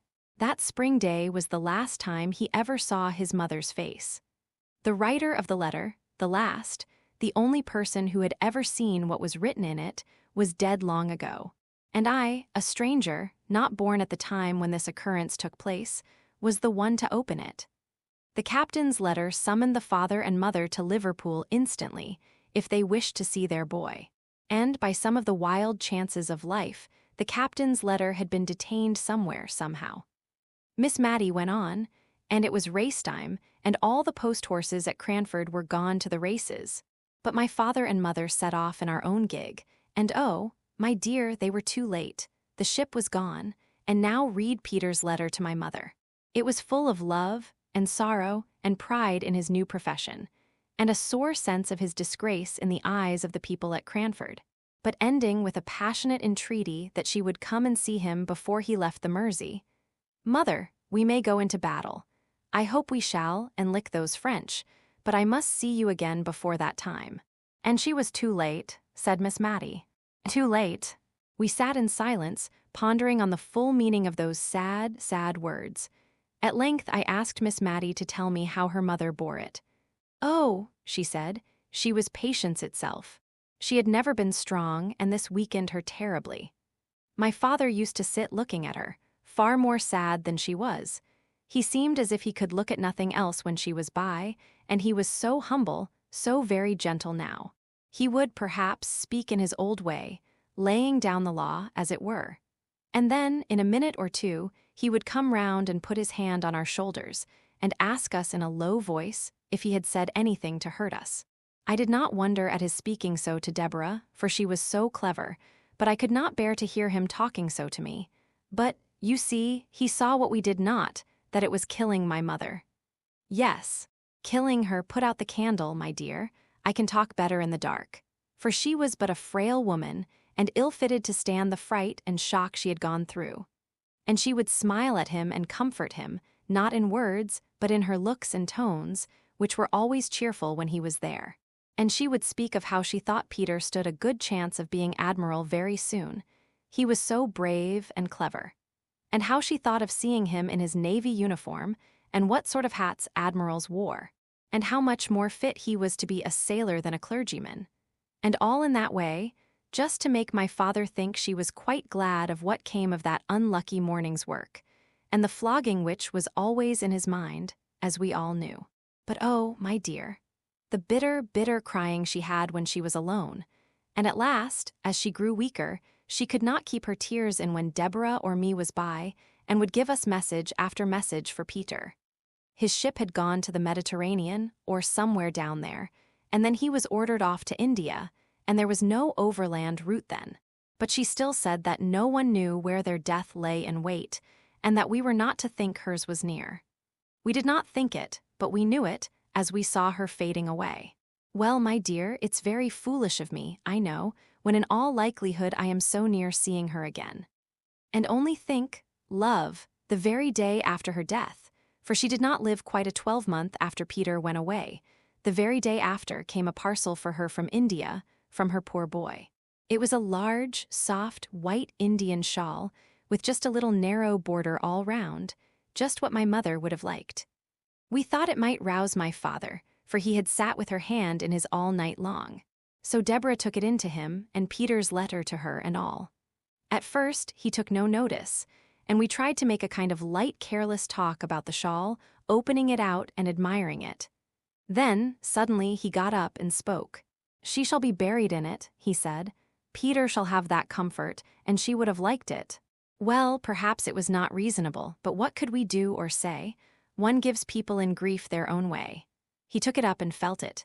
It is just such a shawl as she wished for when she was married, and her mother did not give it her. I did not know of it till after, or she should have had it she should, but she shall have it now. My mother looked so lovely in her death. She was always pretty, and now she looked fair and waxen and young, younger than Deborah, as she stood trembling and shivering by her. We decked her in the long soft folds. She lay smiling as if pleased. And people came, all Cranford came, to beg to see her, for they had loved her dearly, as well they might. And the countrywomen brought posies. Old Clare's wife brought some white violets and begged they might lie on her breast. Deborah said to me, the day of my mother's funeral, that if she had 100 offers she never would marry and leave my father. It was not very likely she would have so many. I don't know that she had one, but it was not less to her credit to say so. She was such a daughter to my father as I think there never was before or since. His eyes failed him, and she read book after book, and wrote, and copied, and was always at his service in any parish business. She could do many more things than my poor mother could. She even once wrote a letter to the bishop for my father. But he missed my mother sorely. The whole parish noticed it. Not that he was less active. I think he was more so, and more patient in helping everyone. I did all I could to set Deborah at liberty to be with him, for I knew I was good for little, and that my best work in the world was to do odd jobs quietly and set others at liberty. But my father was a changed man. Did Mr. Peter ever come home? Yes, once. He came home a lieutenant, he did not get to be admiral, and he and my father were such friends. My father took him into every house in the parish, he was so proud of him. He never walked out without Peter's arm to lean upon. Deborah used to smile, I don't think we ever laughed again after my mother's death, and say she was quite put in a corner. Not but what my father always wanted her, when there was letter writing or reading to be done, or anything to be settled. And then, said I after a pause, then Peter went to sea again. And by, my father died, blessing us both, and thanking Deborah for all she had been to him. And of course, our circumstances were changed. And instead of living at the rectory and keeping 3 maids and a man, we had to come to this small house and be content with a servant of all work. But as Deborah used to say, we have always lived genteelly, even if circumstances have compelled us to simplicity. Poor Deborah. And Mr. Peter? Asked I. Oh, there was some great war in India. I forget what they call it, and we have never heard of Peter since then. I believe he is dead myself, and it sometimes fidgets me that we have never put on mourning for him. And then again, when I sit by myself and all the house is still, I think I hear his step coming up the street, and my heart begins to flutter and beat. But the sound always goes past, and Peter never comes. That's Martha back. No, I'll go, my dear. I can always find my way in the dark, you know. And a blow of fresh air at the door will do my head good, and it's rather got a trick of aching. So she pattered off. I had lighted the candle to give the room a cheerful appearance against her return. Was it Martha? Asked I. Yes. And I am rather uncomfortable, for I heard such a strange noise just as I was opening the door. Where? I asked, for her eyes were round with affright. In the street, just outside, it sounded like. Talking, I put in as she hesitated a little. No. Kissing. Visiting. One morning, as Miss Matty and I sat at our work, it was before 12 o'clock, and Miss Matty had not changed the cap with yellow ribbons that had been Miss Jenkins's best, and which Miss Matty was now wearing out in private, putting on the one made in imitation of Mrs. Jamison's at all times when she expected to be seen. Martha came up, and asked if Miss Betty Barker might speak to her mistress. Miss Matty assented, and quickly disappeared to change the yellow ribbons, while Miss Barker came upstairs. But, as she had forgotten her spectacles, and was rather flurried by the unusual time of the visit, I was not surprised to see her return with one cap on the top of the other. She was quite unconscious of it herself, and looked at us, with bland satisfaction. Nor do I think Miss Barker perceived it, for, putting aside the little circumstance that she was not so young as she had been, she was very much absorbed in her errand, which she delivered herself of with an oppressive modesty that found vent in endless apologies. Miss Betty Barker was the daughter of the old clerk at Cranford, who had officiated in Mr. Jenkins's time. She and her sister had had pretty good situations as ladies' maids, and had saved money enough to set up a milliner's shop, which had been patronized by the ladies in the neighborhood. Lady Arley, for instance, would occasionally give Miss Barker's the pattern of an old cap of hers, which they immediately copied and circulated among the elite of Cranford. I say the elite, for Miss Barker's had caught the trick of the place and piqued themselves upon their aristocratic connection. They would not sell their caps and ribbons to anyone without a pedigree. Many a farmer's wife or daughter turned away huffed from Miss Barker's select millinery, and went rather to the universal shop, where the profits of brown soap and moist sugar enabled the proprietor to go straight to Paris, he said, until he found his customers too patriotic and John Bullish to wear what the Mounseers wore, London, where, as he often told his customers, Queen Adelaide had appeared only the very week before, in a cap exactly like the one he showed them, trimmed with yellow and blue ribbons, and had been complimented by King William on the becoming nature of her head-dress. Miss Barker's, who confined themselves to truth and did not approve of miscellaneous customers, throve notwithstanding. They were self-denying, good people. Many a time have I seen the eldest of them, she that had been maid to Mrs. Jamison, carrying out some delicate mess to a poor person. They only aped their betters in having nothing to do with the class immediately below theirs. And when Miss Barker died, their profits and income were found to be such that Miss Betty was justified in shutting up shop and retiring from business. She also, as I think I have before said, set up her cow, a mark of respectability in Cranford almost as decided as setting up a gig is among some people. She dressed finer than any lady in Cranford, and we did not wonder at it, for it was understood that she was wearing out all the bonnets and caps and outrageous ribbons which had once formed her stock in trade. It was 5 or 6 years since she had given up shop, so in any other place than Cranford her dress might have been considered passé. And now Miss Betty Barker had called to invite Miss Matty to tea at her house on the following Tuesday.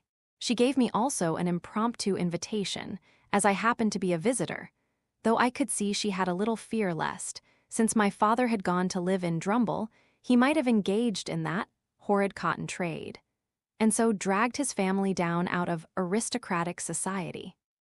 She prefaced this invitation with so many apologies that she quite excited my curiosity. Her presumption was to be excused. What had she been doing? She seemed so overpowered by it, I could only think that she had been writing to Queen Adelaide to ask for a receipt for washing lace. But the act which she so characterized was only an invitation she had carried to her sister's former mistress, Mrs. Jamieson. Her former occupation considered, could Miss Matty excuse the liberty? Ah, thought I, she has found out that double cap and is going to rectify Miss Matty's headdress. No, it was simply to extend her invitation to Miss Matty and to me. Miss Matty bowed acceptance, and I wondered that, in the graceful action, she did not feel the unusual weight and extraordinary height of her headdress. But I do not think she did, for she recovered her balance and went on talking to Miss Betty in a kind, condescending manner, very different from the fidgety way she would have had if she had suspected how singular her appearance was. "Mrs. Jamieson is coming, I think you said?" asked Miss Matty. "Yes, Mrs. Jamieson most kindly and condescendingly said she would be happy to come. One little stipulation she made, that she should bring Carlo. I told her that if I had a weakness, it was for dogs." "And Miss Pole?" questioned Miss Matty, who was thinking of her pool at Preference, in which Carlo would not be available as a partner. "I am going to ask Miss Pole. Of course, I could not think of asking her until I had asked you, madam, the rector's daughter, madam. Believe me, I do not forget the situation my father held under yours. And Mrs. Forrester, of course. And Mrs. Forrester. I thought, in fact, of going to her before I went to Miss Pole.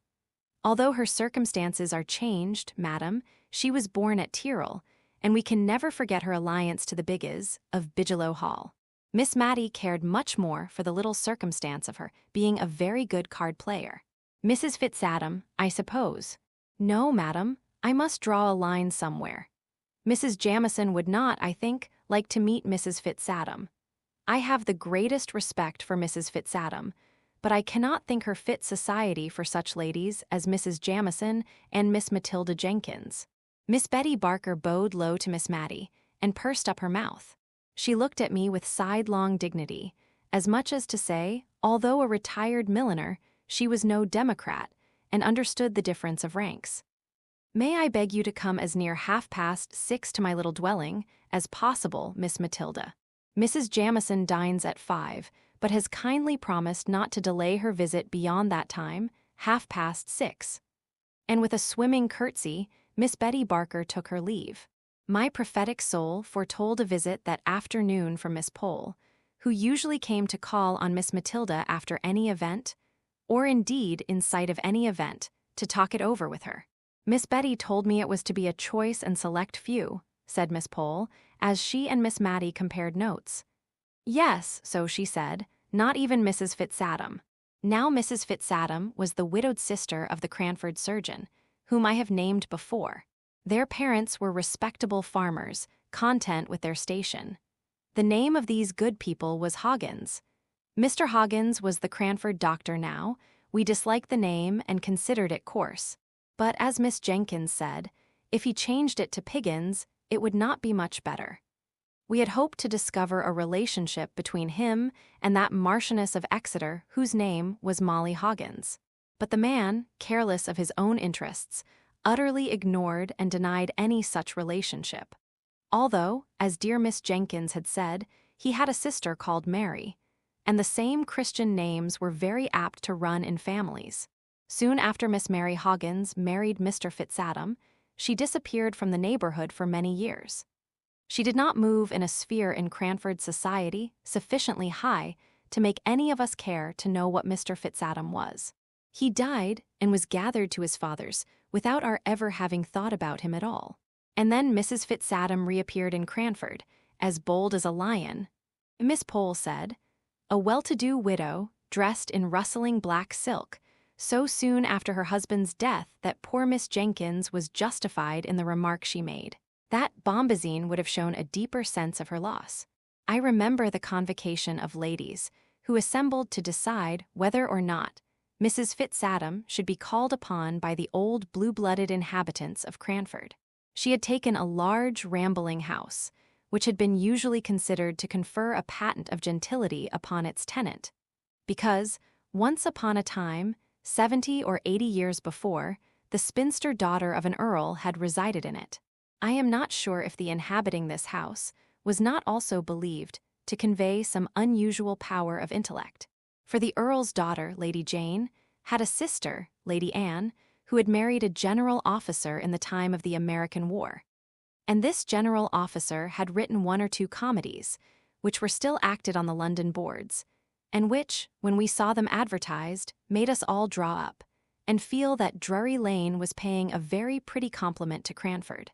Still, it was not at all a settled thing that Mrs. Fitzadam was to be visited when dear Miss Jenkins died, and, with her, something of the clear knowledge of the strict code of gentility went out too.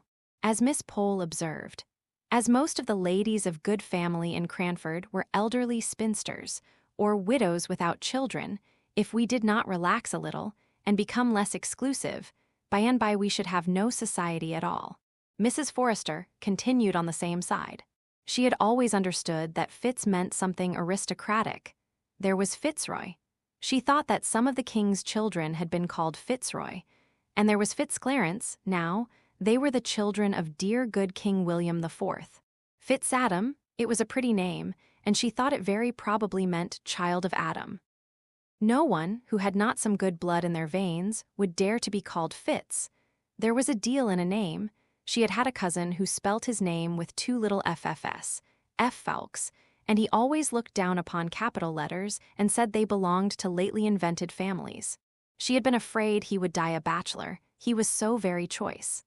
When he met with a Mrs. F. Farringdon at a watering place, he took to her immediately, and a very pretty genteel woman she was, a widow with a very good fortune.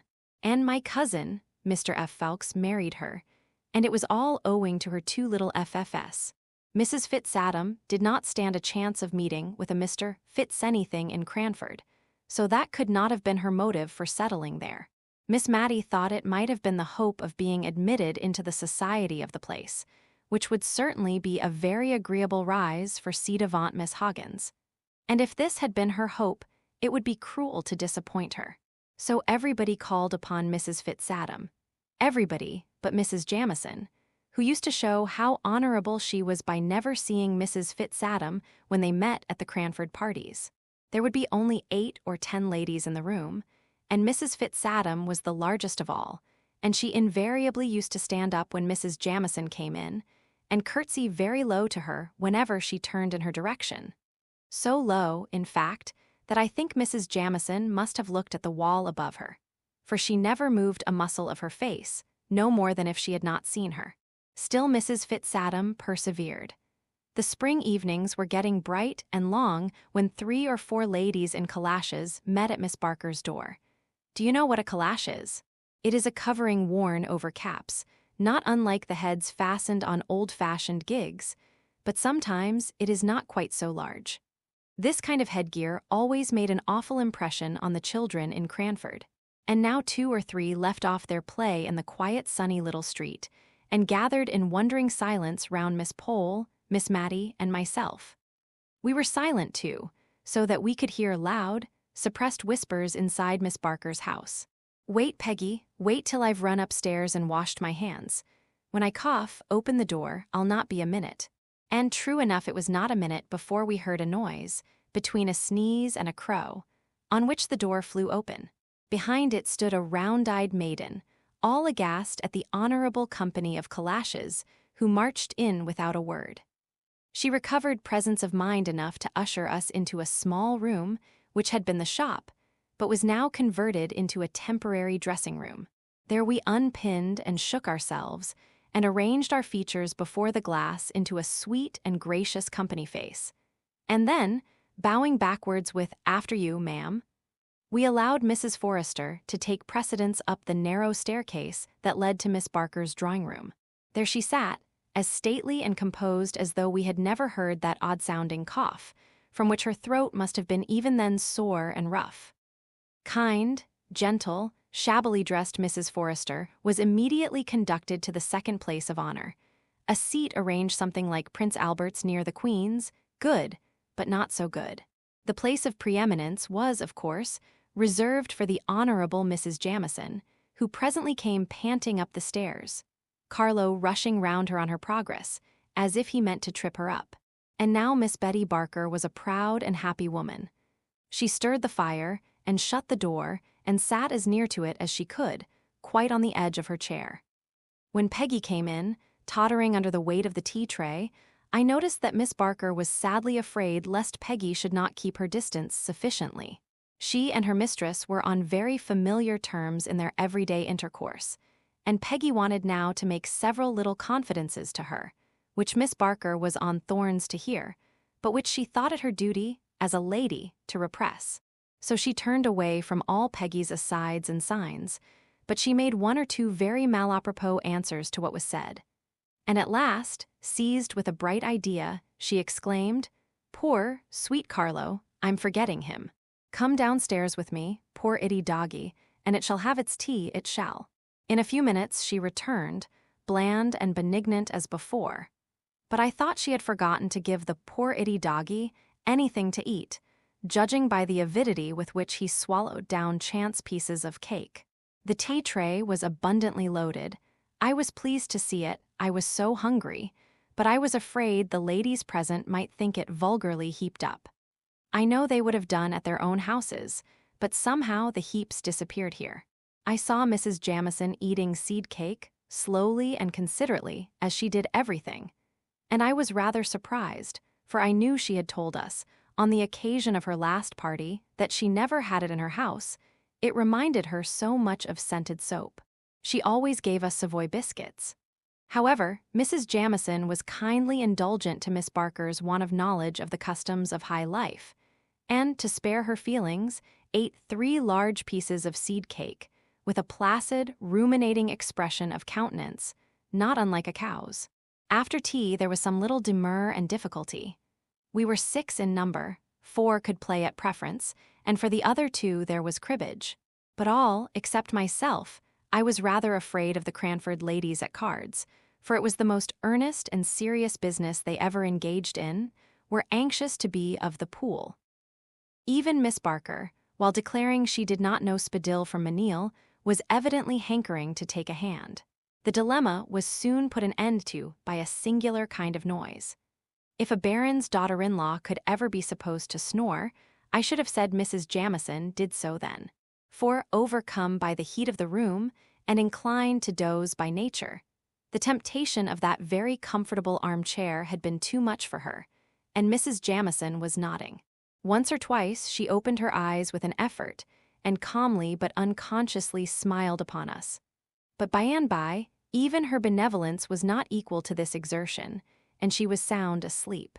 "It is very gratifying to me," whispered Miss Barker at the card table to her 3 opponents, whom, notwithstanding her ignorance of the game, she was basting most unmercifully.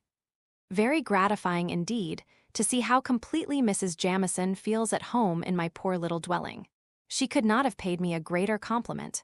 Miss Barker provided me with some literature in the shape of 3 or 4 handsomely bound fashion books 10 or 12 years old.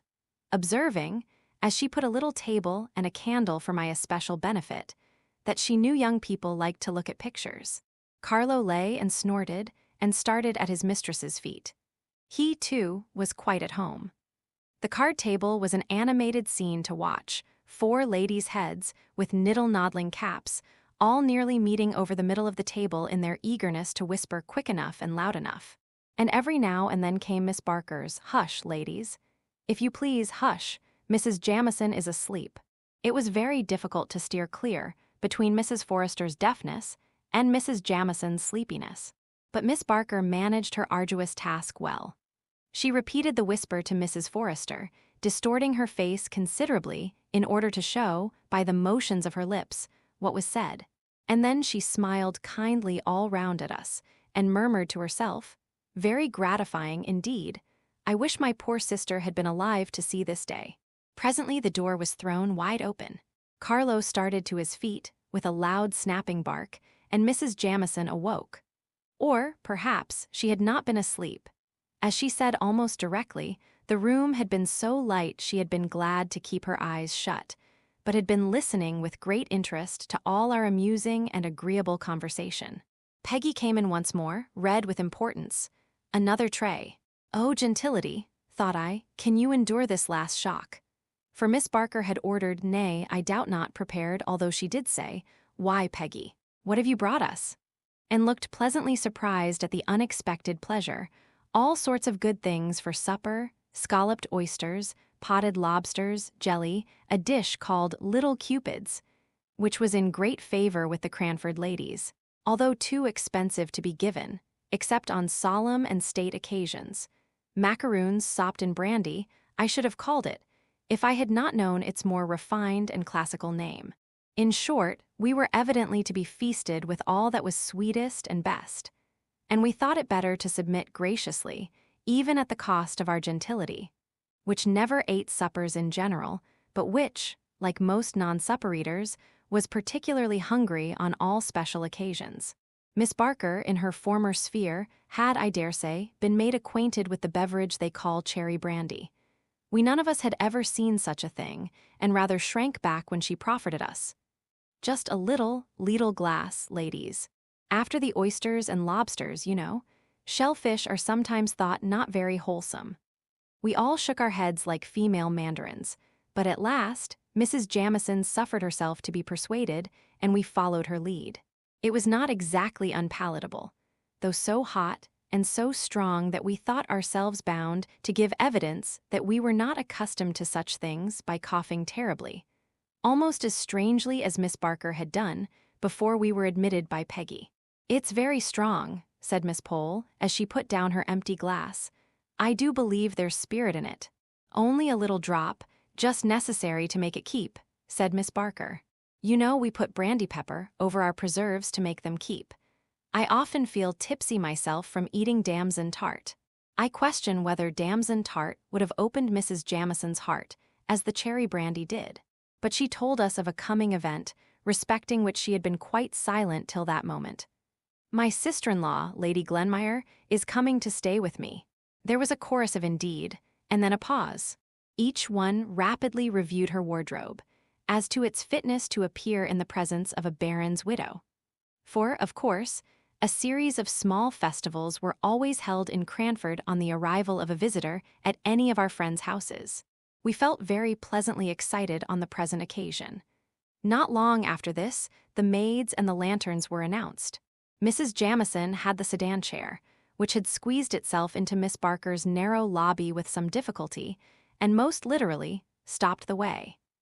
It required some skillful maneuvering on the part of the old chairmen, shoemakers by day, but when summoned to carry the sedan dressed up in a strange old livery, long greatcoats, with small capes, coeval with the sedan, and similar to the dress of the class in Hogarth's pictures, to edge and back and try at it again, and finally to succeed in carrying their burden out of Miss Barker's front door. Then we heard their quick pit-a-pat along the quiet little street as we put on our calashes and pinned up our gowns. Miss Barker hovering about us with offers of help, which, if she had not remembered her former occupation and wished us to forget it, would have been much more pressing. "Your ladyship." Early the next morning, directly after 12, Miss Pole made her appearance at Miss Matty's. Some very trifling piece of business was alleged as a reason for the call, but there was evidently something behind. At last out it came. By the way, you'll think I'm strangely ignorant, but do you really know I am puzzled how we ought to address Lady Glenmire? Do you say, "Your ladyship," where you would say "you" to a common person? I have been puzzling all morning. And are we to say "my lady" instead of "ma'am"? Now you knew Lady Arley, will you kindly tell me the most correct way of speaking to the peerage? Poor Miss Matty. She took off her spectacles and she put them on again, but how Lady Arley was addressed, she could not remember. "It is so long ago," she said. "Dear, dear, how stupid I am. I don't think I ever saw her more than twice. I know we used to call Sir Peter, but he came much oftener to see us than Lady Arley did." Deborah would have known in a minute. "My lady, your ladyship." It sounds very strange, and as if it was not natural. I never thought of it before, but now you have named it, I am all in a puzzle. It was very certain Miss Pole would obtain no wise decision from Miss Matty, who got more bewildered every moment, and more perplexed as to etiquettes of address. "Well, I really think," said Miss Pole, "I had better just go and tell Mrs. Forrester about our little difficulty. One sometimes grows nervous, and yet one would not have Lady Glenmire think we were quite ignorant of the etiquettes of high life in Cranford. And will you just step in here, dear Miss Pole, as you come back, please, and tell me what you decide upon. Whatever you and Mrs. Forrester fix upon will be quite right, I'm sure."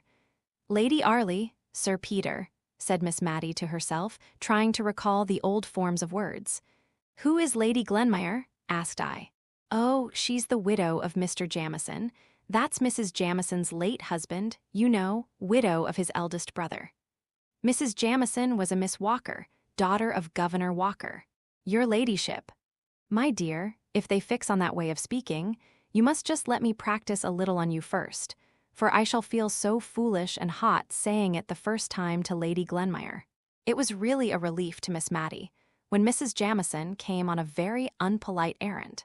I notice that apathetic people have more quiet impertinence than others, and Mrs. Jamison came now to insinuate pretty plainly that she did not particularly wish that the Cranford ladies should call upon her sister-in-law. I can hardly say how she made this clear, for I grew very indignant and warm, while with slow deliberation she was explaining her wishes to Miss Matty, who, a true lady herself, could hardly understand the feeling which made Mrs. Jamison wish to appear to her noble sister-in-law as if she only visited county families. Miss Matty remained puzzled and perplexed long after I had found out the object of Mrs. Jamison's visit. When she did understand the drift of the honorable lady's call, it was pretty to see with what quiet dignity she received the intimation thus uncourteously given. She was not in the least hurt. She was of too gentle a spirit for that, nor was she exactly conscious of disapproving of Mrs. Jamison's conduct. But there was something of this feeling in her mind, I am sure, which made her pass from the subject to others in a less flurried and more composed manner than usual. Mrs. Jamison was, indeed, the more flurried of the two, and I could see she was glad to take her leave. A little while afterwards Miss Pole returned, red and indignant. "Well, to be sure, you've had Mrs. Jamison here, I find from Martha, and we are not to call on Lady Glenmire." "Yes, I met Mrs. Jamison halfway between here and Mrs. Forrester's, and she told me. She took me so by surprise, I had nothing to say. I wish I had thought of something very sharp and sarcastic. I dare say I shall tonight. And Lady Glenmire is but the widow of a Scotch baron after all." I went on to look at Mrs. Forrester's peerage, to see who this lady was, that is to be kept under a glass case. Widow of a Scotch peer, never sat in the House of Lords, and as poor as Job, I dare say, and she fifth daughter of some Mr. Campbell or other. You are the daughter of a rector, at any rate, and related to the Arleys. And Sir Peter might have been Viscount Arley, everyone says. Miss Matty tried to soothe Miss Pole, but in vain. That lady, usually so kind and good-humored, was now in a full flow of anger. "And I went and ordered a cap this morning, to be quite ready," said she at last, letting out the secret which gave sting to Mrs. Jamison's intimation. "Mrs. Jamison shall see if it is so easy to get me to make forth at a pool, when she has none of her fine Scotch relations with her. In coming out of church, The first Sunday on which Lady Glenmire appeared in Cranford, we sedulously talked together and turned our backs on Mrs. Jamieson and her guest. If we might not call on her, we would not even look at her, though we were dying with curiosity to know what she was like. We had the comfort of questioning Martha in the afternoon. Martha did not belong to a sphere of society whose observation could be an implied compliment to Lady Glenmire, and Martha had made good use of her eyes. "Well, ma'am, is it the little lady with Mrs. Jamieson, you mean? I thought you would like more to know how young Mrs. Smith was dressed, her being a bride." Mrs. Smith was the butcher's wife. Miss Pole said, "Good gracious me," as if we cared about a Mrs. Smith, but was silent as Martha resumed her speech. The little lady in Mrs. Jamieson's pew had on, ma'am, rather an old black silk, and a shepherd's plaid cloak, ma'am, and very bright black eyes she had, ma'am, and a pleasant, sharp face. Not over young, ma'am, but yet, I should guess, younger than Mrs. Jamieson herself. She looked up and down the church like a bird and nipped up her petticoats when she came out, as quick and sharp as ever I see. I'll tell you what, ma'am, she's more like Mrs. Deacon, at the Coach and Horses, nor anyone. Hush, Martha, said Miss Matty, that's not respectful. Isn't it, ma'am? I beg pardon, I'm sure, but Jem Hearn said so as well. He said she was just such a sharp, stirring sort of a body. Lady, said Miss Pole, lady as Mrs. Deacon. Another Sunday passed away, and we still averted our eyes from Mrs. Jamieson and her guest, and made remarks to ourselves that we thought were very severe, almost too much so. Miss Matty was evidently uneasy at our sarcastic manner of speaking. Perhaps by this time, Lady Glenmire had found out that Mrs. Jamieson's was not the gayest, liveliest house in the world. Perhaps Mrs. Jamieson had found out that most of the county families were in London, and that those who remained in the country were not so alive as they might have been to the circumstance of Lady Glenmire being in their neighborhood. Great events spring out of small causes, so I will not pretend to say what induced Mrs. Jamieson to alter her determination of excluding the Cranford ladies, and send notes of invitation all round for a small party on the following Tuesday. Mr. Mulliner himself brought them round. He would always ignore the fact of there being a back door to any house, and gave a louder rat-tat than his mistress, Mrs. Jamieson. He had 3 little notes, which he carried in a large basket, in order to impress his mistress with an idea of their great weight, though they might easily have gone into his waistcoat pocket. Miss Matty and I quietly decided that we would have a previous engagement at home. It was the evening on which Miss Matty usually made candle lighters of all the notes and letters of the week, for on Mondays her accounts were always made straight, not a penny owing from the week before. So, by a natural arrangement, making candle lighters fell upon a Tuesday evening, and gave us a legitimate excuse for declining Mrs. Jamieson's invitation. But before our answer was written, in came Miss Pole with an open note in her hand. "So," she said, "ah, I see you have got your note, too. Better late than never. I could have told my Lady Glenmire she would be glad enough of our society before a fortnight was over." "Yes," said Miss Matty, "we're asked for Tuesday evening, and perhaps you would just kindly bring your work across and drink tea with us that night. It is my usual regular time for looking over the last week's bills, and notes and letters, and making candle lighters of them. But that does not seem quite reason enough for saying I have a previous engagement at home, though I meant to make it do. Now, if you would come, my conscience would be quite at ease, and luckily the note is not written yet." I saw Miss Pole's countenance change while Miss Matty was speaking. "Don't you mean to go then?" asked she. "Oh, no," said Miss Matty quietly. "You don't either, I suppose." "I don't know," replied Miss Pole. "Yes, I think I do," said she rather briskly. And on seeing Miss Matty look surprised, she added, "You see, one would not like Mrs. Jamieson to think that anything she could do or say was of consequence enough to give offense. It would be a kind of letting down of ourselves that I, for one, should not like. It would be too flattering to Mrs. Jamieson if we allowed her to suppose that what she had said affected us a week, nay 10 days afterwards. Well, I suppose it is wrong to be hurt and annoyed so long about anything, and perhaps, after all, she did not mean to vex us. But I must say, I could not have brought myself to say the things Mrs. Jamison did about our not calling. I really don't think I shall go. Oh, come. Miss Matty, you must go. You know our friend Mrs. Jamison is much more phlegmatic than most people, and does not enter into the little delicacies of feeling which you possess in so remarkable a degree. I thought you possessed them, too, that day Mrs. Jamison called to tell us not to go, said Miss Matty innocently. But Miss Pole, in addition to her delicacies of feeling, possessed a very smart cap, which she was anxious to show to an admiring world. And so she seemed to forget all her angry words uttered not a fortnight before, and to be ready to act on what she called the great Christian principle of forgive and forget. And she lectured dear Miss Matty so long on this head that she absolutely ended by assuring her it was her duty, as a deceased rector's daughter, to buy a new cap and go to the party at Mrs. Jamison's. So we were most happy to accept, instead of regretting that we were obliged to decline. The expenditure on dress in Cranford was principally in that one article referred to. If the heads were buried in smart new caps, the ladies were like ostriches, and cared not what became of their bodies.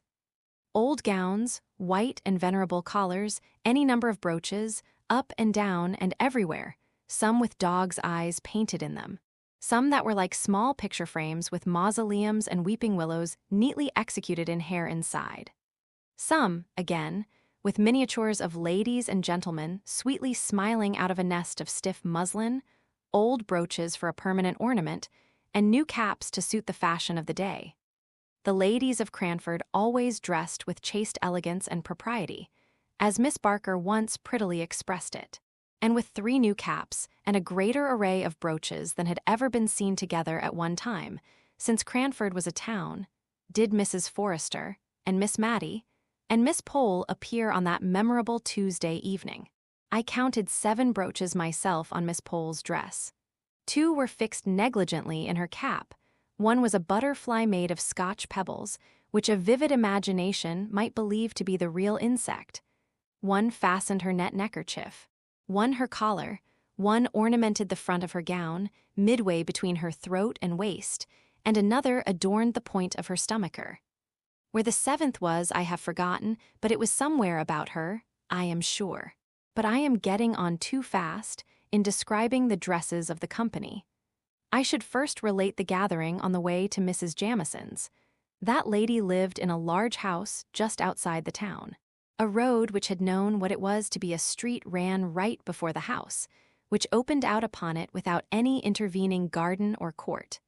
Whatever the sun was about, he never shone on the front of that house. To be sure, the living rooms were at the back, looking onto a pleasant garden. The front windows only belonged to kitchens and housekeepers' rooms and pantries, and in one of them Mr. Mulliner was reported to sit. Indeed, looking askance, we often saw the back of a head covered with hair powder, which also extended itself over his coat collar down to his very waist. And this imposing back was always engaged in reading the St. James's Chronicle, opened wide, which, in some degree, accounted for the length of time the said newspaper was in reaching us. Equal subscribers with Mrs. Jamison, though, in right of her honorableness, she always had the reading of it first. This very Tuesday, the delay in forwarding the last number had been particularly aggravating. Just when both Miss Pole and Miss Matty, the former more especially, had been wanting to see it, in order to coach up the court news ready for the evening's interview with aristocracy. Miss Pole told us she had absolutely taken time by the forelock, and been dressed by 5 o'clock, in order to be ready if the St. James's Chronicle should come in at the last moment. The very St. James's Chronicle, which the powdered head was tranquilly and composedly reading as we passed the accustomed window this evening. "The impudence of the man," said Miss Pole, in a low, indignant whisper. "I should like to ask him whether his mistress pays her quarter share for his exclusive use." We looked at her in admiration of the courage of her thought, for Mr. Mulliner was an object of great awe to all of us. He seemed never to have forgotten his condescension in coming to live at Cranford. Miss Jenkins, at times, had stood forth as the undaunted champion of her sex, and spoken to him on terms of equality, but even Miss Jenkins could get no higher. In his pleasantest and most gracious moods, he looked like a sulky cockatoo. He did not speak except in gruff monosyllables. He would wait in the hall when we begged him not to wait, and then look deeply offended because we had kept him there, while, with trembling, hasty hands, we prepared ourselves for appearing in company. Miss Pole ventured on a small joke as we went upstairs, intended, though addressed to us, to afford Mr. Mulliner some slight amusement. We all smiled, in order to seem as if we felt at our ease, and timidly looked for Mr. Mulliner's sympathy. Not a muscle of that wooden face had relaxed, and we were grave in an instant. Mrs. Jamison's drawing-room was cheerful. The evening sun came streaming into it, and the large square window was clustered round with flowers. The furniture was white and gold. Not the later style, Louis XIV's, I think they call it, all shells and twirls. No, Mrs. Jamison's chairs and tables had not a curve or bend about them. The chair and table legs diminished as they neared the ground, and were straight and square in all their corners. The chairs were all a row against the walls, with the exception of 4 or 5 which stood in a circle round the fire. They were railed with white bars across the back and knobbed with gold. Neither the railings nor the knobs invited to ease. There was a Japan table devoted to literature, on which lay a Bible, a peerage, and a prayer book. There was another square Pembroke table dedicated to the fine arts, on which were a kaleidoscope, conversation cards, puzzle cards, tied together to an interminable length with faded pink satin ribbon, and a box painted in fond imitation of the drawings which decorate tea-chests. Carlo lay on the worsted-worked rug and ungraciously barked at us as we entered. Mrs. Jamison stood up, giving us each a torpid smile of welcome, and looking helplessly beyond us at Mr. Mulliner, as if she hoped he would place us in chairs, for, if he did not, she never could.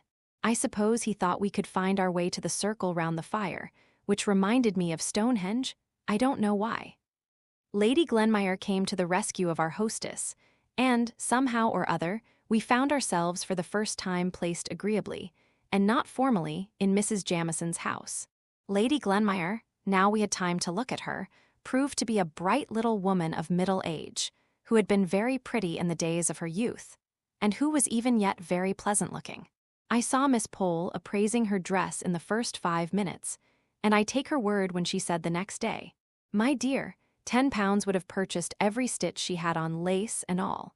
It was pleasant to suspect that a peeress could be poor, and partly reconciled us to the fact that her husband had never sat in the House of Lords, which, when we first heard of it, seemed a kind of swindling us out of our prospects on false pretenses, a sort of a lord and no lord business. We were all very silent at first. We were thinking what we could talk about. That should be high enough to interest my lady. There had been a rise in the price of sugar, which, as preserving time was near, was a piece of intelligence to all our housekeeping hearts, and would have been the natural topic if Lady Glenmire had not been by. But we were not sure if the peerage ate preserves, much less knew how they were made.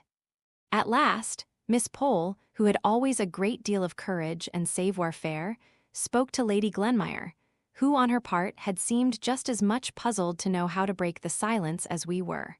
"Has your ladyship been to court lately?" asked she, and then gave a little glance round at us, half timid and half triumphant, as much as to say, "See how judiciously I have chosen a subject befitting the rank of the stranger." "I never was there in my life," said Lady Glenmire, with a broad Scotch accent, but in a very sweet voice. And then, as if she had been too abrupt, she added, "We very seldom went to London, only twice, in fact, during all my married life. And before I was married, my father had far too large a family. 5th daughter of Mr. Campbell was in all our minds, I am sure, to take us often from our home, even to Edinburgh." "Ye'll have been in Edinburgh, maybe?" said she, suddenly brightening up with the hope of a common interest. We had none of us been there, but Miss Pole had an uncle who once had passed a night there, which was very pleasant. Mrs. Jamison, meanwhile, was absorbed in wonder why Mr. Mulliner did not bring the tea, and at length the wonder oozed out of her mouth. "I had better ring the bell, my dear, had not I?" said Lady Glenmire briskly. "No, I think not. Mulliner does not like to be hurried. We should have liked our tea, for we dined at an earlier hour than Mrs. Jamieson. I suspect Mr. Mulliner had to finish the St. James's Chronicle before he chose to trouble himself about tea. His mistress fidgeted and kept saying, "I can't think why Mulliner does not bring tea. I can't think what he can be about." And Lady Glenmire at last grew quite impatient, but it was a pretty kind of impatience after all. And she rang the bell rather sharply on receiving a half-permission from her sister-in-law to do so. Mr. Mulliner appeared in dignified surprise. "Oh," said Mrs. Jamieson, "Lady Glenmire rang the bell. I believe it was for tea." In a few minutes tea was brought. Very delicate was the china, very old the plate, very thin the bread and butter, and very small the lumps of sugar. Sugar was evidently Mrs. Jamieson's favorite economy. I question if the little filigree sugar tongs, made something like scissors, could have opened themselves wide enough to take up an honest, vulgar, good-sized piece. And when I tried to seize 2 little minikin pieces at once, so as not to be detected in too many returns to the sugar basin, they absolutely dropped one, with a little sharp clatter, quite in a malicious and unnatural manner. But before this happened, we had had a slight disappointment. In the little silver jug was cream, in the larger one was milk. As soon as Mr. Mulliner came in, Carlo began to beg, which was a thing our manners forbade us to do, though I am sure we were just as hungry. And Mrs. Jamieson said she was certain we would excuse her if she gave her poor dumb Carlo his tea first. She accordingly mixed a saucerful for him and put it down for him to lap. And then she told us how intelligent and sensible the dear little fellow was. He knew cream quite well and constantly refused tea with only milk in it. So the milk was left for us. But we silently thought we were quite as intelligent and sensible as Carlo, and felt as if insult were added to injury when we were called upon to admire the gratitude evinced by his wagging his tail for the cream which should have been ours. After tea, we thawed down into common life subjects. We were thankful to Lady Glenmire for having proposed some more bread and butter, and this mutual want made us better acquainted with her than we should ever have been with talking about the court, though Miss Pole did say she had hoped to know how the dear Queen was from someone who had seen her. The friendship begun over bread and butter extended on to cards. Lady Glenmire played preference to admiration, and was a complete authority as to ombre and quadrille. Even Miss Pole quite forgot to say "my lady" and "your ladyship," and said basto. "Ma'am, you have spadille, I believe," just as quietly as if we had never held the great Cranford Parliament on the subject of the proper mode of addressing a peeress. As a proof of how thoroughly we had forgotten that we were in the presence of one who might have sat down to tea with a coronet, instead of a cap, on her head, Mrs. Forrester related a curious little fact to Lady Glenmire, an anecdote known to the circle of her intimate friends, but of which even Mrs. Jamieson was not aware. It related to some fine old lace, the sole relic of better days, which Lady Glenmire was admiring on Mrs. Forrester's collar. "Yes," said that lady, "such lace cannot be got now for either love or money. Made by the nuns abroad, they tell me. They say that they can't make it now even there. But perhaps they can, now they've passed the Catholic Emancipation Bill. I should not wonder. But in the meantime, I treasure up my lace very much. I daren't even trust the washing of it to my maid, the little charity schoolgirl I have named before, but who sounded well as my maid. I always wash it myself, and once it had a narrow escape. Of course, your ladyship knows that such lace must never be starched or ironed. Some people wash it in sugar and water, and some in coffee, to make it the right yellow color. But I myself have a very good receipt for washing it in milk, which stiffens it enough and gives it a very good creamy color. Well, ma'am, I had tacked it together, and the beauty of this fine lace is that, when it is wet, it goes into a very little space, and put it to soak in milk, when, unfortunately, I left the room. On my return, I found Pussy on the table, looking very like a thief, but gulping very uncomfortably, as if she was half-chocked with something she wanted to swallow and could not. And, would you believe it? At first I pitied her and said, poor Pussy, till all at once I looked and saw the cup of milk empty, cleaned out. "You naughty cat," said I, and I believe I was provoked enough to give her a slap which did no good but only helped the lace down, just as one slaps a choking child on the back. I could have cried, I was so vexed, but I determined I would not give the lace up without a struggle for it. I hoped the lace might disagree with her, at any rate, but it would have been too much for Job if he had seen, as I did, that cat come in, quite placid and purring, not a quarter of an hour after, and almost expecting to be stroked. "No, pussy," said I, "if you have any conscience you ought not to expect that." And then a thought struck me, and I rang the bell for my maid and sent her to Mr. Hoggins, with my compliments, and would he be kind enough to lend me one of his top boots for an hour. I did not think there was anything odd in the message, but Jenny said the young men in the surgery laughed as if they would be ill at my wanting a top boot. When it came, Jenny and I put Pussy in, with her 4 feet straight down, so that they were fastened, and could not scratch, and we gave her a teaspoonful of currant jelly in which, your ladyship must excuse me, I had mixed some tartar emetic. I shall never forget how anxious I was for the next half hour. I took Pussy to my own room and spread a clean towel on the floor. I could have kissed her when she returned the lace to sight, very much as it had gone down. Jenny had boiling water ready, and we soaked it, and spread it on a lavender bush in the sun before I could touch it again, even to put it in milk. But now your ladyship would never guess that it had been in Pussy's inside.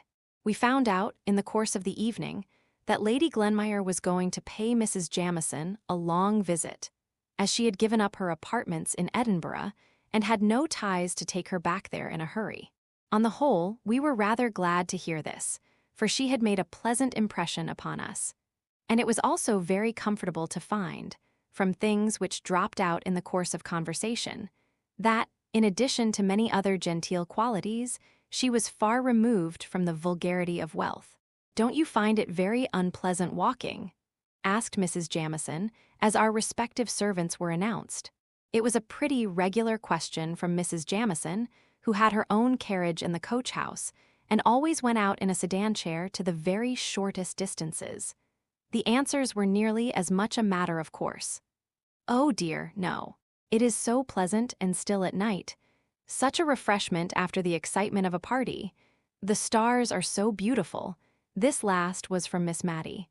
"Are you fond of astronomy?" Lady Glenmire asked. "Not very," replied Miss Matty, rather confused at the moment to remember which was astronomy and which was astrology. But the answer was true under either circumstance, for she read, and was slightly alarmed at Francis Moore's astrological predictions. And as to astronomy, in a private and confidential conversation, she had told me she never could believe that the earth was moving constantly, and that she would not believe it if she could. It made her feel so tired and dizzy whenever she thought about it. In our pattens we picked our way home with extra care that night. So refined and delicate were our perceptions after drinking tea with my lady.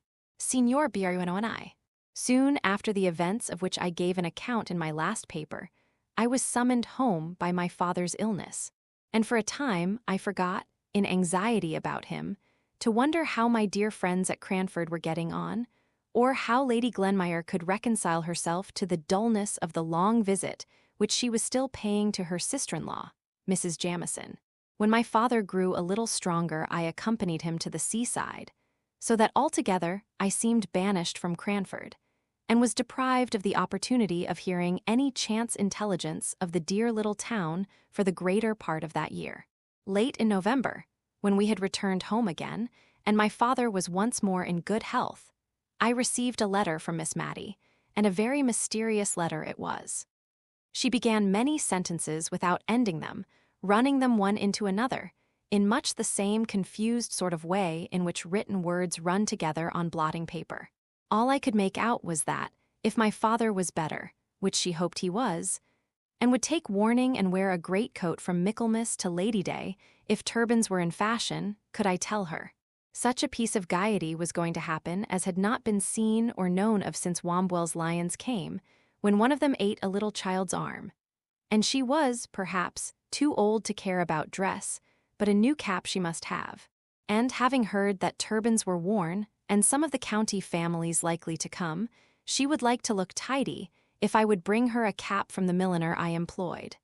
And oh, dear, how careless of her to forget that she wrote to beg I would come and pay her a visit next Tuesday, when she hoped to have something to offer me in the way of amusement, which she would not now more particularly describe. Only sea green was her favorite color. So she ended her letter. But in a P.S. she added, she thought she might as well tell me what was the peculiar attraction to Cranford just now. Signor Brunoni was going to exhibit his wonderful magic in the Cranford Assembly Rooms on Wednesday and Friday evening in the following week. I was very glad to accept the invitation from my dear Miss Matty, independently of the conjurer, and most particularly anxious to prevent her from disfiguring her small, gentle, mousy face with a great Saracen's head turban, and accordingly I bought her a pretty, neat, middle-aged cap, which, however, was rather a disappointment to her when, on my arrival, she followed me into my bedroom, ostensibly to poke the fire, but in reality, I do believe, to see if the sea-green turban was not inside the cap box with which I had traveled. It was in vain that I twirled the cap round on my hand to exhibit back and side fronts. Her heart had been set upon a turban, and all she could do was to say, with resignation in her look and voice, "I am sure you did your best, my dear. It is just like the caps all the ladies in Cranford are wearing, and they have had theirs for a year, I dare say. I should have liked something newer, I confess, something more like the turbans Miss Betty Barker tells me Queen Adelaide wears. But it is very pretty, my dear, and I dare say lavender will wear better than sea green. Well, after all, what is dress that we should care anything about it? You'll tell me if you want anything, my dear. Here is the bell. I suppose turbans have not got down to Drumble yet." So saying, the dear old lady gently bemoaned herself out of the room, leaving me to dress for the evening, when, as she informed me, she expected Miss Pole and Mrs. Forrester, and she hoped I should not feel myself too much tired to join the party. Of course I should not, and I made some haste to unpack and arrange my dress. But, with all my speed, I heard the arrivals and the buzz of conversation in the next room before I was ready. Just as I opened the door, I caught the words, "I was foolish to expect anything very genteel out of the Drumble shops. Poor girl. She did her best, I've no doubt. But for all that, I had rather that she blamed Drumble and me than disfigured herself with a turban." Miss Pole was always the person, in the trio of Cranford ladies now assembled, to have had adventures. She was in the habit of spending the morning in rambling from shop to shop, not to purchase anything, except an occasional reel of cotton or a piece of tape, but to see the new articles and report upon them, and to collect all the stray pieces of intelligence in the town. She had a way, too, of demurely popping hither and thither into all sorts of places to gratify her curiosity on any point. A way which, if she had not looked so very genteel and prim, might have been considered impertinent.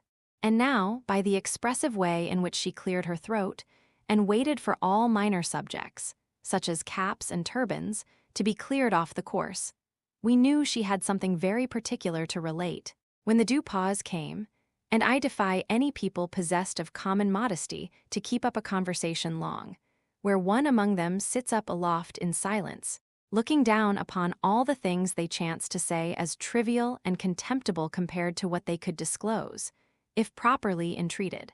Miss Pole began. "As I was stepping out of Gordon's shop today, I chanced to go into the George. My Betty has a second cousin who is chambermaid there, and I thought Betty would like to hear how she was. And, not seeing anyone about, I strolled up the staircase, and found myself in the passage leading to the assembly room. You and I remember the assembly room, I am sure, Miss Matty, and the minuets de la cour?" So I went on, not thinking of what I was about, when, all at once, I perceived that I was in the middle of the preparations for tomorrow night, the room being divided with great clothes-maids, over which Crosby's men were tacking red flannel. Very dark and odd it seemed. It quite bewildered me, and I was going on behind the screens, in my absence of mind, when a gentleman, quite the gentleman, I can assure you, stepped forwards and asked if I had any business he could arrange for me. He spoke such pretty broken English, I could not help thinking of Thaddeus of Warsaw and the Hungarian brothers and Santo Sebastiani. And while I was busy picturing his past life to myself, he had bowed me out of the room. But wait a minute, you have not heard half my story yet. I was going downstairs, when who should I meet but Betty's second cousin. So, of course, I stopped to speak to her for Betty's sake. And she told me that I had really seen the conjurer. The gentleman who spoke broken English was Signor Branoni himself. Just at this moment, he passed us on the stairs, making such a graceful bow. In reply to which I dropped a curtsy. All foreigners have such polite manners, one catches something of it. But when he had gone downstairs, I bethought me that I had dropped my glove in the assembly room. It was safe in my muff all the time, but I never found it till afterwards. So I went back, and just as I was creeping up the passage left on one side of the great screen that goes nearly across the room, who should I see but the very same gentleman that had met me before, and passed me on the stairs, coming now forwards from the inner part of the room, to which there is no entrance. You remember, Miss Matty, and just repeating, in his pretty broken English, the inquiry if I had any business there.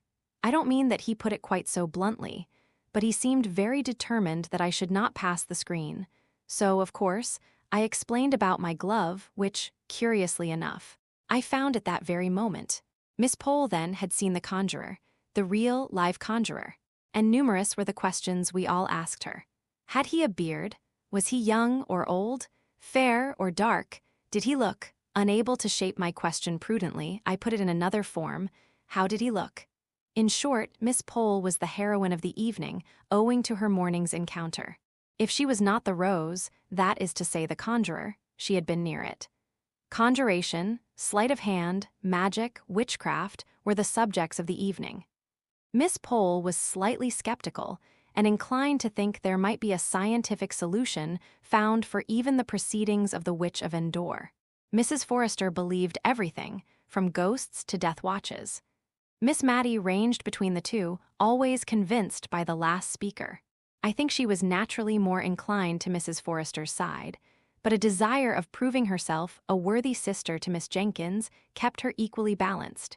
Miss Jenkins, who would never allow a servant to call the little rolls of tallow that formed themselves round candles winding sheets, but insisted on their being spoken of as roly-polies.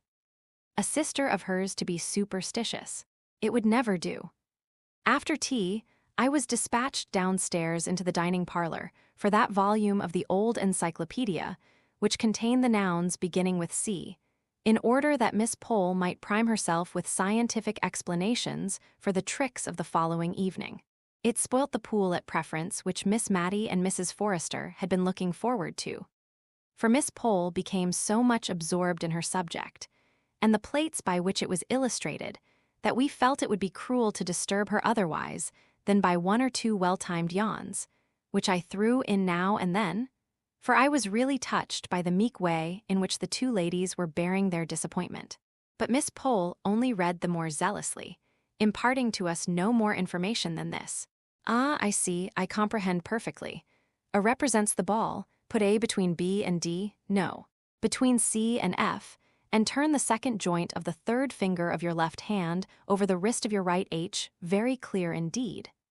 My dear Mrs. Forrester, conjuring and witchcraft is a mere affair of the alphabet. Do let me read you this one passage. Mrs. Forrester implored Miss Pole to spare her, saying, from a child upwards, she never could understand being read aloud to, and I dropped the pack of cards, which I had been shuffling very audibly. And by this discreet movement I obliged Miss Pole to perceive that preference was to have been the order of the evening, and to propose, rather unwillingly, that the pool should commence. The pleasant brightness that stole over the other two ladies' faces on this. Miss Matty had one or two twinges of self-reproach for having interrupted Miss Pole in her studies, and did not remember her cards well, or give her full attention to the game, until she had soothed her conscience by offering to lend the volume of the encyclopedia to Miss Pole, who accepted it thankfully, and said Betty should take it home when she came with the lantern. The next evening, we were all in a little gentle flutter at the idea of the gaiety before us. Miss Matty went up to dress betimes and hurried me until I was ready, when we found we had an hour and a half to wait before the doors opened at 7 precisely. and we had only 20 yards to go. However, as Miss Matty said, it would not do to get too much absorbed in anything and forget the time, so she thought we had better sit quietly, without lighting the candles, till 5 minutes to 7. So Miss Matty dozed, and I knitted. At length we set off, and at the door under the carriageway at the George, we met Mrs. Forrester and Miss Pole. The latter was discussing the subject of the evening with more vehemence than ever, and throwing X's and B's at our heads like hailstones. She had even copied 1 or 2 of the receipts, as she called them, for the different tricks, on backs of letters, ready to explain and to detect Signor Brunoni's arts. We went into the cloakroom adjoining the assembly room. Miss Matty gave a sigh or two to her departed youth, and the remembrance of the last time she had been there, as she adjusted her pretty new cap before the strange, quaint old mirror in the cloakroom.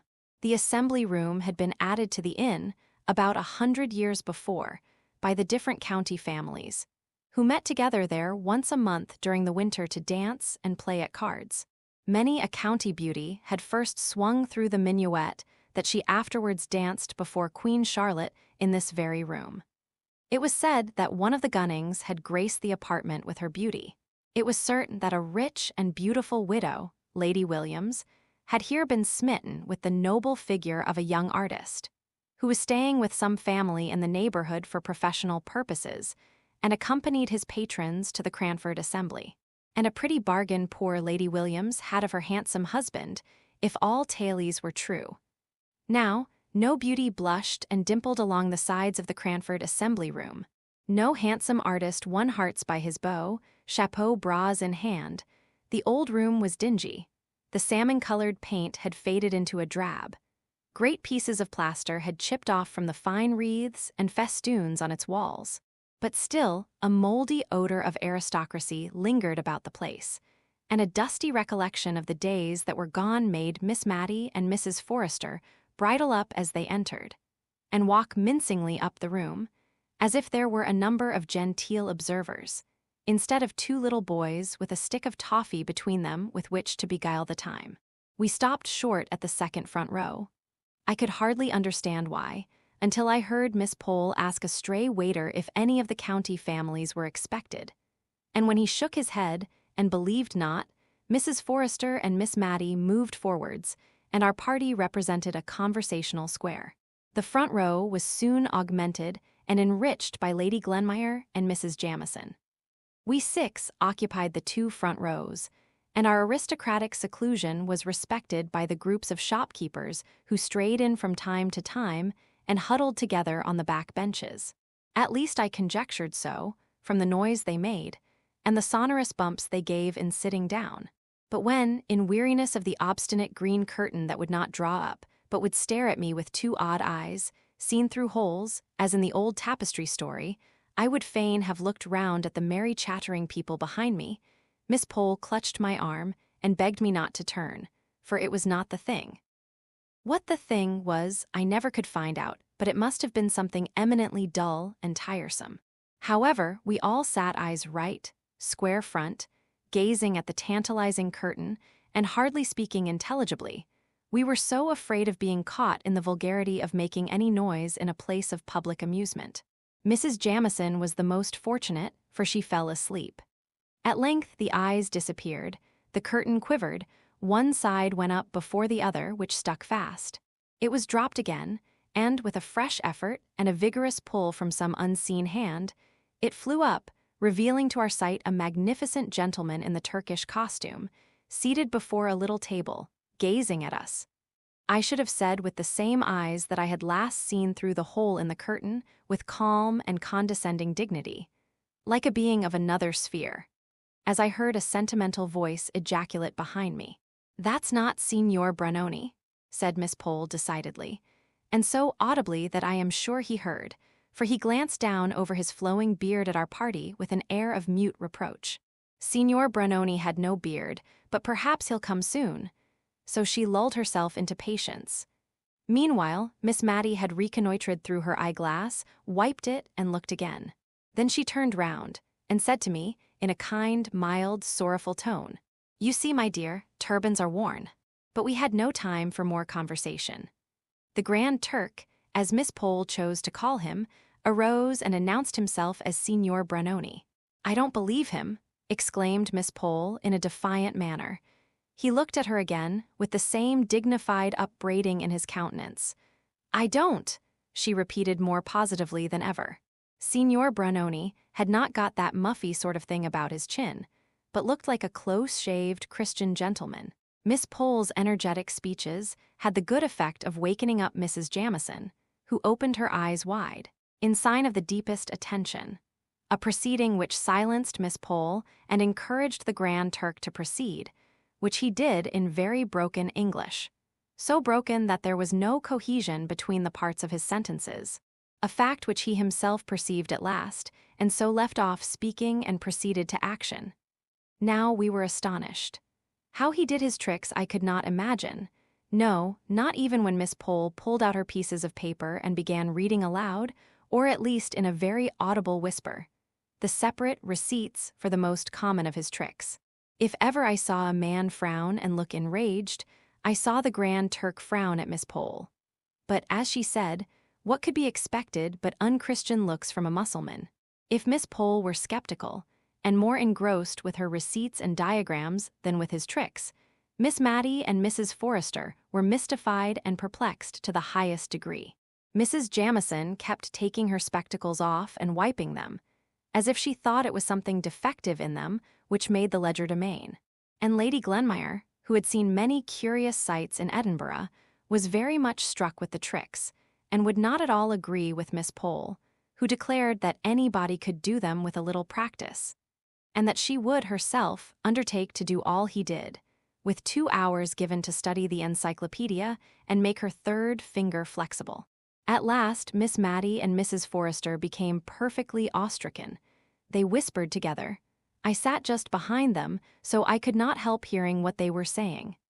Miss Matty asked Mrs. Forrester if she thought it was quite right to have come to see such things. She could not help fearing they were lending encouragement to something that was not quite.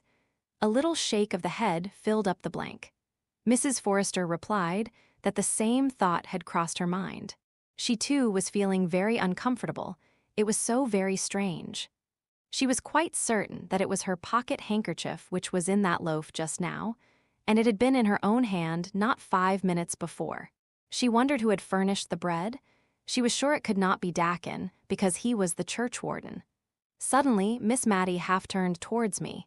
"Will you look, my dear? You are a stranger in the town, and it won't give rise to unpleasant reports. Will you just look round and see if the rector is here? If he is, I think we may conclude that this wonderful man is sanctioned by the church, and that will be a great relief to my mind." I looked, and I saw the tall, thin, dry, dusty rector, sitting surrounded by national school boys, guarded by troops of his own sex from any approach of the many Cranford spinsters. His kind face was all agape with broad smiles, and the boys around him were in chinks of laughing. I told Miss Matty that the church was smiling approval, which set her mind at ease. I have never named Mr. Hayter, the rector, because I, as a well-to-do and happy young woman, never came in contact with him. He was an old bachelor, but as afraid of matrimonial reports getting abroad about him as any girl of 18, and he would rush into a shop or dive down an entry, sooner than encounter any of the Cranford ladies in the street. And, as for the preference parties, I did not wonder at his not accepting invitations to them. To tell the truth, I always suspected Miss Pole of having given very vigorous chase to Mr. Hayter when he first came to Cranford, and not the less, because now she appeared to share so vividly in his dread lest her name should ever be coupled with his. He found all his interests among the poor and helpless. He had treated the national schoolboys this very night to the performance, and virtue was for once its own reward, for they guarded him right and left, and clung round him as if he had been the queen bee and they the swarm. He felt so safe in their environment that he could even afford to give our party a bow as we filed out. Miss Pole ignored his presence and pretended to be absorbed in convincing us that we had been cheated and had not seen Signor Branoni after all. The panic, I think a series of circumstances dated from Signor Branoni's visit to Cranford, which seemed at the time connected in our minds with him, though I don't know that he had anything really to do with them. All at once, all sorts of uncomfortable rumors got afloat in the town. There were 1 or 2 robberies, real bona fide robberies. Men had up before the magistrates and committed for trial, and that seemed to make us all afraid of being robbed. And for a long time, at Miss Matty's, I know, we used to make a regular expedition all round the kitchens and cellars every night. Miss Matty leading the way, armed with the poker, I following with the hearth brush, and Martha carrying the shovel and fire irons with which to sound the alarm. And by the accidental hitting together of them, she often frightened us so much that we bolted ourselves up, all 3 together, in the back kitchen or storeroom, or wherever we happened to be, till, when our affright was over, we recollected ourselves and set out afresh with double valiance. By day we heard strange stories from the shopkeepers and cottagers, of carts that went about in the dead of night, drawn by horses shod with felt, and guarded by men in dark clothes, going round the town, no doubt in search of some unwatched house or some unfastened door. Miss Pole, who affected great bravery herself, was the principal person to collect and arrange these reports so as to make them assume their most fearful aspect. But we discovered that she had begged one of Mr. Hoggins's worn-out hats to hang up in her lobby, and we, at least I, had doubts as to whether she really would enjoy the little adventure of having her house broken into, as she protested she should.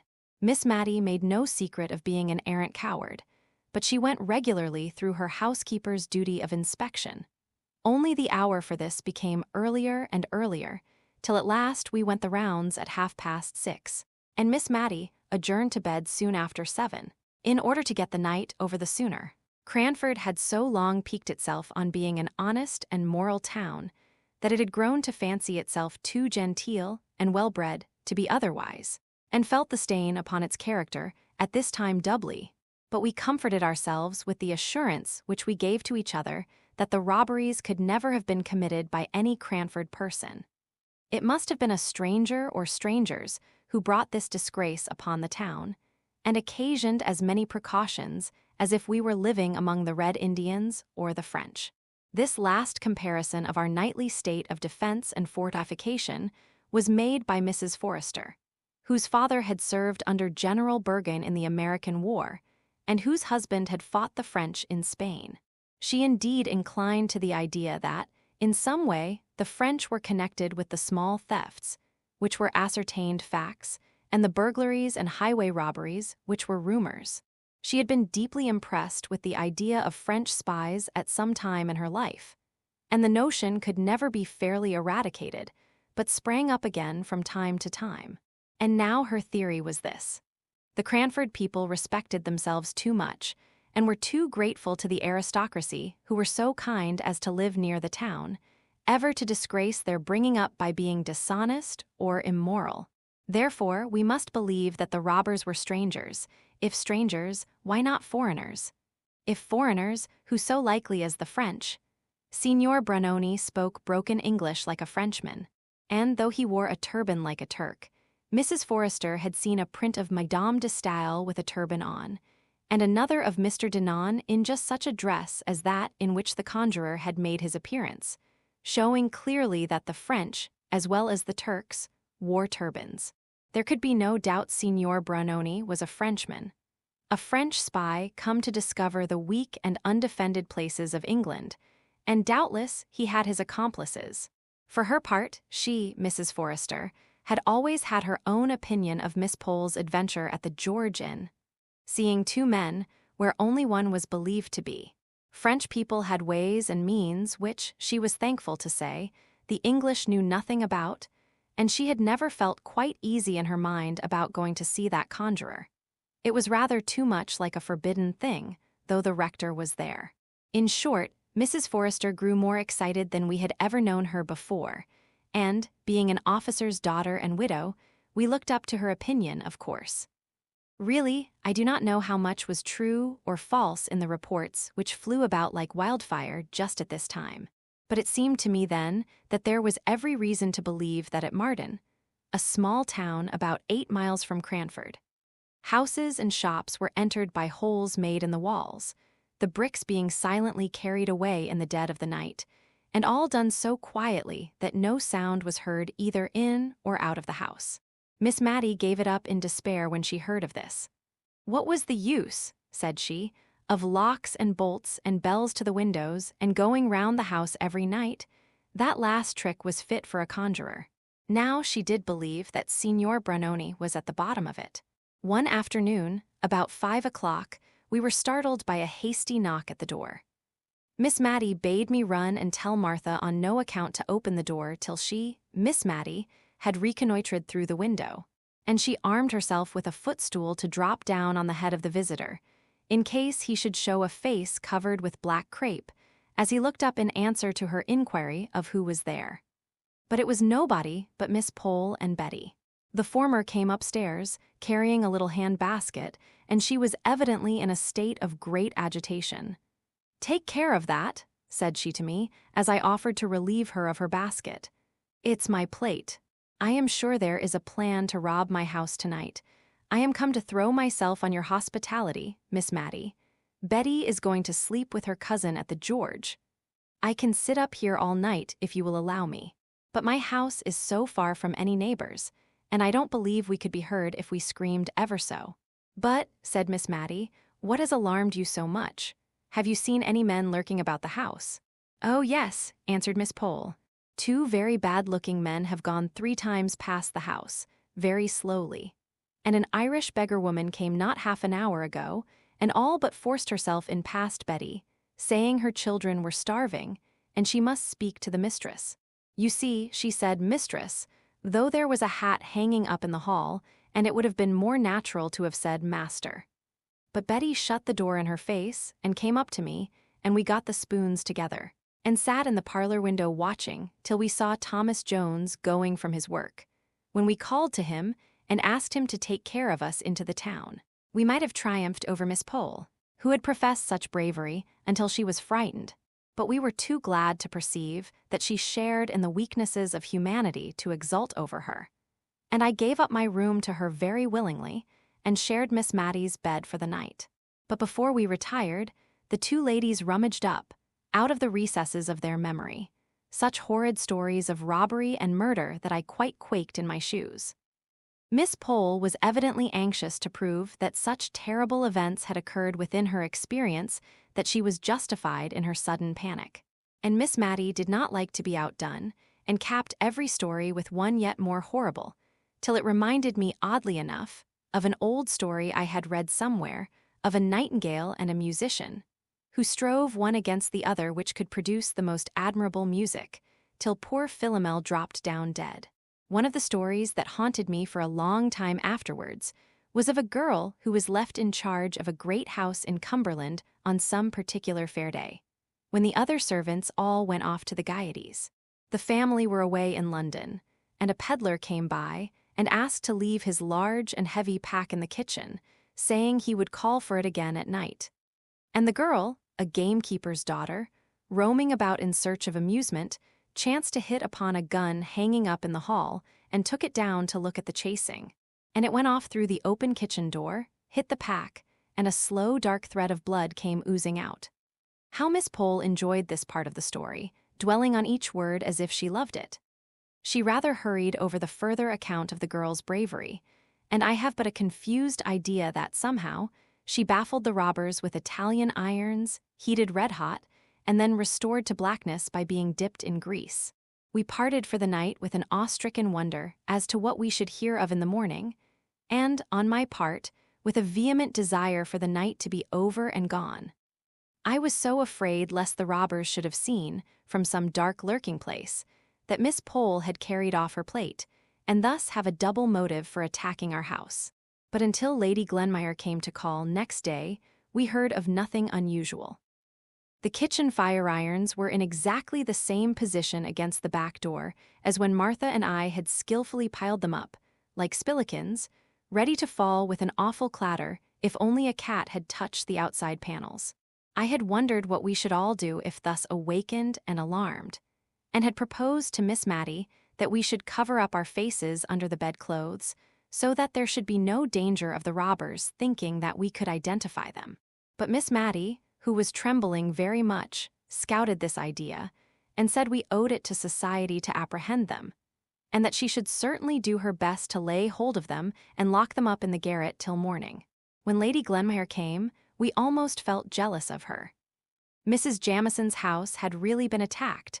At least there were men's footsteps to be seen on the flower borders underneath the kitchen windows, where nay men should be, and Carlo had barked all through the night as if strangers were abroad.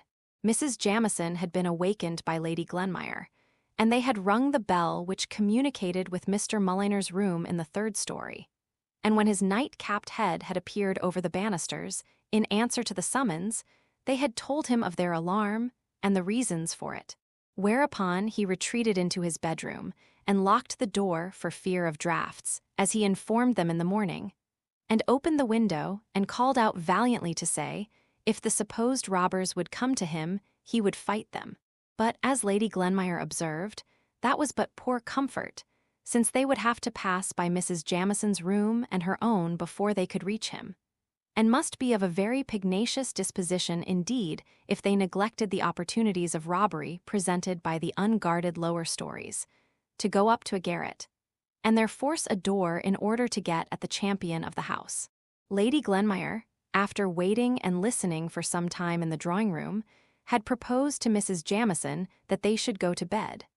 But that lady said she should not feel comfortable unless she sat up and watched, and accordingly she packed herself warmly up on the sofa, where she was found by the housemaid, when she came into the room at 6 o'clock, fast asleep. But Lady Glenmire went to bed and kept awake all night. When Miss Pole heard of this, she nodded her head in great satisfaction. She had been sure we should hear of something happening in Cranford that night, and we had heard. It was clear enough they had first proposed to attack her house, but when they saw that she and Betty were on their guard and had carried off the plate, they had changed their tactics and gone to Mrs. Jamison's, and no one knew what might have happened if Carlo had not barked, like a good dog as he was. Poor Carlo, his barking days were nearly over. Whether the gang who infested the neighborhood were afraid of him, or whether they were revengeful enough, for the way in which he had baffled them on the night in question, to poison him, or whether, as some among the more uneducated people thought, he died of apoplexy, brought on by too much feeding and too little exercise. At any rate, it is certain that, 2 days after this eventful night, Carlo was found dead, with his poor legs stretched out stiff in the attitude of running, as if by such unusual exertion he could escape the sure pursuer, death. We were all sorry for Carlo, the old familiar friend who had snapped at us for so many years, and the mysterious mode of his death made us very uncomfortable. Could Signor Branoni be at the bottom of this? He had apparently killed a canary with only a word of command. His will seemed of deadly force. Who knew but what he might yet be lingering in the neighborhood, willing all sorts of awful things? We whispered these fancies among ourselves in the evenings, but in the mornings our courage came back with the daylight, and in a week's time we had got over the shock of Carlo's death, all but Mrs. Jamison.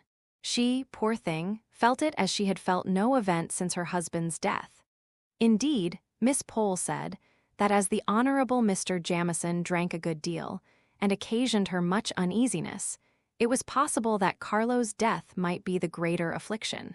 But there was always a tinge of cynicism in Miss Pole's remarks. However, one thing was clear and certain. It was necessary for Mrs. Jamison to have some change of scene, and Mr. Mulliner was very impressive on this point, shaking his head whenever we inquired after his mistress, and speaking of her loss of appetite and bad nights very ominously, and with justice too, for if she had 2 characteristics in her natural state of health, they were a facility of eating and sleeping.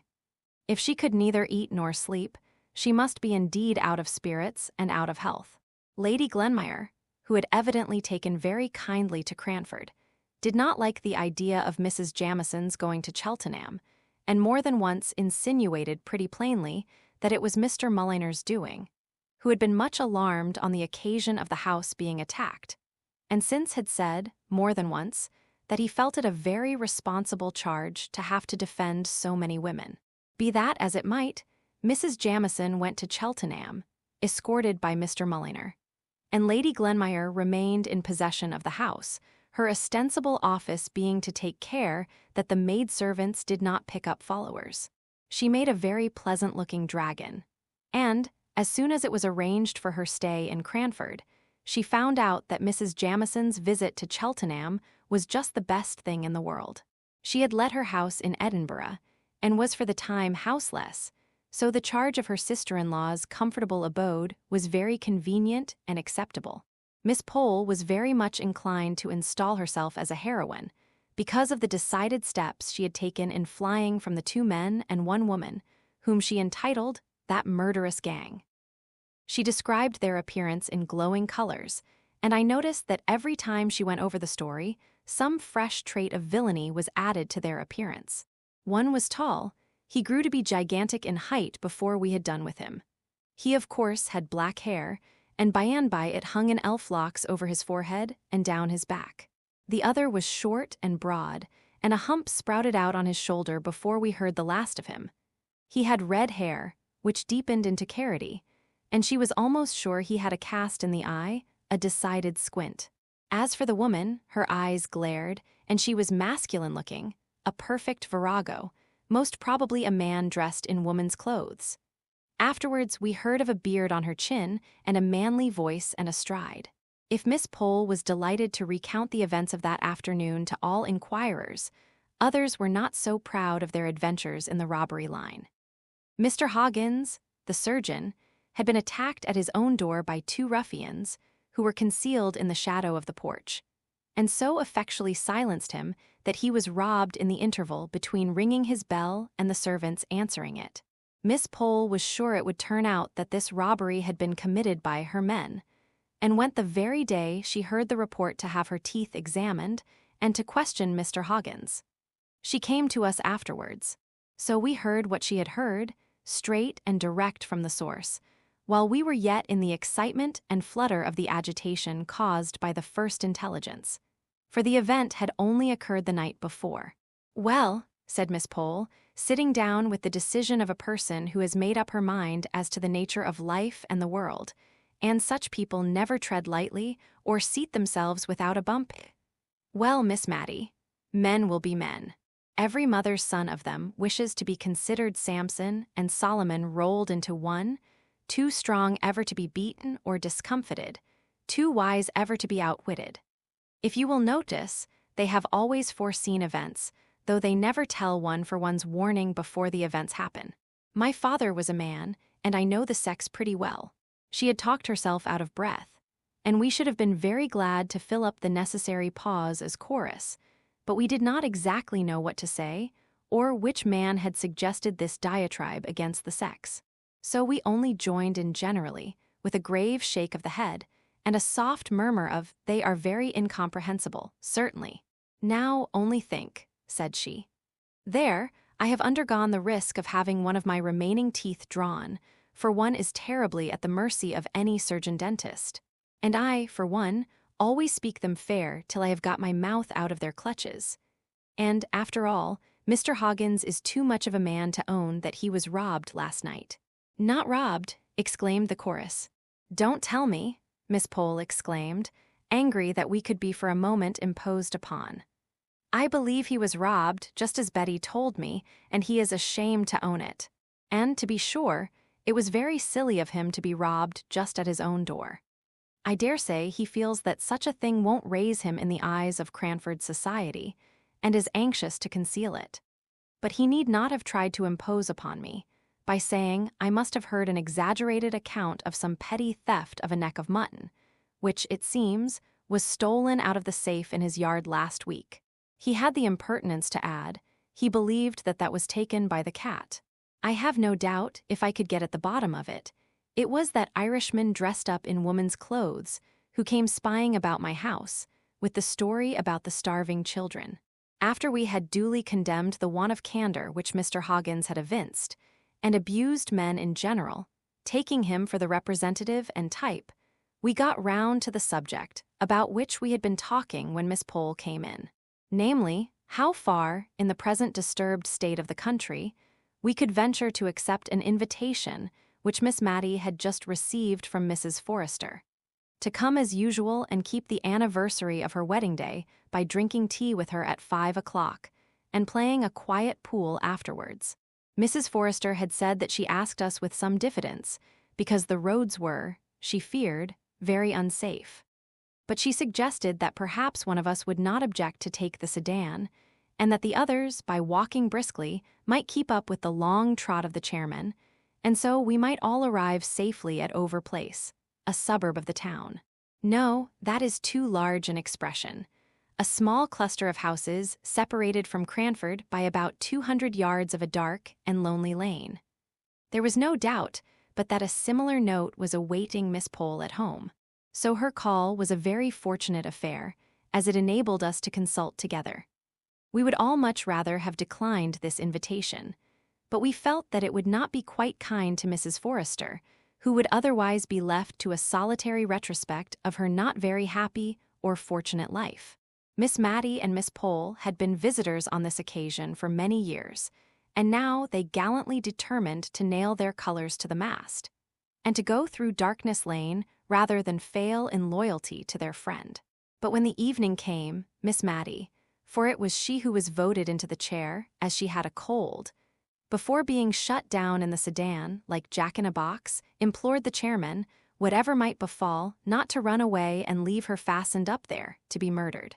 And even after they had promised, I saw her tighten her features into the stern determination of a martyr, and she gave me a melancholy and ominous shake of the head through the glass. However, we got there safely, only rather out of breath, for it was who could trot hardest through Darkness Lane, and I am afraid poor Miss Matty was sadly jolted.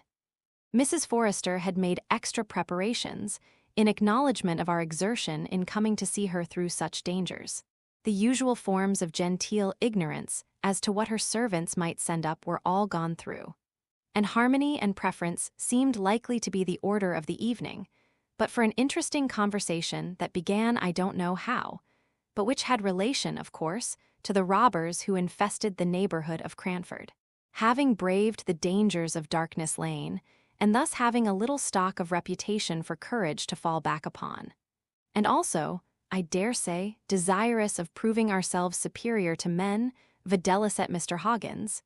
In the article of candor, we began to relate our individual fears and the private precautions we each of us took. I own that my pet apprehension was eyes looking at me and watching me, glittering out from some dull, flat, wooden surface, and that if I dared to go up to my looking-glass when I was panic-stricken, I should certainly turn it round, with its back towards me, for fear of seeing eyes behind me looking out of the darkness. I saw Miss Matty nerving herself up for a confession, and at last out it came. She owned that, ever since she had been a girl, she had dreaded being caught by her last leg, just as she was getting into bed, by someone concealed under it. She said, when she was younger and more active, she used to take a flying leap from a distance, and so bring both her legs up safely into bed at once. But that this had always annoyed Deborah, who piqued herself upon getting into bed gracefully, and she had given it up in consequence. But now the old terror would often come over her, especially since Miss Pole's house had been attacked. We had got quite to believe in the fact of the attack having taken place. And yet it was very unpleasant to think of looking under a bed and seeing a man concealed with a great, fierce face staring out at you. So she had bethought herself of something. Perhaps I had noticed that she had told Martha to buy her a penny ball, such as children play with, and now she rolled this ball under the bed every night. If it came out on the other side, well and good. If not, she always took care to have her hand on the bell rope and meant to call out John and Harry, just as if she expected men servants to answer her ring. We all applauded this ingenious contrivance, and Miss Matty sank back into satisfied silence, with a look at Mrs. Forrester as if to ask for her private weakness. Mrs. Forrester looked askance at Miss Pole, and tried to change the subject a little by telling us that she had borrowed a boy from one of the neighboring cottages, and promised his parents 100 weight of coals at Christmas, and his supper every evening, for the loan of him at nights. She had instructed him in his possible duties when he first came, and, finding him sensible, she had given him the major's sword. The major was her late husband. and desired him to put it very carefully behind his pillow at night, turning the edge towards the head of the pillow. He was a sharp lad, she was sure. For, spying out the Major's cocked hat, he had said, if he might have that to wear, he was sure he could frighten 2 Englishmen, or 4 Frenchmen any day. But she had impressed upon him anew that he was to lose no time in putting on hats or anything else. But, if he heard any noise, he was to run at it with his drawn sword. On my suggesting that some accident might occur from such slaughterous and indiscriminate directions, and that he might rush on Jenny getting up to wash, and have spitted her before he had discovered that she was not a Frenchman, Mrs. Forrester said she did not think that that was likely, for he was a very sound sleeper, and generally had to be well shaken or cold-pigged in a morning before they could rouse him. She sometimes thought such dead sleep must be owing to the hearty suppers the poor lad ate, for he was half-starved at home, and she told Jenny to see that he got a good meal at night. Still, this was no confession of Mrs. Forrester's peculiar timidity, and we urged her to tell us what she thought would frighten her more than anything. She paused and stirred the fire and snuffed the candles, and then she said, in a sounding whisper, "Ghosts." She looked at Miss Pole as much as to say she had declared it and would stand by it. Such a look was a challenge in itself. Miss Pole came down upon her with indigestion, spectral illusions, optical delusions, and a great deal out of Dr. Ferrier and Dr. Hibbert besides. Miss Matty had rather a leaning to ghosts, as I have mentioned before, and what little she did say was all on Mrs. Forrester's side, who, emboldened by sympathy, protested that ghosts were a part of her religion, that surely she, the widow of a major in the army, knew what to be frightened at, and what not. In short, I never saw Mrs. Forrester so warm either before or since, for she was a gentle, meek, enduring old lady in most things. Not all the elder wine that ever was mulled could this night wash out the remembrance of this difference between Miss Pole and her hostess. Indeed, when the elder wine was brought in, it gave rise to a new burst of discussion. For Jenny, the little maiden who staggered under the tray, had to give evidence of having seen a ghost with her own eyes, not so many nights ago, in Darkness Lane, the very lane we were to go through on our way home.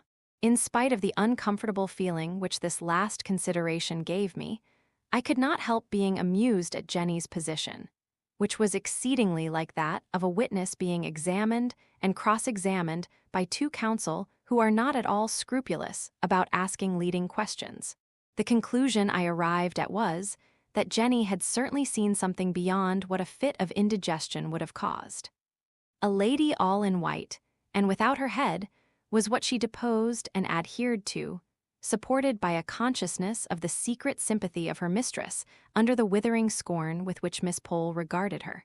And not only she, but many others, had seen this headless lady, who sat by the roadside wringing her hands as in deep grief. Mrs. Forrester looked at us from time to time with an air of conscious triumph. But then she had not to pass through Darkness Lane before she could bury herself beneath her own familiar bedclothes. We preserved a discreet silence as to the headless lady while we were putting on our things to go home, for there was no knowing how near the ghostly head and ears might be, or what spiritual connection they might be keeping up with the unhappy body in Darkness Lane. And therefore, even Miss Pole felt that it was as well not to speak lightly on such subjects, for fear of vexing or insulting that woebegone trunk. At least, so I conjecture. For, instead of the busy clatter usual in the operation, we tied on our cloaks as sadly as mutes at a funeral.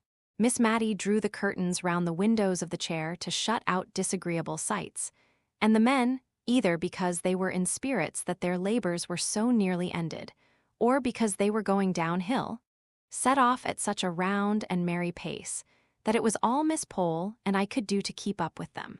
She had breath for nothing beyond an imploring, "Don't leave me," uttered as she clutched my arm so tightly that I could not have quitted her, ghost or no ghost. What a relief it was when the men, weary of their burden and their quick trot, stopped just where Headingley Causeway branches off from Darkness Lane. Miss Pole unloosed me and caught at one of the men. Could not you take Miss Matty round by Headingley Causeway? The pavement in Darkness Lane jolts so, and she is not very strong." A smothered voice was heard from the inside of the chair. "Oh, pray go on, what is the matter? What is the matter? I will give you 6 pence more to go on very fast, pray don't stop here." "And I'll give you a shilling," said Miss Pole with tremulous dignity, "if you'll go by Headingley Causeway." The two men grunted acquiescence and took up the chair, and went along the causeway, which certainly answered Miss Pole's kind purpose of saving Miss Matty's bones, for it was covered with soft, thick mud, and even a fall there would have been easy till the getting up came, when there might have been some difficulty in extrication. Samuel Brown. The next morning I met Lady Glenmire and Miss Pole setting out on a long walk to find some old woman who was famous in the neighborhood for her skill in knitting woolen stockings. Miss Pole said to me, with a smile half kindly and half contemptuous upon her countenance, "I have been just telling Lady Glenmire of our poor friend Mrs. Forrester, and her terror of ghosts. It comes from living so much alone, and listening to the bugaboo stories of that Jenny of hers." She was so calm and so much above superstitious fears herself that I was almost ashamed to say how glad I had been of her Headingley Causeway proposition the night before, and turned off the conversation to something else. In the afternoon, Miss Pole called on Miss Matty to tell her of the adventure, the real adventure they had met with on their morning's walk. They had been perplexed about the exact path which they were to take across the fields in order to find the knitting old woman, and had stopped to inquire at a little wayside public house, standing on the high road to London, about 3 miles from Cranford. The good woman had asked them to sit down and rest themselves while she fetched her husband, who could direct them better than she could. And, while they were sitting in the sanded parlor, a little girl came in. They thought that she belonged to the landlady, and began some trifling conversation with her. But, on Mrs. Roberts's return, she told them that the little thing was the only child of a couple who were staying in the house. And then she began a long story, out of which Lady Glenmire and Miss Pole could only gather 1 or 2 decided facts, which were that, about 6 weeks ago, a light spring cart had broken down just before their door, in which there were 2 men, 1 woman, and this child. One of the men was seriously hurt. No bones broken, only shaken, the landlady called it. But he had probably sustained some severe internal injury, for he had languished in their house ever since, attended by his wife, the mother of this little girl. Miss Pole had asked what he was, what he looked like. And Mrs. Roberts had made answer that he was not like a gentleman, nor yet like a common person. If it had not been that he and his wife were such decent, quiet people, she could almost have thought he was a mountebank, or something of that kind, for they had a great box in the cart, full of she did not know what. She had helped to unpack it, and take out their linen and clothes, when the other man, his twin brother, she believed he was, had gone off with the horse and cart. Miss Pole had begun to have her suspicions at this point, and expressed her idea that it was rather strange that the box and cart and horse and all should have disappeared. But good Mrs. Roberts seemed to have become quite indignant at Miss Pole's implied suggestion. In fact, Miss Pole said she was as angry as if Miss Pole had told her that she herself was a swindler. As the best way of convincing the ladies, she bethought her of begging them to see the wife. And, as Miss Pole said, there was no doubting the honest, worn, bronzed face of the woman, who at the first tender word from Lady Glenmire burst into tears, which she was too weak to check until some word from the landlady made her swallow down her sobs, in order that she might testify to the Christian kindness shown by Mr. and Mrs. Roberts. Miss Pole came round with a swing to as vehement a belief in the sorrowful tale as she had been skeptical before. And, as a proof of this, her energy in the poor sufferer's behalf was nothing daunted when she found out that he, and no other, was our Signor Branoni, to whom all Cranford had been attributing all manner of evil this 6 weeks past. Yes, his wife said his proper name was Samuel Brown. Sam, she called him, but to the last we preferred calling him the Signor. It sounded so much better. The end of their conversation with the Signora Branoni was that it was agreed that he should be placed under medical advice, and for any expense incurred in procuring this Lady Glenmire promised to hold herself responsible, and had accordingly gone to Mr. Hoggins to beg him to ride over to the Rising Sun, that very afternoon and examine into the signor's real state. And, as Miss Pole said, if it was desirable to remove him to Cranford to be more immediately under Mr. Hoggins's eye, she would undertake to see for lodgings and arrange about the rent. Mrs. Roberts had been as kind as could be all throughout, but it was evident that their long residence there had been a slight inconvenience. Before Miss Pole left us, Miss Matty and I were as full of the morning's adventure as she was. We talked about it all the evening, turning it in every possible light, and we went to bed anxious for the morning, when we should surely hear from someone what Mr. Hoggins thought and recommended. For, as Miss Matty observed, though Mr. Hoggins did say "Jack's up," a fig for his heels, and called preference "pref," she believed he was a very worthy man and a very clever surgeon. Indeed, we were rather proud of our doctor at Cranford, as a doctor. We often wished, when we heard of Queen Adelaide or the Duke of Wellington being ill, that they would send for Mr. Hoggins. But on consideration, we were rather glad they did not. For, if we were ailing, what should we do if Mr. Hoggins had been appointed physician-in-ordinary to the royal family? As a surgeon we were proud of him, but as a man, or rather, I should say, as a gentleman, we could only shake our heads over his name and himself, and wished that he had read Lord Chesterfield's letters in the days when his manners were susceptible of improvement. Nevertheless, we all regarded his dictum in the signor's case as infallible, and when he said that with care and attention he might rally, we had no more fear for him. But, although we had no more fear, everybody did as much as if there was great cause for anxiety, as indeed there was until Mr. Hoggins took charge of him. Miss Pole looked out clean and comfortable, if homely, lodgings. Miss Matty sent the sedan chair for him, and Martha and I aired it well before it left Cranford by holding a warming pan full of red-hot coals in it, and then shutting it up close, smoke and all, until the time when he should get into it at the rising sun. Lady Glenmire undertook the medical department under Mr. Hoggins's directions, and rummaged up all Mrs. Jamison's medicine glasses and spoons and bed tables, in a free and easy way, that made Miss Matty feel a little anxious as to what that lady and Mr. Mulliner might say, if they knew.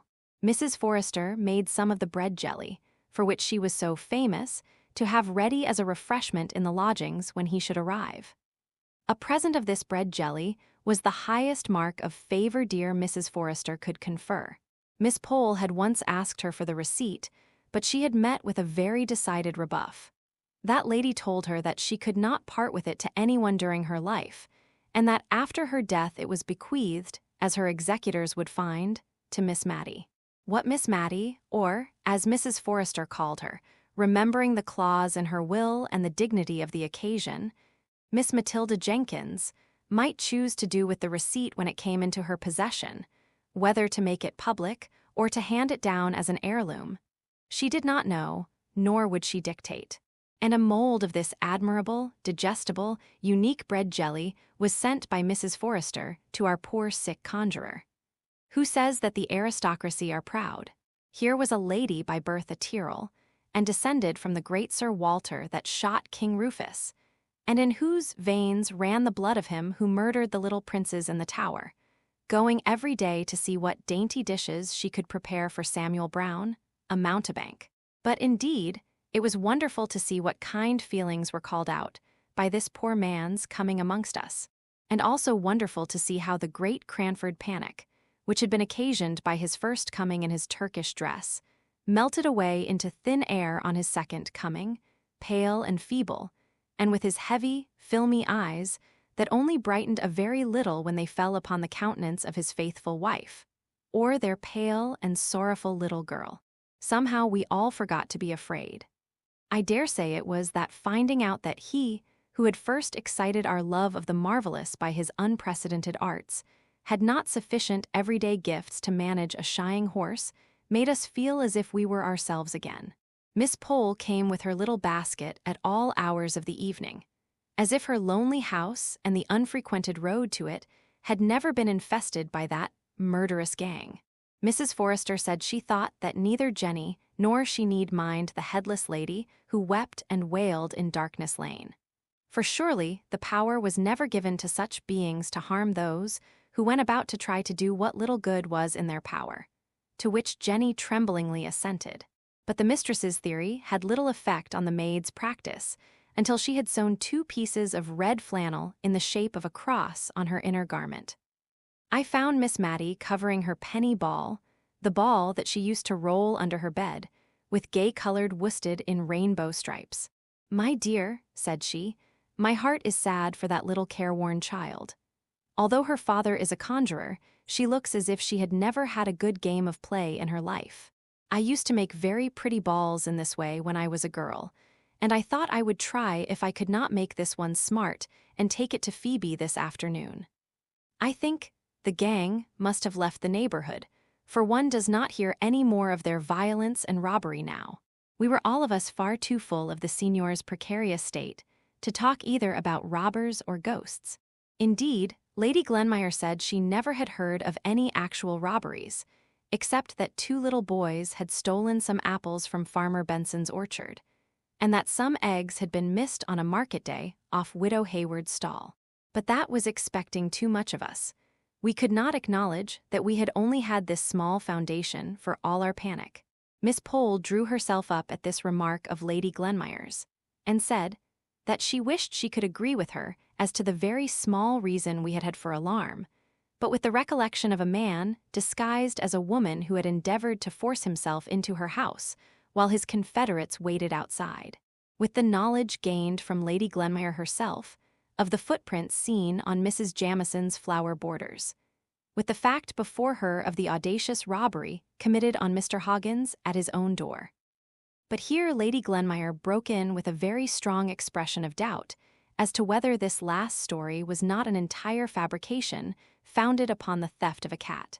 She grew so red while she was saying all this that I was not surprised at Miss Pole's manner of bridling up, and I am certain, if Lady Glenmire had not been her ladyship, we should have had a more emphatic contradiction than the "well, to be sure," and similar fragmentary ejaculations, which were all that she ventured upon in my lady's presence.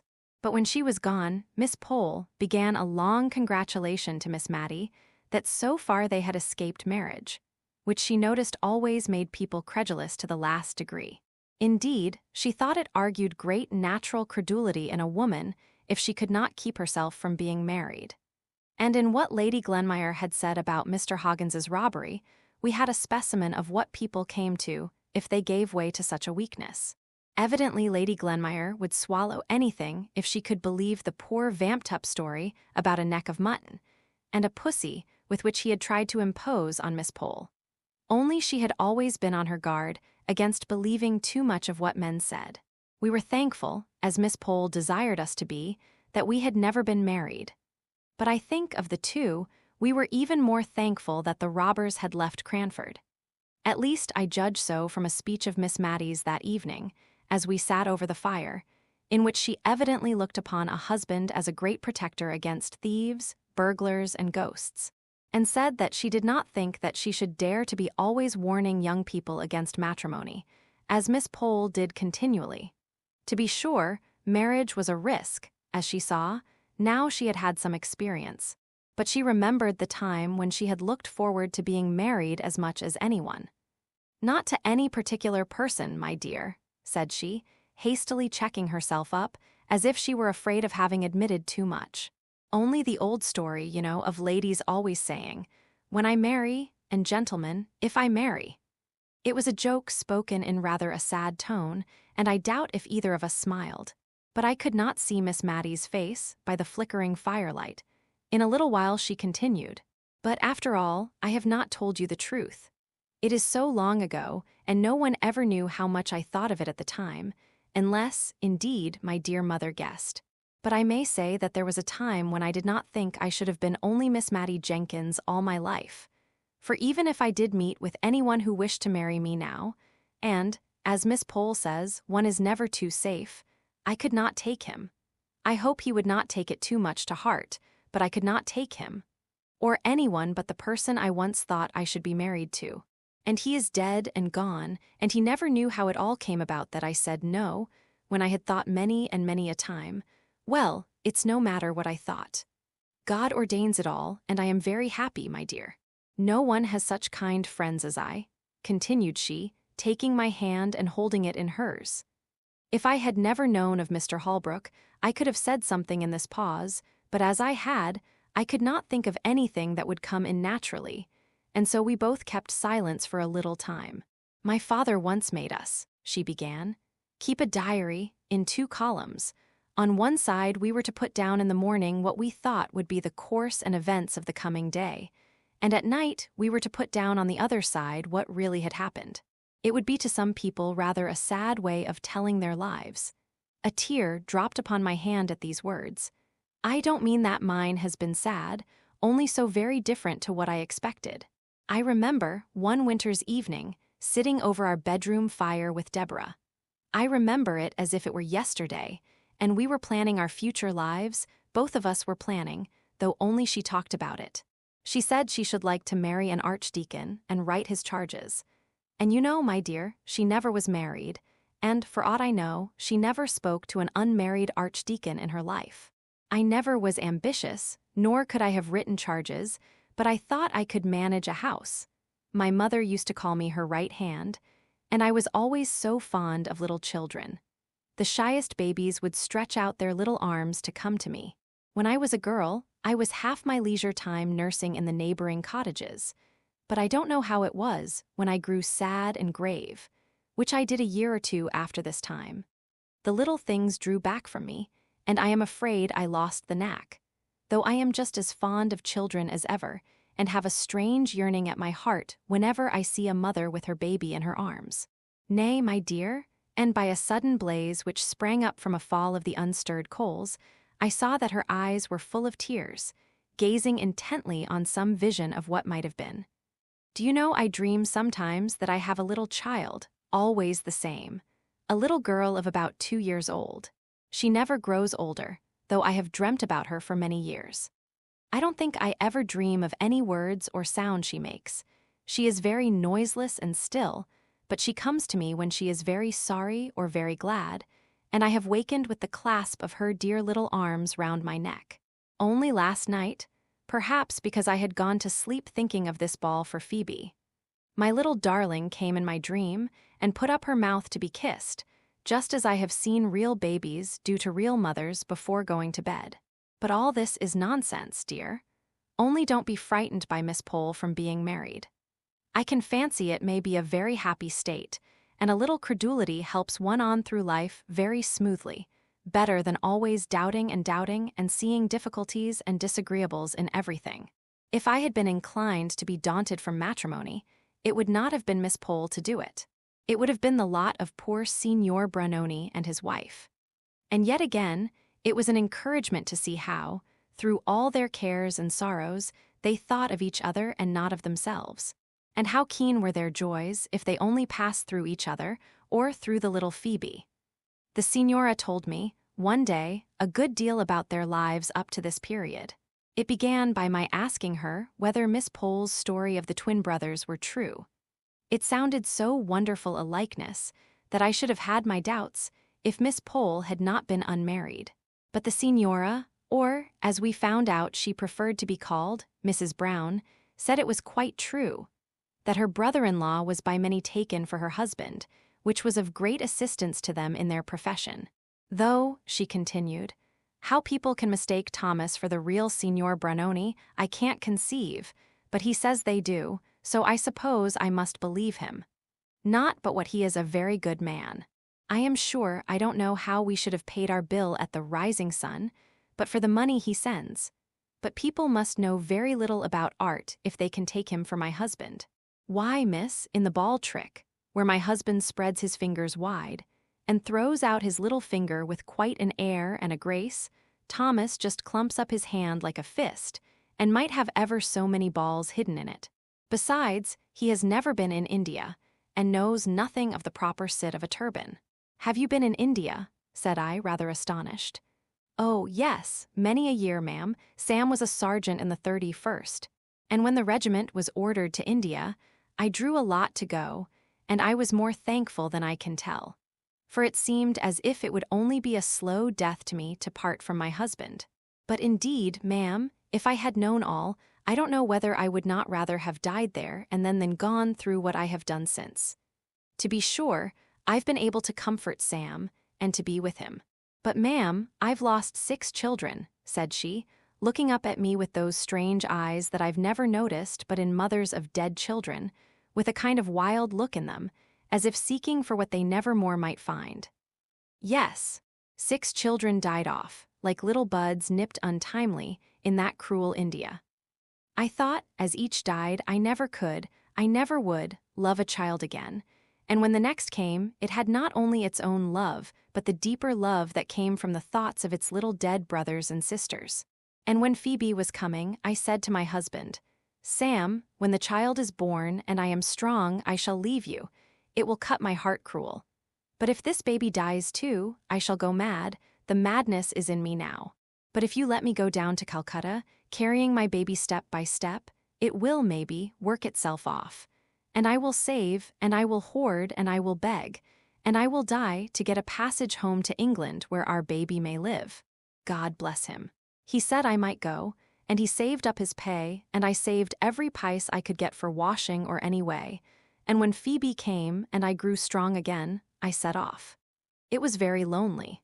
Through the thick forests, dark again with their heavy trees, along by the river's side, but I had been brought up near the Avon in Warwickshire, so that flowing noise sounded like home. From station to station, from Indian village to village, I went along, carrying my child.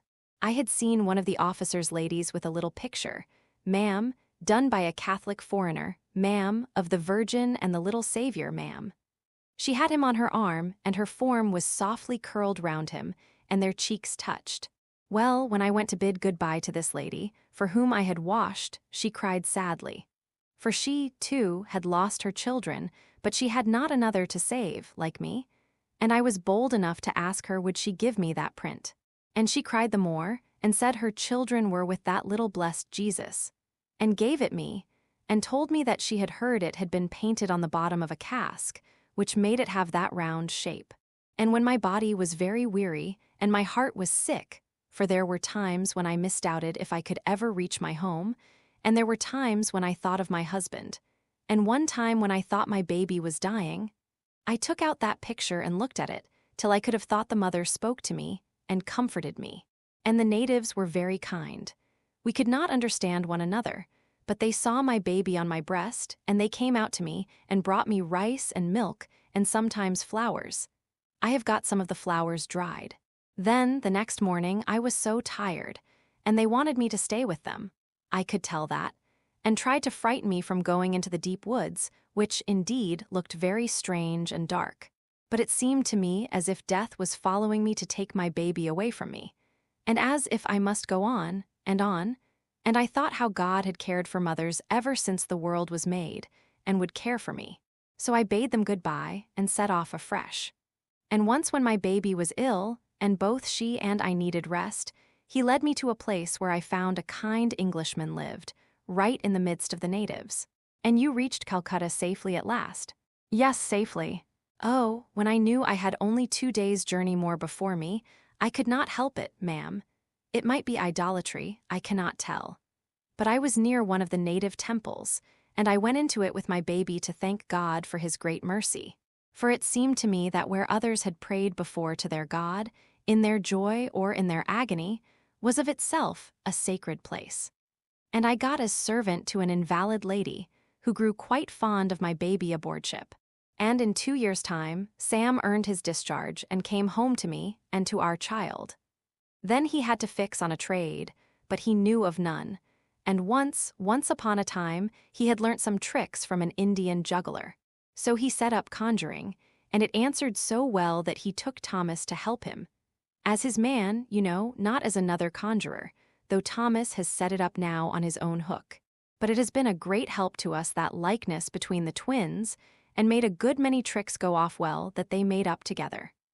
And Thomas is a good brother, only he has not the fine carriage of my husband, so that I can't think how he can be taken for Signor Branoni himself, as he says he is. Poor little Phoebe, said I, my thoughts going back to the baby she carried all those 100 miles. Ah, you may say so. I never thought I should have reared her, though, when she fell ill at Chundarabadad. But that good, kind Aga Jenkins took us in, which I believe was the very saving of her. Jenkins, said I. Yes, Jenkins. I shall think all people of that name are kind. For here is that nice old lady who comes every day to take Phoebe a walk. But an idea had flashed through my head. Could the Aga Jenkins be the lost Peter? True, he was reported by many to be dead. But equally true, some had said that he had arrived at the dignity of Great Lama of Thibet. Miss Matty thought he was alive. I would make further inquiry. Engaged to be married. Was the poor Peter of Cranford the Aga Jenkins of Chundarabadad, or was he not? As somebody says, that was the question. In my own home, whenever people had nothing else to do, they blamed me for want of discretion. Indiscretion was my bugbear fault. Everybody has a bugbear fault, a sort of standing characteristic, a piece de resistance for their friends to cut at, and in general they cut and come again. I was tired of being called indiscreet and incautious, and I determined for once to prove myself a model of prudence and wisdom. I would not even hint my suspicions respecting the Aga. I would collect evidence and carry it home to lay before my father, as the family friend of the two Miss Jenkinses. In my search after facts, I was often reminded of a description my father had once given of a ladies' committee that he had had to preside over. He said he could not help thinking of a passage in Dickens, which spoke of a chorus in which every man took the tune he knew best, and sang it to his own satisfaction. So, at this charitable committee, every lady took the subject uppermost in her mind, and talked about it to her own great contentment, but not much to the advancement of the subject they had met to discuss. But even that committee could have been nothing to the Cranford ladies, when I attempted to gain some clear and definite information as to poor Peter's height, appearance, and when and where he was seen and heard of last. For instance, I remember asking Miss Pole, and I thought the question was very opportune, for I put it when I met her at a call at Mrs. Forrester's, and both the ladies had known Peter, and I imagined that they might refresh each other's memories. I asked Miss Pole what was the very last thing they had ever heard about him, and then she named the absurd report to which I have alluded, about his having been elected Great Lama of Thibet. And this was a signal for each lady to go off on her separate idea. Mrs. Forrester's start was made on the veiled prophet in Lalarook. Whether I thought he was meant for the Great Lama, though Peter was not so ugly, indeed rather handsome, if he had not been freckled. I was thankful to see her double upon Peter. But in a moment, the delusive lady was off upon Roland's Calidore, and the merits of cosmetics and hair oils in general, and holding forth so fluently that I turned to listen to Miss Pole, who, through the llamas, the beasts of burden, had got to Peruvian bonds, and the share market, and her poor opinion of joint stock banks in general, and of that one in particular in which Miss Matty's money was invested. In vain, I put in, when was it, in what year was it that you heard that Mr. Peter was the Great Lama? They only joined issue to dispute whether llamas were carnivorous animals or not, in which dispute they were not quite on fair grounds, as Mrs. Forrester, after they had grown warm and cool again, acknowledged that she always confused carnivorous and graminivorous together, just as she did horizontal and perpendicular. But then she apologized for it very prettily, by saying that in her day the only use people made of four-syllabled words was to teach how they should be spelt. The only fact I gained from this conversation was that certainly Peter had last been heard of in India, or that neighborhood, and that this scanty intelligence of his whereabouts had reached Cranford in the year when Miss Pole had brought her Indian muslin gown. Long since worn out, we washed it and mended it, and traced its decline and fall into a window blind before we could go on.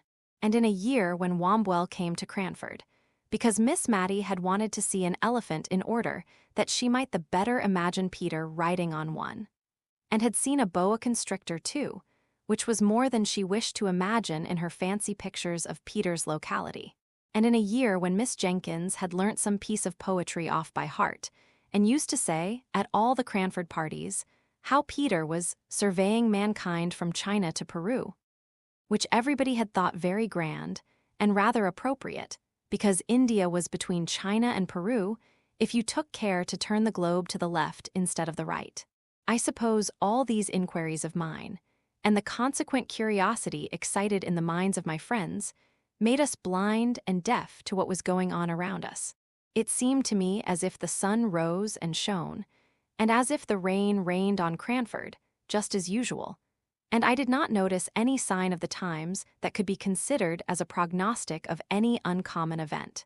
And to the best of my belief, not only Miss Matty and Mrs. Forrester, but even Miss Pole herself, whom we looked upon as a kind of prophetess, from the knack she had of foreseeing things before they came to pass. Although she did not like to disturb her friends by telling them her foreknowledge, even Miss Pole herself was breathless with astonishment when she came to tell us of the astounding piece of news. But I must recover myself. The contemplation of it, even at this distance of time, has taken away my breath and my grammar, and unless I subdue my emotion, my spelling will go too. We were sitting, Miss Matty and I, much as usual, she in the blue chintz easy chair, with her back to the light, and her knitting in her hand, I reading aloud the St. James's Chronicle. A few minutes more, and we should have gone to make the little alterations in dress usual before calling time, 12 o'clock, in Cranford. I remember the scene and the date well. We had been talking of the signor's rapid recovery since the warmer weather had set in, and praising Mr. Hoggins's skill, and lamenting his want of refinement and manner. It seems a curious coincidence that this should have been our subject, but so it was when a knock was heard, a caller's knock, 3 distinct taps, and we were flying, that is to say, Miss Matty could not walk very fast, having had a touch of rheumatism, to our rooms, to change cap and collars, when Miss Pole arrested us by calling out, as she came up the stairs, "Don't go, I can't wait, it is not 12. I know, but never mind your dress, I must speak to you." We did our best to look as if it was not we who had made the hurried movement, the sound of which she had heard. For, of course, we did not like to have it supposed that we had any old clothes that it was convenient to wear out in the sanctuary of home. As Miss Jenkins once prettily called the back parlor, where she was tying up preserves. So we threw our gentility with double force into our manners, and very genteel we were for 2 minutes while Miss Pole recovered breath, and excited our curiosity strongly by lifting up her hands in amazement, and bringing them down in silence, as if what she had to say was too big for words, and could only be expressed by pantomime. "What do you think, Miss Matty? What do you think? Lady Glenmire is to be married, I mean Lady Glenmire. Mr. Hoggins is going to marry Lady Glenmire." "Marry," said we, "marry." "Madness." "Marry," said Miss Pole, with the decision that belonged to her character. "I said marry, as you do, and I also said, what a fool my lady is going to make of herself." I could have said madness, but I controlled myself, for it was in a public shop that I heard of it. Where feminine delicacy is gone to, I don't know. You and I, Miss Matty, would have been ashamed to have known that our marriage was spoken of in a grocer's shop, in the hearing of shopmen. "But," said Miss Matty, sighing as one recovering from a blow, "perhaps it is not true. Perhaps we are doing her injustice." "No," said Miss Pole. "I have taken care to ascertain that. I went straight to Mrs. Fitzadam to borrow a cookery book which I knew she had, and I introduced my congratulations apropos of the difficulty gentlemen must have in housekeeping. And Mrs. Fitzadam bridled up, and said that she believed it was true, though how and where I could have heard it she did not know. She said her brother and Lady Glenmire had come to an understanding at last. Understanding?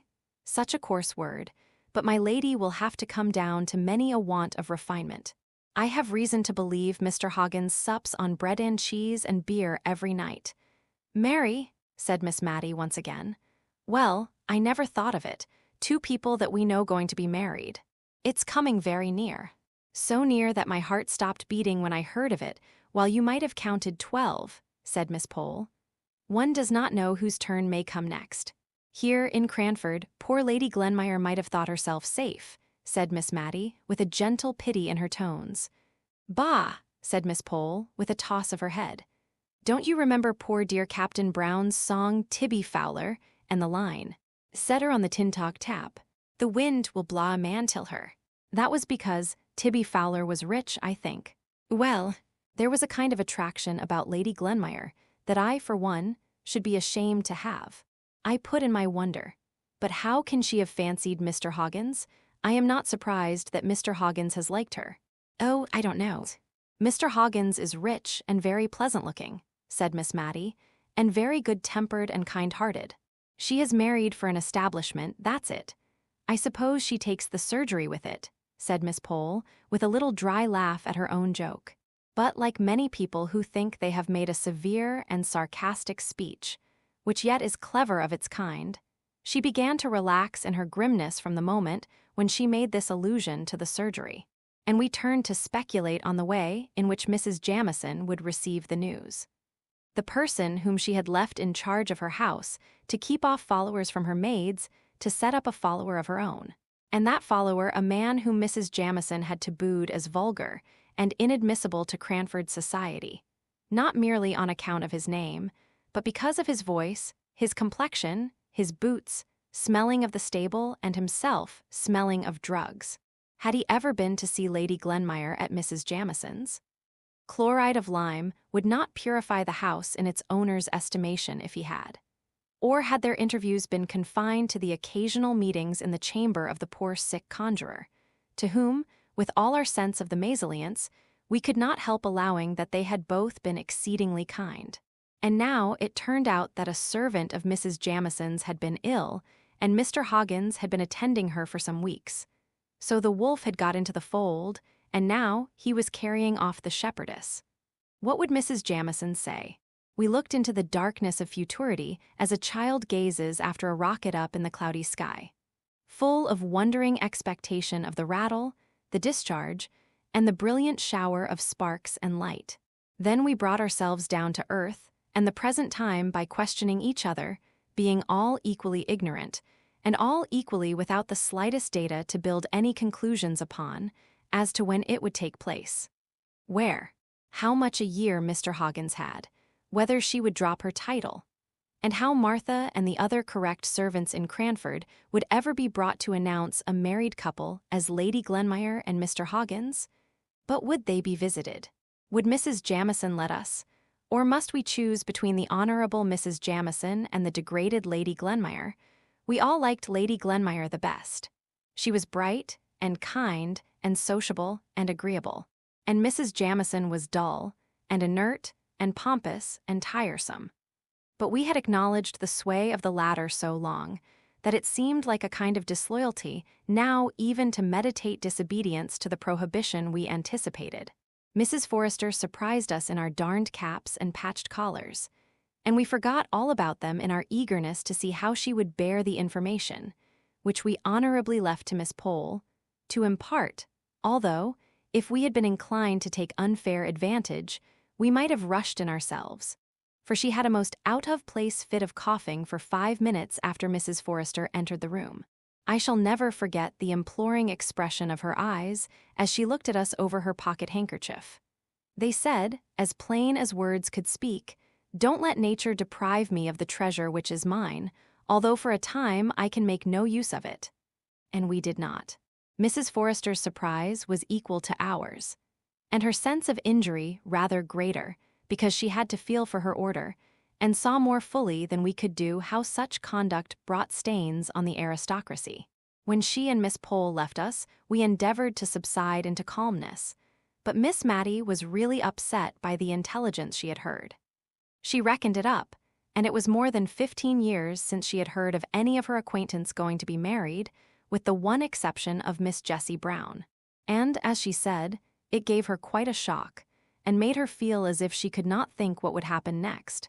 I don't know whether it is a fancy of mine, or a real fact, but I have noticed that, just after the announcement of an engagement in any set, the unmarried ladies in that set flutter out in an unusual gaiety and newness of dress, as much as to say, in a tacit and unconscious manner, we also are spinsters.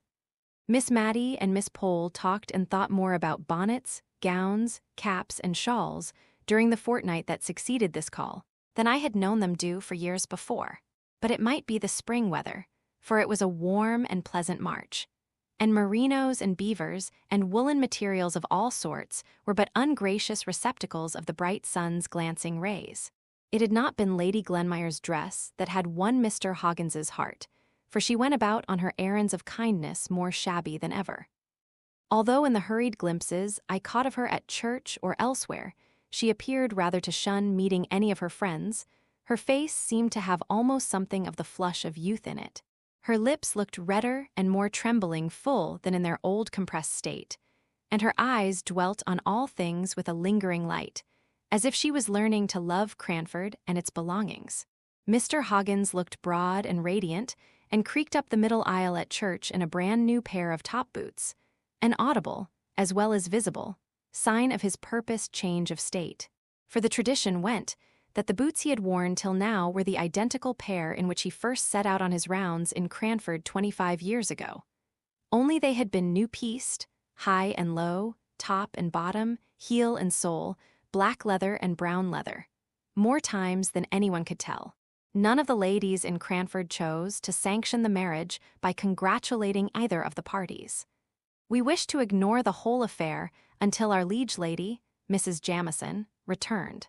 Till she came back to give us our cue, we felt that it would be better to consider the engagement in the same light as the Queen of Spain's legs, facts which certainly existed, but the less said about the better. This restraint upon our tongues, for you see if we did not speak about it to any of the parties concerned, how could we get answers to the questions that we longed to ask, was beginning to be irksome, and our idea of the dignity of silence was paling before our curiosity, when another direction was given to our thoughts by an announcement on the part of the principal shopkeeper of Cranford, who ranged the trades from grocer and cheesemonger to man-milliner, as occasion required, that the spring fashions were arrived, and would be exhibited on the following Tuesday at his rooms in High Street. Now Miss Matty had been only waiting for this before buying herself a new silk gown.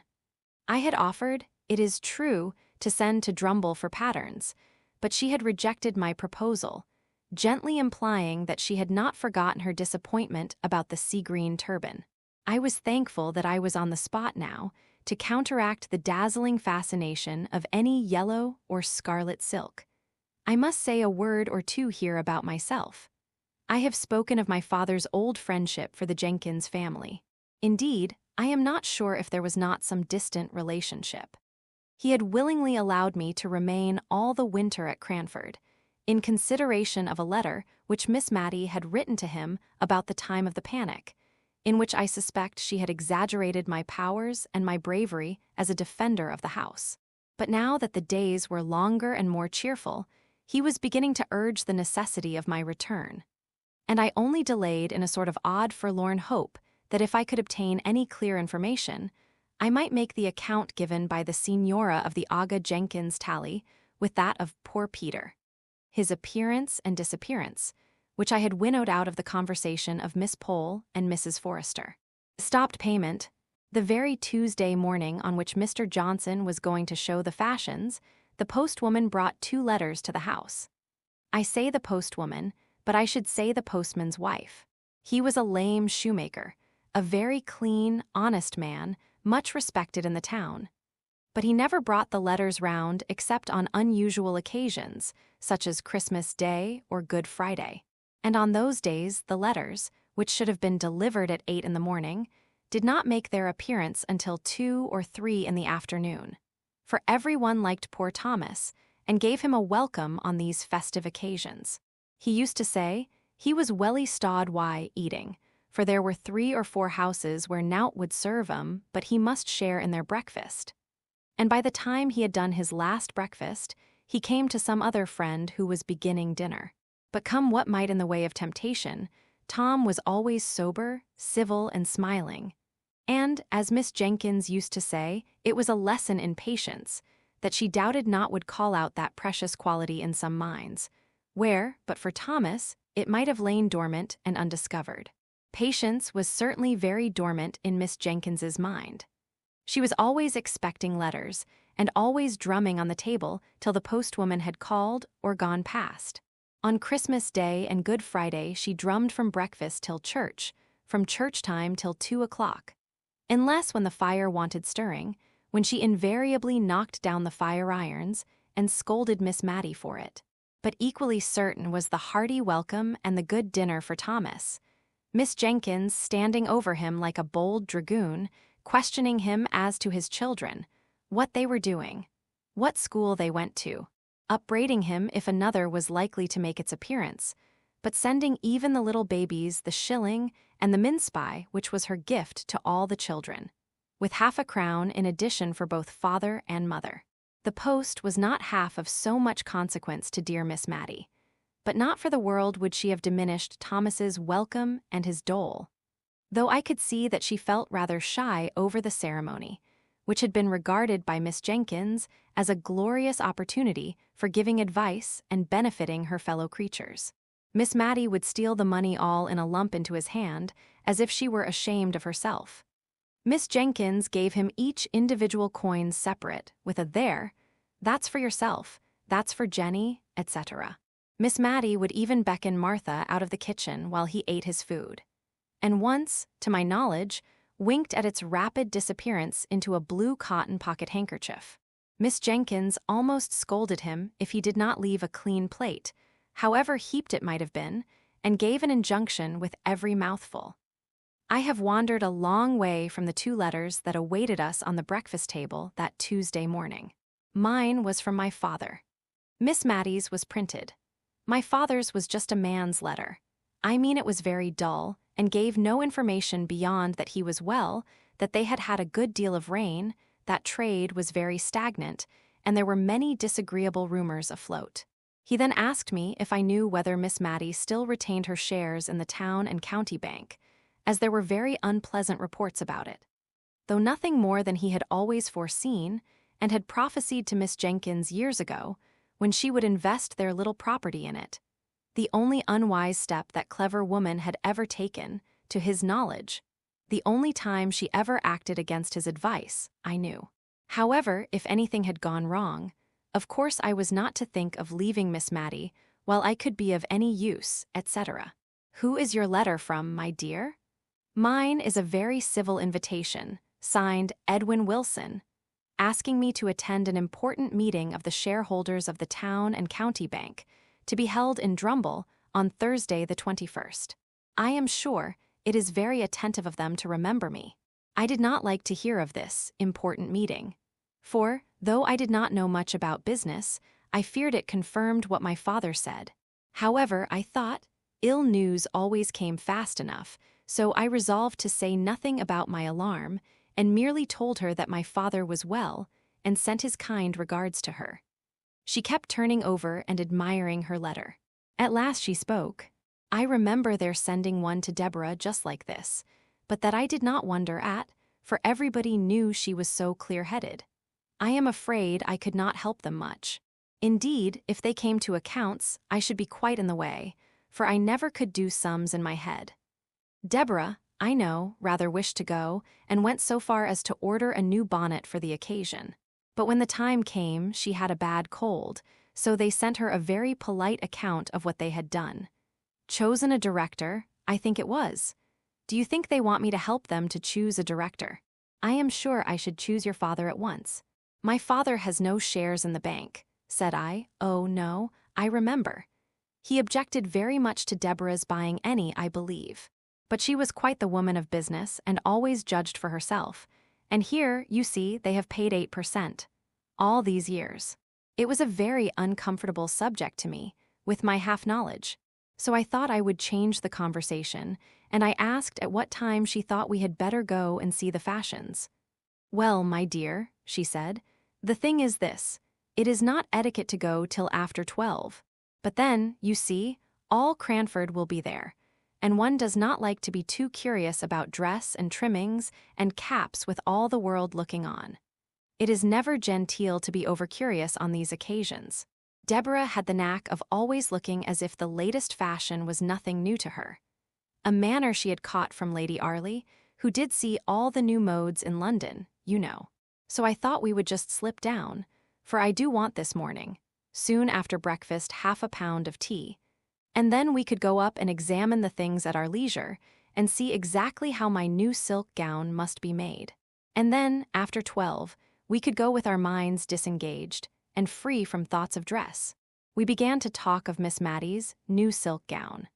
I discovered that it would be really the first time in her life that she had had to choose anything of consequence for herself. For Miss Jenkins had always been the more decided character, whatever her taste might have been. And it is astonishing how such people carry the world before them by the mere force of will.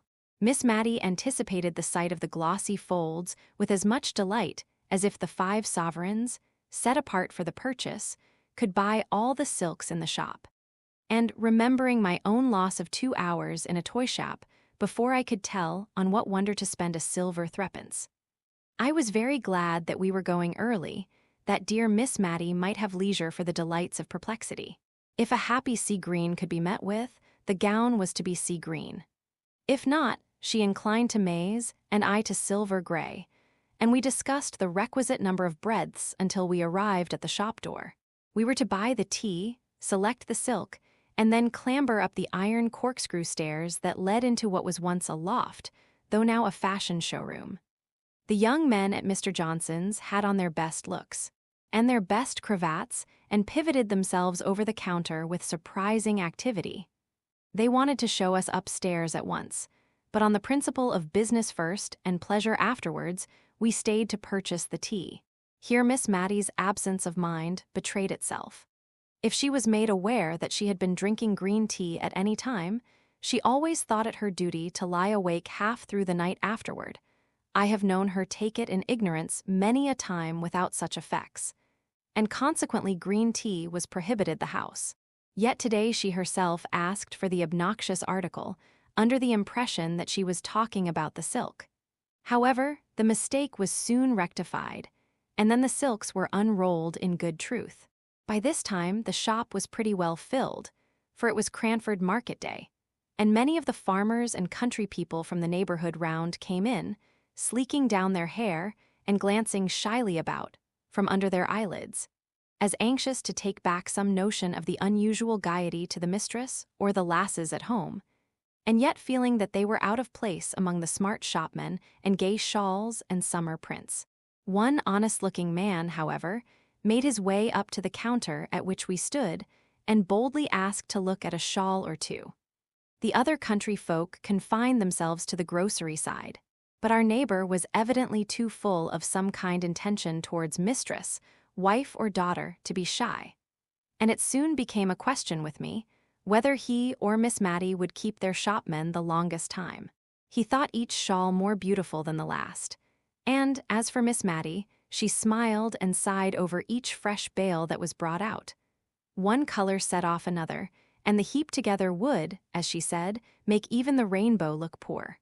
"I am afraid," said she, hesitating, "whichever I choose I shall wish I had taken another. Look at this lovely crimson, it would be so warm in winter, but spring is coming on, you know. I wish I could have a gown for every season," said she, dropping her voice, as we all did in Cranford whenever we talked of anything we wished for but could not afford. "However," she continued in a louder and more cheerful tone, "it would give me a great deal of trouble to take care of them if I had them. So I think I'll only take one, but which must it be, my dear?" And now she hovered over a lilac with yellow spots, while I pulled out a quiet sage green that had faded into insignificance under the more brilliant colors, but which was nevertheless a good silk in its humble way. Our attention was called off to our neighbor. He had chosen a shawl of about 30 shillings value, and his face looked broadly happy, under the anticipation, no doubt, of the pleasant surprise he would give to some Molly or Jenny at home. He had tugged a leathern purse out of his breeches pocket, and had offered a £5 note in payment for the shawl, and for some parcels which had been brought round to him from the grocery counter. And it was just at this point that he attracted our notice. The shopman was examining the note with a puzzled, doubtful air. "Town and County Bank? I am not sure, sir, but I believe we have received a warning against notes issued by this bank only this morning. I will just step and ask Mr. Johnson, sir. But I'm afraid I must trouble you for payment in cash or in a note of a different bank." I never saw a man's countenance fall so suddenly into dismay and bewilderment. It was almost piteous to see the rapid change. "Dang it," said he, striking his fist down on the table, as if to try which was the harder. "The chap talks as if notes and gold were to be had for the picking up." Miss Matty had forgotten her silk gown in her interest for the man. I don't think she had caught the name of the bank, and in my nervous cowardice, I was anxious that she should not. And so I began admiring the yellow-spotted lilac gown that I had been utterly condemning only a minute before. But it was of no use. "What bank was it? I mean, what bank did your note belong to?" "Town and County Bank." "Let me see it," said she quietly to the shopman, gently taking it out of his hand as he brought it back to return it to the farmer. Mr. Johnson was very sorry, but from information he had received, the notes issued by that bank were little better than waste paper. "I don't understand it," said Miss Matty to me in a low voice. "That is our bank, is it not? The Town and County Bank?" "Yes," said I.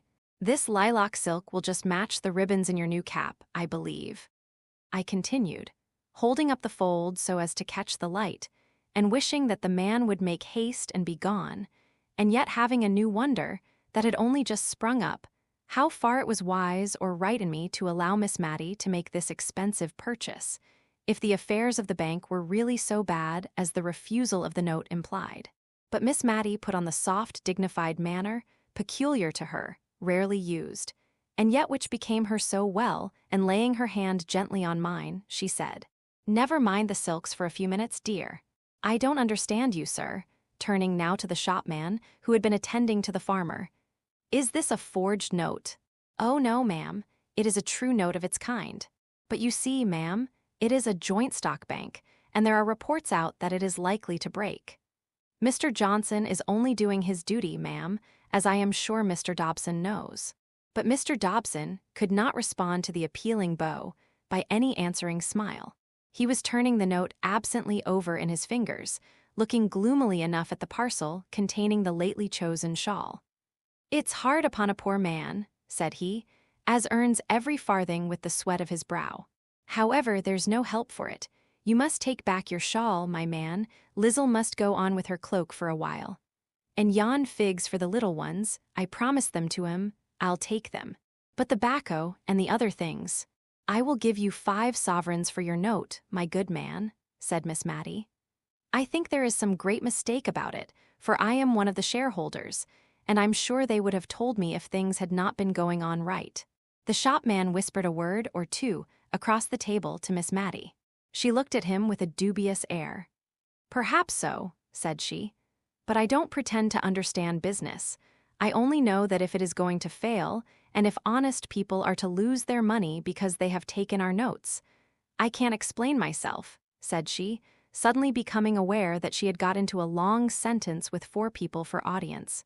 "Only I would rather exchange my gold for the note, if you please," turning to the farmer, "and then you can take your wife the shawl. It is only going without my gown a few days longer," she continued, speaking to me.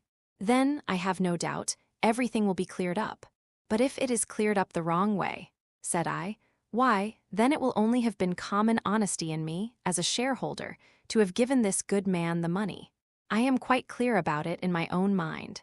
But you know I can never speak quite as comprehensibly as others can. Only you must give me your note, Mr. Dobson, if you please, and go on with your purchases with these sovereigns." The man looked at her with silent gratitude, too awkward to put his thanks into words, but he hung back for a minute or two, fumbling with his note. "I'm loth to make another one lose instead of me, if it is a loss, but you see, £5 is a deal of money to a man with a family. And, as you say, 10 to 1 in a day or two, the note will be as good as gold again." "No hope of that, my friend," said the shopman. "The more reason why I should take it," said Miss Matty quietly. She pushed her sovereigns towards the man, who slowly laid his note down in exchange. "Thank you. I will wait a day or two before I purchase any of these silks. Perhaps you will then have a greater choice. My dear, will you come upstairs?" We inspected the fashions with as minute and curious an interest as if the gown to be made after them had been bought.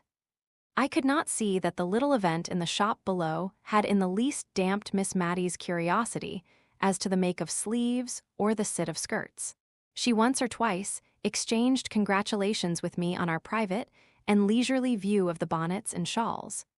But I was, all the time, not so sure that our examination was so utterly private, for I caught glimpses of a figure dodging behind the cloaks and mantles, and by a dexterous move, I came face to face with Miss Pole, also in mourning costume, the principal feature of which was her being without teeth, and wearing a veil to conceal the deficiency, come on the same errand as ourselves.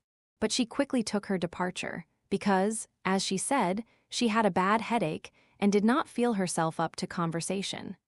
As we came down through the shop, the civil Mr. Johnson was awaiting us. He had been informed of the exchange of the note for gold, and with much good feeling and real kindness, but with a little want of tact, he wished to condole with Miss Matty, and impress upon her the true state of the case.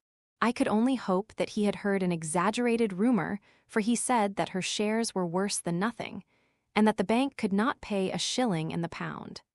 I was glad that Miss Matty seemed still a little incredulous, but I could not tell how much of this was real or assumed, with that self-control which seemed habitual to ladies of Miss Matty's standing in Cranford, who would have thought their dignity compromised by the slightest expression of surprise, dismay, or any similar feeling to an inferior in station, or in a public shop.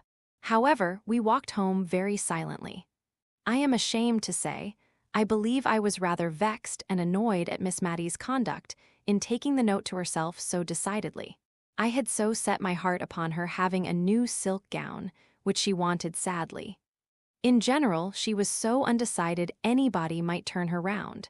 In this case, I had felt that it was no use attempting it, but I was not the less put out at the result.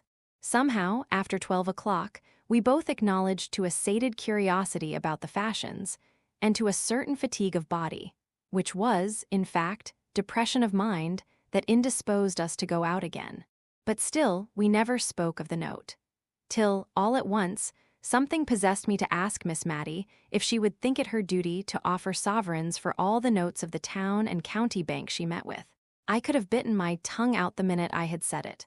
She looked up rather sadly, and as if I had thrown a new perplexity into her already distressed mind, and for a minute or two she did not speak. Then she said, "My own dear Miss Matty," without a shade of reproach in her voice.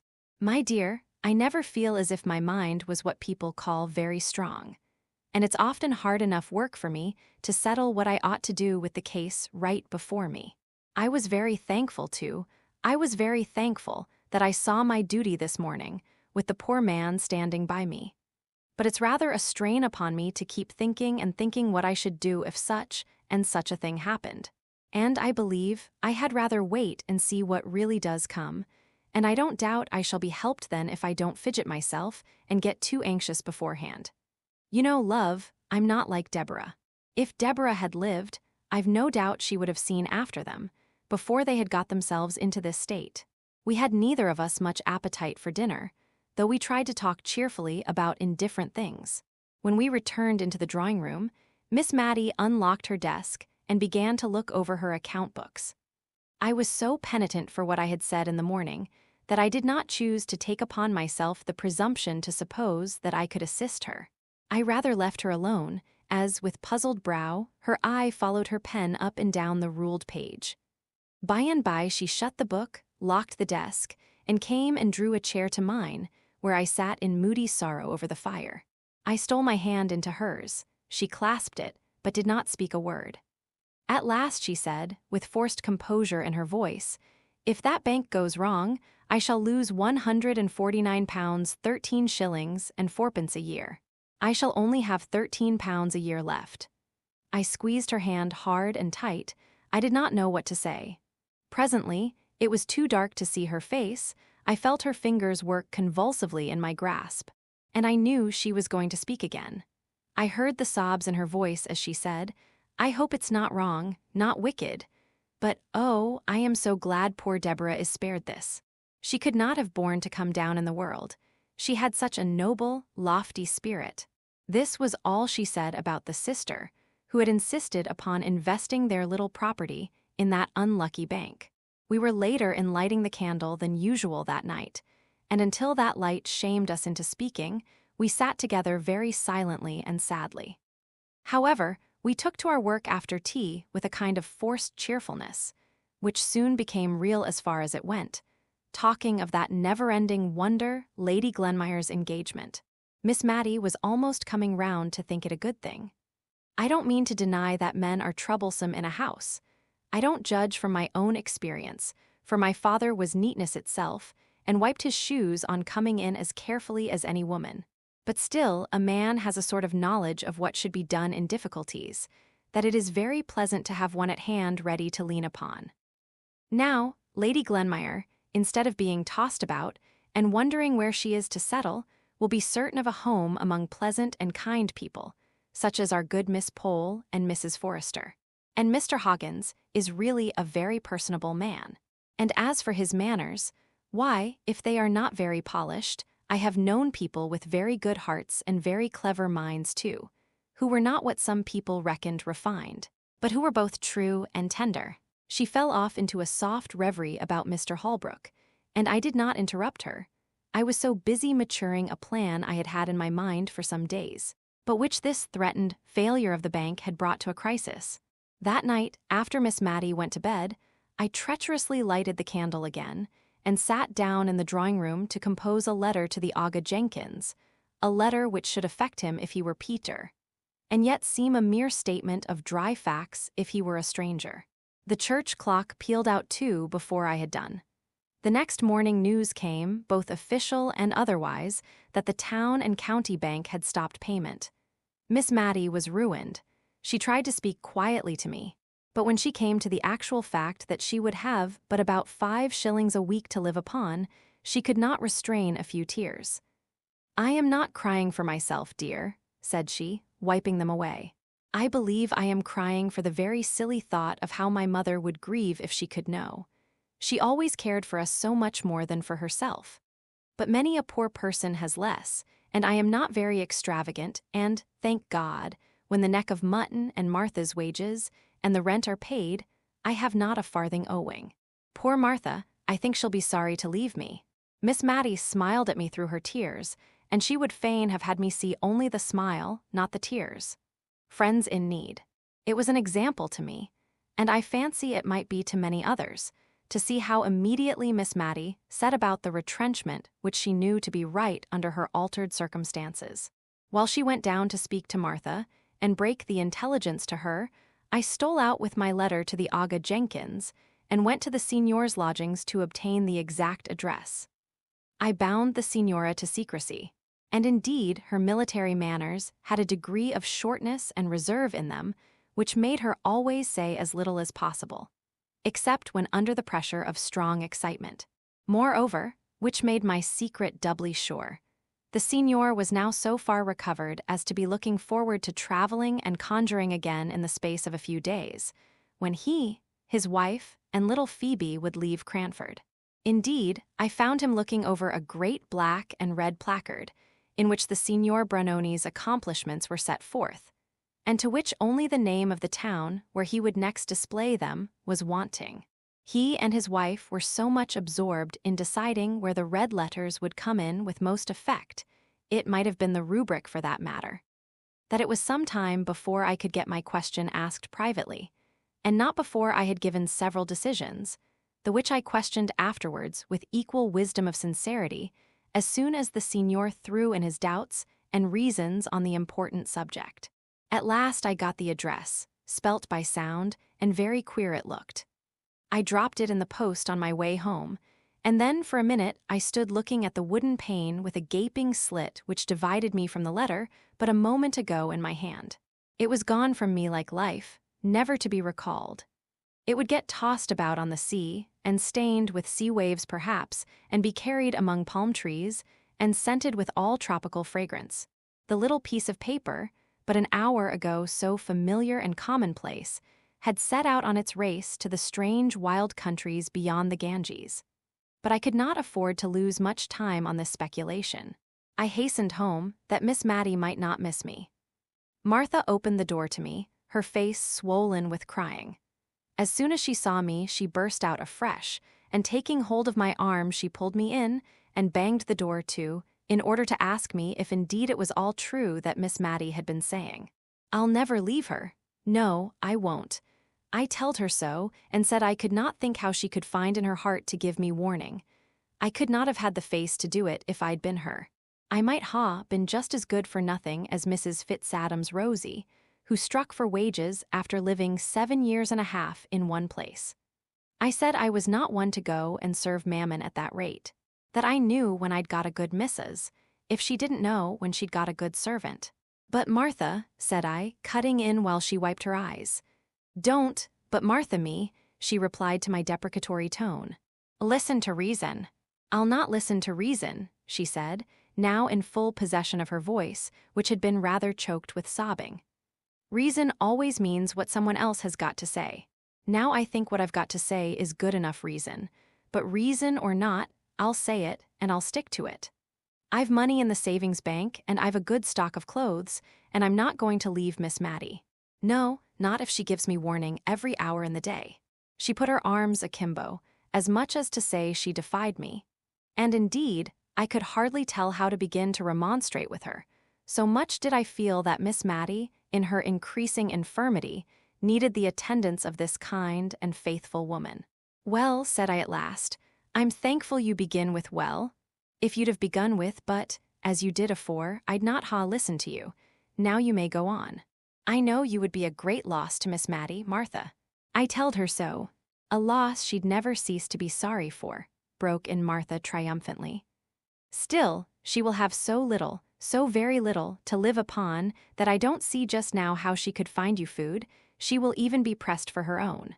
I tell you this, Martha, because I feel you are like a friend to dear Miss Matty, but you know she might not like to have it spoken about." Apparently this was even a blacker view of the subject than Miss Matty had presented to her. For Martha just sat down on the first chair that came to hand and cried out loud. We had been standing in the kitchens. At last she put her apron down and, looking me earnestly in the face, asked, "Was that the reason Miss Matty wouldn't order a pudding today? She said she had no great fancy for sweet things, and you and she would just have a mutton chop. But I'll be up to her. Never you tell, but I'll make her a pudding, and a pudding she'll like, too, and I'll pay for it myself, so mind you see she eats it." Many a one has been comforted in their sorrow by seeing a good dish come upon the table. I was rather glad that Martha's energy had taken the immediate and practical direction of pudding making, for it staved off the quarrelsome discussion as to whether she should or should not leave Miss Matty's service. She began to tie on a clean apron, and otherwise prepare herself for going to the shop for the butter, eggs, and what else she might require. She would not use a scrap of the articles already in the house for her cookery, but went to an old teapot in which her private store of money was deposited, and took out what she wanted. I found Miss Matty very quiet and not a little sad, but by and by she tried to smile for my sake. It was settled that I was to write to my father and ask him to come over and hold a consultation, and as soon as this letter was dispatched, we began to talk over future plans.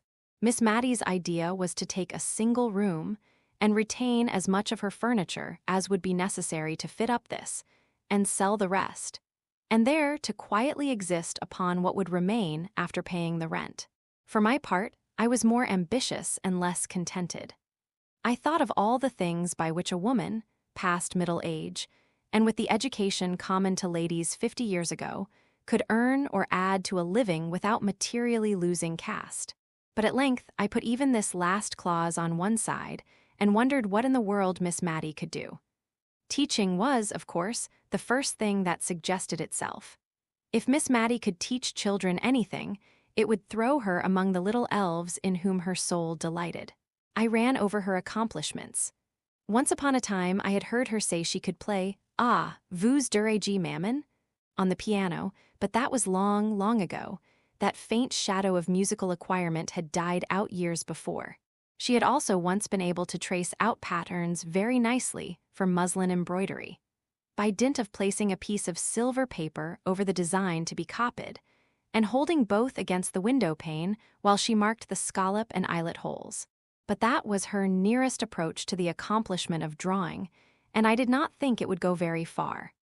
Then again, as to the branches of a solid English education, fancy work and the use of the globes, such as the mistress of the ladies' seminary, to which all the tradespeople in Cranford sent their daughters, professed to teach. Miss Matty's eyes were failing her, and I doubted if she could discover the number of threads in a worsted-work pattern, or rightly appreciate the different shades required for Queen Adelaide's face in the loyal woolwork now fashionable in Cranford. As for the use of the globes, I had never been able to find it out myself, so perhaps I was not a good judge of Miss Matty's capability of instructing in this branch of education. But it struck me that equators and tropics, and such mystical circles, were very imaginary lines indeed to her, and that she looked upon the signs of the zodiac as so many remnants of the black art. What she piqued herself upon, as arts in which she excelled, was making candle lighters, or spills, as she preferred calling them, of colored paper, cut so as to resemble feathers, and knitting garters in a variety of dainty stitches. I had once said, on receiving a present of an elaborate pair, that I should feel quite tempted to drop one of them in the street in order to have it admired. But I found this little joke, and it was a very little one, was such a distress to her sense of propriety, and was taken with such anxious, earnest alarm, lest the temptation might some day prove too strong for me, that I quite regretted having ventured upon it.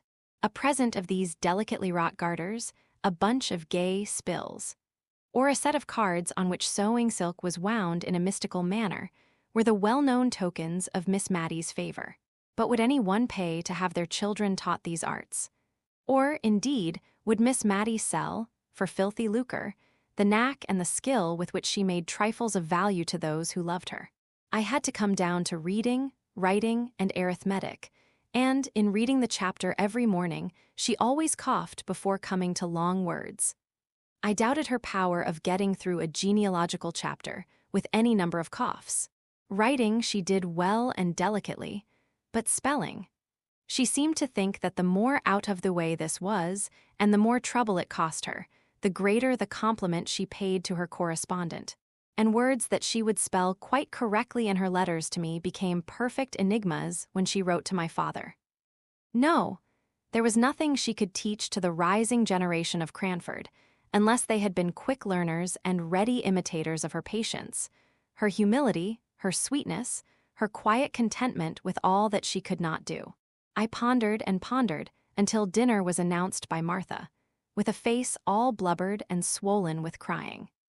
Miss Matty had a few little peculiarities which Martha was apt to regard as whims below her attention, and appeared to consider as childish fancies of which an old lady of 58 should try and cure herself.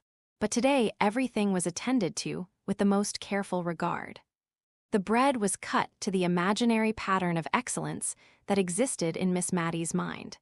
As being the way which her mother had preferred, the curtain was drawn so as to exclude the dead brick wall of a neighbor's stable, and yet left so as to show every tender leaf of the poplar which was bursting into spring beauty. Martha's tone to Miss Matty was just such as that good, rough-spoken servant usually kept sacred for little children, and which I had never heard her use to any grown-up person. I had forgotten to tell Miss Matty about the pudding, and I was afraid she might not do justice to it, for she had evidently very little appetite this day.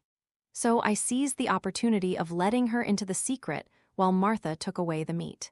Miss Matty's eyes filled with tears, and she could not speak, either to express surprise or delight, when Martha returned bearing it aloft, made in the most wonderful representation of a lion couchant that ever was molded. Martha's face gleamed with triumph as she set it down before Miss Matty with an exultant "there." Miss Matty wanted to speak her thanks, but could not, so she took Martha's hand and shook it warmly, which set Martha off crying, and I myself could hardly keep up the necessary composure. Martha burst out of the room, and Miss Matty had to clear her voice once or twice before she could speak. At last she said, "I should like to keep this pudding under a glass shade, my dear." And the notion of the lion couchant, with his currant eyes, being hoisted up to the place of honor on a mantelpiece, tickled my hysterical fancy, and I began to laugh, which rather surprised Miss Matty. "I am sure, dear, I have seen uglier things under a glass shade before now," said she. So had I many a time and oft, and I accordingly composed my countenance. And now I could hardly keep from crying, and we both fell to upon the pudding, which was indeed excellent. Only every morsel seemed to choke us, our hearts were so full. We had too much to think about to talk much that afternoon. It passed over very tranquilly. But when the tea-urn was brought in, a new thought came into my head. Why should not Miss Matty sell tea, be an agent to the East India Tea Company which then existed? I could see no objections to this plan, while the advantages were many, always supposing that Miss Matty could get over the degradation of condescending to anything like trade. Tea was neither greasy nor sticky, grease and stickiness being two of the qualities which Miss Matty could not endure. No shop window would be required. A small, genteel notification of her being licensed to sell tea would, it is true, be necessary, but I hoped that it could be placed where no one would see it. Neither was tea a heavy article, so as to tax Miss Matty's fragile strength. The only thing against my plan was the buying and selling involved. While I was giving but absent answers to the questions Miss Matty was putting, almost as absently, we heard a clumping sound on the stairs and a whispering outside the door, which indeed once opened and shut as if by some invisible agency. After a little while Martha came in, dragging after her a great tall young man, all crimson with shyness, and finding his only relief in perpetually sleeking down his hair. "Please, ma'am, he's only Jem Hearn," said Martha, by way of an introduction. And so out of breath was she that I imagined she had had some bodily struggle before she could overcome his reluctance to be presented on the courtly scene of Miss Matilda Jenkins's drawing-room. "And please, ma'am, he wants to marry me offhand. And please, ma'am, we want to take a lodger, just one quiet lodger, to make our two ends meet, and we'd take any house conformable. And, oh dear Miss Matty, if I may be so bold, would you have any objections to lodging with us? Jem wants it as much as I do. To Jem, you great oaf, why can't you back me? But he does want it all the same, very bad, don't you, Jem? Only, you see, he's dazed at being called on to speak before quality." "It's not that," broke in Jem. "It's that you've taken me all on a sudden, and I didn't think for to get married so soon, and such quick words does flabbergast a man. It's not that I'm against it, ma'am," addressing Miss Matty. "Only Martha has such quick ways with her when once she takes a thing into her head. And marriage, ma'am, marriage nails a man, as one may say. I dare say I shan't mind it after it's once over." "Please, ma'am," said Martha, who had plucked at his sleeve and nudged him with her elbow, and otherwise tried to interrupt him all the time he had been. "Mind him, he'll come to. 'Twas only last night he was annexing me, and all the more because I said I could not think of it for years to come. And now he's only taken aback with the suddenness of the joy. But you know, Jem, you are just as full as me about wanting a lodger." Another great nudge. "Aye, if Miss Matty would lodge with us. Otherwise I've no mind to be cumbered with strange folk in the house," said Jem, with a want of tact which I could see enraged Martha, who was trying to represent a lodger as the great object they wished to obtain, and that, in fact, Miss Matty would be smoothing their path and conferring a favor if she would only come and live with them. Miss Matty herself was bewildered by the pair. There, or rather Martha's sudden resolution in favor of matrimony staggered her, and stood between her and the contemplation of the plan which Martha had at heart.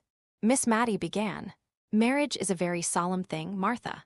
"It is indeed, ma'am," quoth Jem. "Not that I've no objections to Martha. You've never let me be for asking me for to fix when I would be married," said Martha, her face all afire and ready to cry with vexation. "And now you're shaming me before my missus and all." "Nay now, Martha, don't 'ee. Only a man likes to have breathing time," said Jem, trying to possess himself of her hand, but in vain. Then seeing that she was more seriously hurt than he had imagined, he seemed to try to rally his scattered faculties, and with more straightforward dignity than 10 minutes before I should have thought it possible for him to assume, he turned to Miss Matty and said, "I hope, ma'am, you know that I am bound to respect every one who has been kind to Martha. I always looked on her as to be my wife. Sometime, and she has often and often spoken of you as the kindest lady that ever was. And though the plain truth is, I would not like to be troubled with lodgers of the common run. Yet if, ma'am, you'd honor us by living with us, I'm sure Martha would do her best to make you comfortable. And I'd keep out of your way as much as I could, which I reckon would be the best kindness such an awkward chap as me could do." Miss Matty had been very busy with taking off her spectacles, wiping them, and replacing them.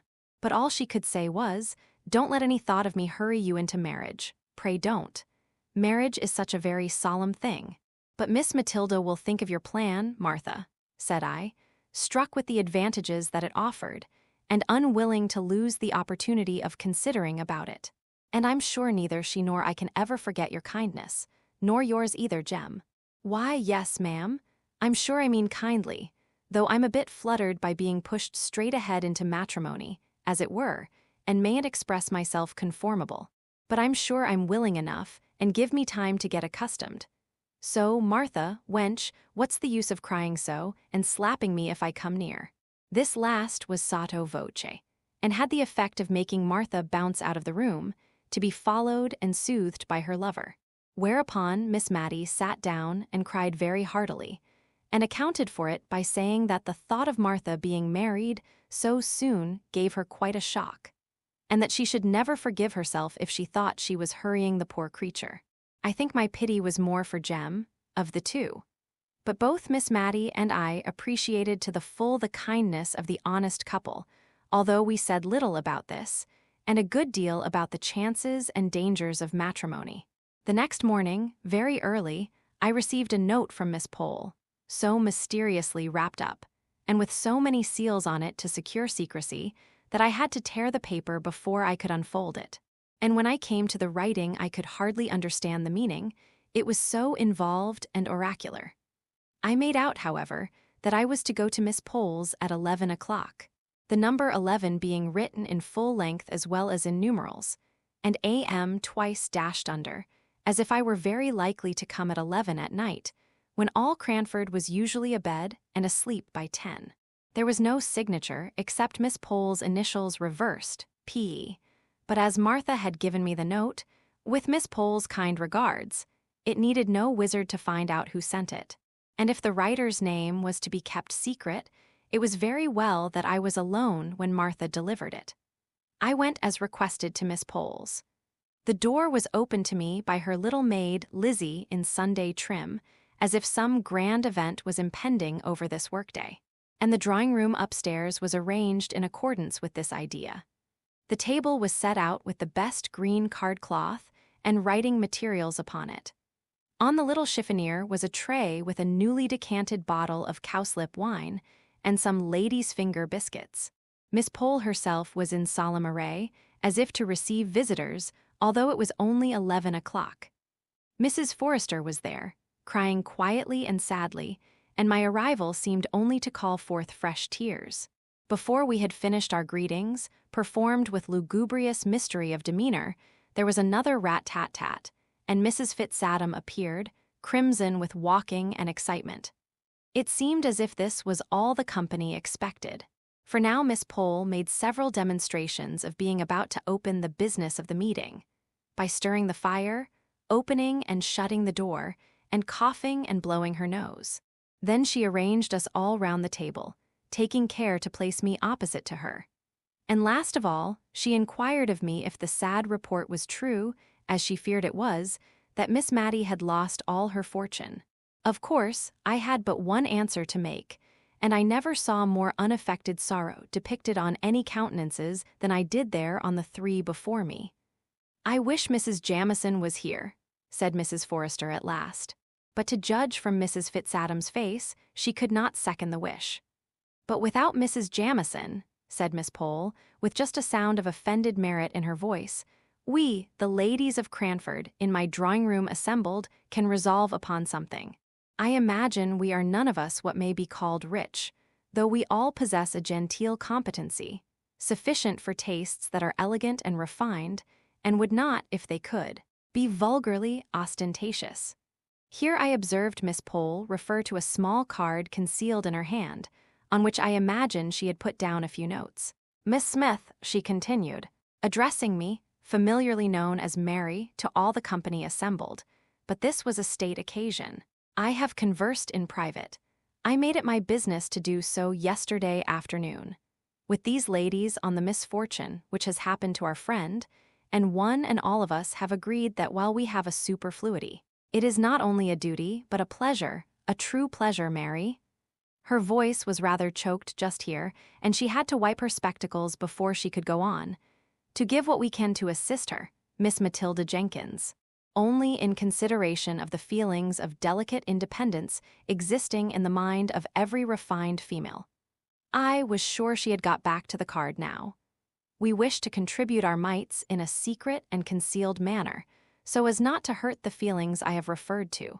And our object in requesting you to meet us this morning is that, believing you are the daughter, that your father is, in fact, her confidential adviser in all pecuniary matters, we imagine that, by consulting with him, you might devise some mode in which our contribution could be made to appear the legal due which Miss Matilda Jenkins ought to receive from, probably your father, knowing her investments, can fill up the blank. Miss Pole concluded her address, and looked round for approval and agreement. I have expressed your meaning, ladies, have I not? And while Miss Smith considers what reply to make, allow me to offer you some little refreshment. I had no great reply to make. I had more thankfulness at my heart for their kind thoughts than I cared to put into words, and so I only mumbled out something to the effect that I would name what Miss Pole had said to my father, and that if anything could be arranged for dear Miss Matty. And here I broke down utterly, and had to be refreshed with a glass of cowslip wine before I could check the crying which had been repressed for the last 2 or 3 days. The worst was, all the ladies cried in concert. Even Miss Pole cried, who had said 100 times that to betray emotion before anyone was a sign of weakness and want of self-control. She recovered herself into a slight degree of impatient anger, directed against me, as having set them all off. And, moreover, I think she was vexed that I could not make a speech back in return for hers. And if I had known beforehand what was to be said, and had a card on which to express the probable feelings that would rise in my heart, I would have tried to gratify her. As it was, Mrs. Forrester was the person to speak when we had recovered our composure. I don't mind, among friends, stating that I'm not poor exactly, but I don't think I'm what you may call rich. I wish I were, for dear Miss Matty's sake, but if you please, I'll write down in a sealed paper what I can give. I only wish it was more, my dear Mary, I do indeed. Now I saw why paper, pens, and ink were provided. Every lady wrote down the sum she could give annually, signed the paper, and sealed it mysteriously. If their proposal was acceded to, my father was to be allowed to open the papers, under pledge of secrecy. If not, they were to be returned to their writers. When the ceremony had been gone through, I rose to depart, but each lady seemed to wish to have a private conference with me. Miss Pole kept me in the drawing-room to explain why, in Mrs. Jamison's absence, she had taken the lead in this movement, as she was pleased to call it, and also to inform me that she had heard from good sources that Mrs. Jamison was coming home directly in a state of high displeasure against her sister-in-law, who was forthwith to leave her house, and was, she believed, to return to Edinburgh that very afternoon. Of course, this piece of intelligence could not be communicated before Mrs. Fitzadam, more especially as Miss Pole was inclined to think that Lady Glenmire's engagement to Mr. Hoggins could not possibly hold against the blaze of Mrs. Jamison's displeasure. A few hearty inquiries after Miss Matty's health concluded my interview with Miss Pole. On coming downstairs, I found Mrs. Forrester waiting for me at the entrance to the dining parlor. She drew me in, and when the door was shut, she tried 2 or 3 times to begin on some subject, which was so unapproachable apparently, that I began to despair of our ever getting to a clear understanding. At last out it came, the poor old lady trembling all the time as if it were a great crime which she was exposing to daylight, in telling me how very, very little she had to live upon, a confession which she was brought to make from a dread lest we should think that the small contribution named in her paper bore any proportion to her love and regard for Miss Matty. And yet that sum which she so eagerly relinquished was, in truth, more than a 20th part of what she had to live upon, and keep house, and a little serving maid, all as became one born a Tyrrell. And when the whole income does not nearly amount to £100, to give up a 20th of it will necessitate many careful economies, and many pieces of self-denial, small and insignificant in the world's account, but bearing a different value in another account book that I have heard of. She did so wish she was rich, she said, and this wish she kept repeating, with no thought of herself in it, only with a longing, yearning desire to be able to heap up Miss Matty's measure of comforts. It was some time before I could console her enough to leave her. And then, on quitting the house, I was waylaid by Mrs. Fitzadam, who had also her confidence to make of pretty nearly the opposite description. She had not liked to put down all that she could afford and was ready to give. She told me she thought she never could look Miss Matty in the face again if she presumed to be giving her so much as she should like to do. Miss Matty, continued she, that I thought was such a fine young lady when I was nothing but a country girl, coming to market with eggs and butter and such like things. For my father, though well-to-do, would always make me go on as my mother had done before me, and I had to come into Cranford every Saturday and see after sales and prices and what not. And one day, I remember, I met Miss Matty in the lane that leads to Camehurst. She was walking on the footpath, which, you know, is raised a good way above the road, and a gentleman rode beside her and was talking to her, and she was looking down at some primroses she had gathered, and pulling them all to pieces, and I do believe she was crying. But after she had passed, she turned round and ran after me to ask, oh, so kindly, about my poor mother, who lay on her deathbed. And when I cried, she took hold of my hand to comfort me, and the gentleman waiting for her all the time, and her poor heart very full of something, I am sure. And I thought it such an honor to be spoken to in that pretty way by the rector's daughter, who visited at Arley Hall. I have loved her ever since, though perhaps I'd no right to do it. But if you can think of any way in which I might be allowed to give a little more without anyone knowing it, I should be so much obliged to you, my dear. And my brother would be delighted to doctor her for nothing, medicines, leeches, and all. I know that he and her ladyship, my dear, I little thought in the days I was telling you of that I should ever come to be sister-in-law to a ladyship, would do anything for her. We all would. I told her I was quite sure of it, and promised all sorts of things in my anxiety to get home to Miss Matty, who might well be wondering what had become of me, absent from her 2 hours, without being able to account for it. She had taken very little note of time, however, as she had been occupied in numberless little arrangements preparatory to the great step of giving up her house. It was evidently a relief to her to be doing something in the way of retrenchment, for, as she said, whenever she paused to think, the recollection of the poor fellow with his bad £5 note came over her, and she felt quite dishonest.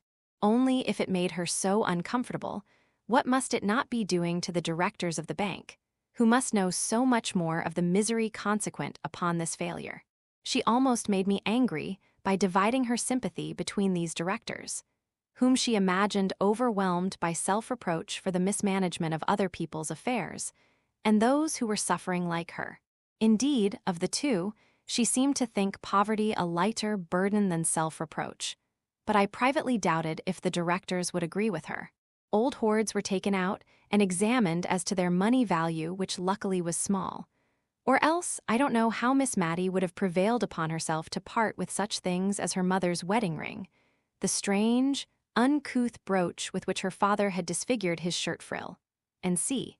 However, we arranged things a little in order as to their pecuniary estimation, and were all ready for my father when he came the next morning. I am not going to weary you with the details of all the business we went through, and one reason for not telling about them is that I did not understand what we were doing at the time and cannot recollect it now. Miss Matty and I sat assenting to accounts and schemes and reports and documents, of which I do not believe we either of us understood a word. For my father was clear-headed and decisive, and a capital man of business, and if we made the slightest inquiry or expressed the slightest want of comprehension, he had a sharp way of saying, A, It's as clear as daylight. What's your objection? And as we had not comprehended anything of what he had proposed, we found it rather difficult to shape our objections. In fact, we never were sure if we had any. So presently Miss Matty got into a nervously acquiescent state and said yes, and certainly, at every pause, whether required or not. But when I once joined in as chorus to a decidedly, pronounced by Miss Matty in a tremblingly dubious tone, my father fired round at me and asked me what there was to decide. And I am sure to this day I have never known. But in justice to him, I must say he had come over from Drumble to help Miss Matty when he could ill spare the time, and when his own affairs were in a very anxious state, while Miss Matty was out of the room giving orders for luncheon, and sadly perplexed between her desire of honoring my father by a delicate, dainty meal, and her conviction that she had no right, now that all her money was gone, to indulge this desire. I told him of the meeting of the Cranford ladies at Miss Pole's the day before. He kept brushing his hand before his eyes as I spoke. And when I went back to Martha's offer the evening before of receiving Miss Matty as a lodger, he fairly walked away from me to the window and began drumming with his fingers upon it. Then he turned abruptly round and said, "See, Mary, how a good, innocent life makes friends all around. Confound it, I could make a good lesson out of it if I were a parson. But as it is, I can't get a tail to my sentences, only I'm sure you feel what I want to say. You and I will have a walk after lunch and talk a bit more about these plans." The lunch, a hot savory mutton chop, and a little of the cold loin sliced and fried, was now brought in. Every morsel of this last dish was finished, to Martha's great gratification. Then my father bluntly told Miss Matty he wanted to talk to me alone, and that he would stroll out and see some of the old places, and then I could tell her what plan we thought desirable. Just before we went out, she called me back and said, "Remember, dear, I'm the only one left, there's no one to be hurt by what I do. I'm willing to do anything that's right and honest. And I don't think, if Deborah knows where she is, she'll care so very much if I'm not genteel. Because, you see, she'll know all, dear. Only let me see what I can do, and pay the poor people as far as I'm able." I gave her a hearty kiss, and ran after my father. The result of our conversation was this. If all parties were agreeable, Martha and Jem were to be married with as little delay as possible, and they were to live on in Miss Matty's present abode, the sum which the Cranford ladies had agreed to contribute annually being sufficient to meet the greater part of the rent, and leaving Martha free to appropriate what Miss Matty should pay for her lodgings to any little extra comforts required. About the sale, my father was dubious at first. He said the old rectory furniture, however carefully used and reverently treated, would fetch very little, and that little would be but as a drop in the sea of the debts of the town and county bank. But when I represented how Miss Matty's tender conscience would be soothed by feeling that she had done what she could, he gave way. Especially after I had told him the £5 note adventure, and he had scolded me well for allowing it. I then alluded to my idea that she might add to her small income by selling tea. And to my surprise, for I had nearly given up the plan, my father grasped at it with all the energy of a tradesman. I think he reckoned his chickens before they were hatched, for he immediately ran up the profits of the sales that she could effect in Cranford to more than £20 a year. The small dining parlor was to be converted into a shop without any of its degrading characteristics. A table was to be the counter. One window was to be retained unaltered, and the other changed into a glass door. I evidently rose in his estimation for having made this bright suggestion. I only hoped we should not both fall in Miss Matty's, but she was patient and content with all our arrangements. She knew, she said, that we should do the best we could for her. And she only hoped, only stipulated, that she should pay every farthing that she could be said to owe, for her father's sake, who had been so respected in Cranford. My father and I had agreed to say as little as possible about the bank, indeed never to mention it again, if it could be helped. Some of the plans were evidently a little perplexing to her, but she had seen me sufficiently snubbed in the morning for want of comprehension to venture on too many inquiries now. And all passed over well with a hope on her part that no one would be hurried into marriage on her account. When we came to the proposal that she should sell tea, I could see it was rather a shock to her. Not on account of any personal loss of gentility involved, but only because she distrusted her own powers of action in a new line of life, and would timidly have preferred a little more privation to any exertion for which she feared she was unfitted.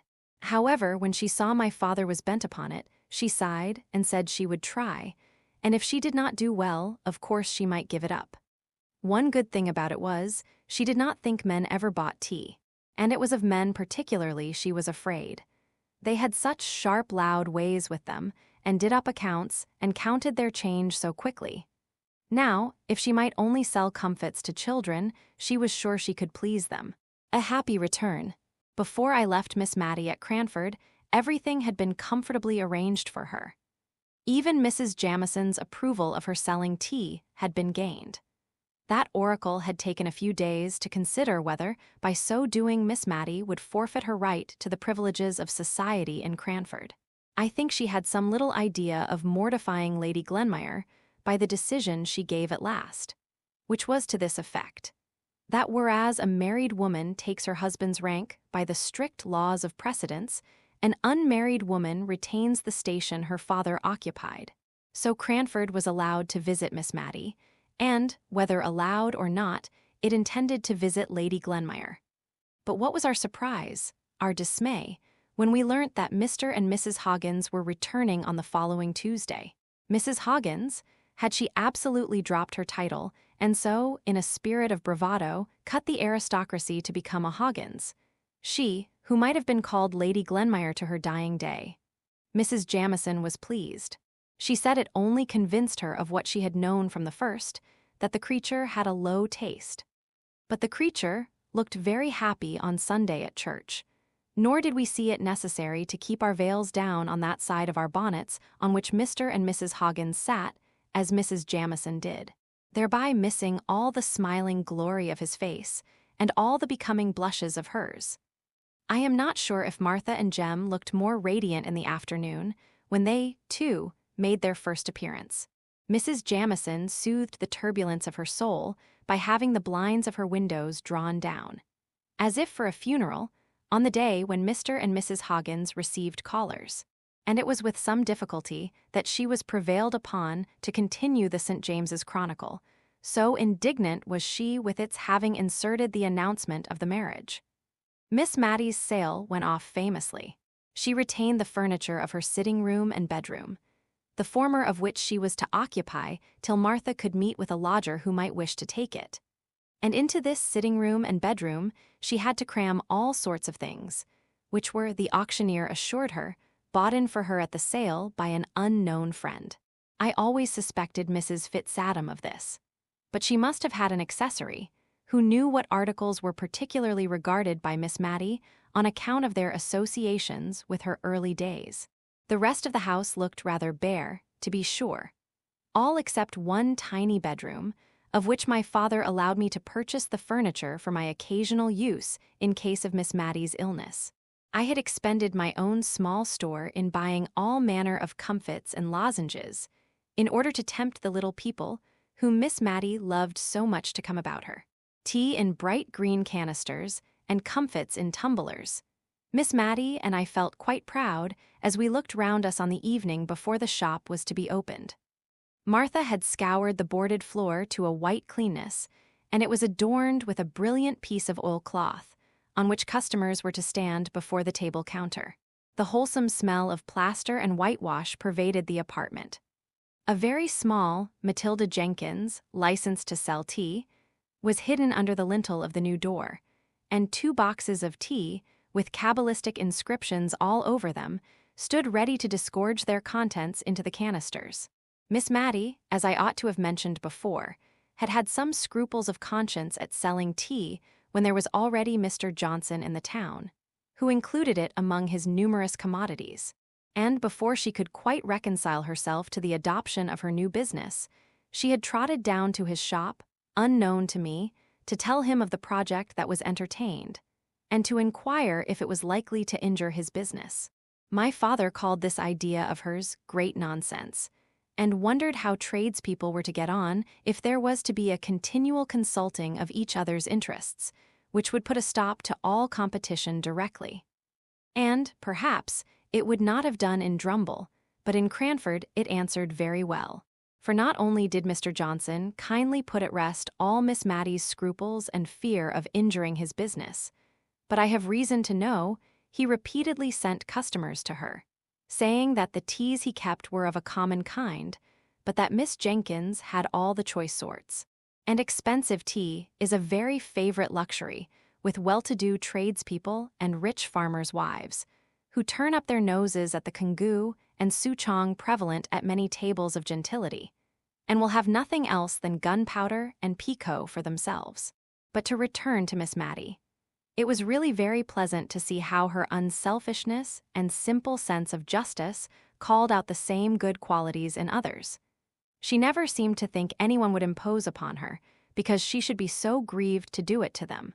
I have heard her put a stop to the asseverations of the man who brought her coals by quietly saying, "I am sure you would be sorry to bring me wrong weight."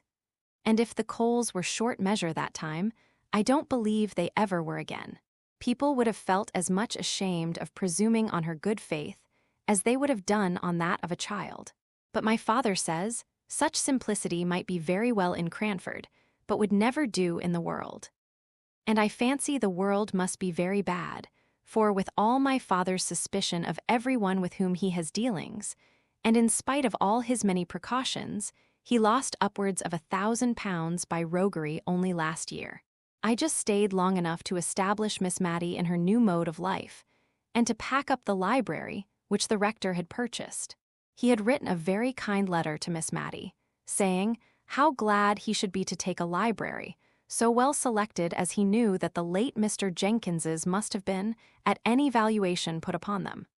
And when she agreed to this, with a touch of sorrowful gladness that they would go back to the rectory and be arranged on the accustomed walls once more, he sent word that he feared that he had not room for them all, and perhaps Miss Matty would kindly allow him to leave some volumes on her shelves. But Miss Matty said that she had her Bible and Johnson's dictionary, and should not have much time for reading, she was afraid. Still, I retained a few books out of consideration for the rector's kindness. The money which he had paid, and that produced by the sale, was partly expended in the stock of tea, and part of it was invested against a rainy day, i.e. old age or illness. It was but a small sum, it is true, and it occasioned a few evasions of truth and white lies, all of which I think very wrong indeed, in theory, and would rather not put them in practice. For we knew Miss Matty would be perplexed as to her duty if she were aware of any little reserve fund being made for her while the debts of the bank remained unpaid. Moreover, she had never been told of the way in which her friends were contributing to pay the rent. I should have liked to tell her this, but the mystery of the affair gave a piquancy to their deed of kindness, which the ladies were unwilling to give up. And at first Martha had to shirk many a perplexed question as to her ways and means of living in such a house. But by and by Miss Matty's prudent uneasiness sank down into acquiescence with the existing arrangement. I left Miss Matty with a good heart. Her sales of tea during the first 2 days had surpassed my most sanguine expectations. The whole country round seemed to be all out of tea at once. The only alteration I could have desired in Miss Matty's way of doing business was that she should not have so plaintively entreated some of her customers not to buy green tea, running it down as a slow poison, sure to destroy the nerves and produce all manner of evil.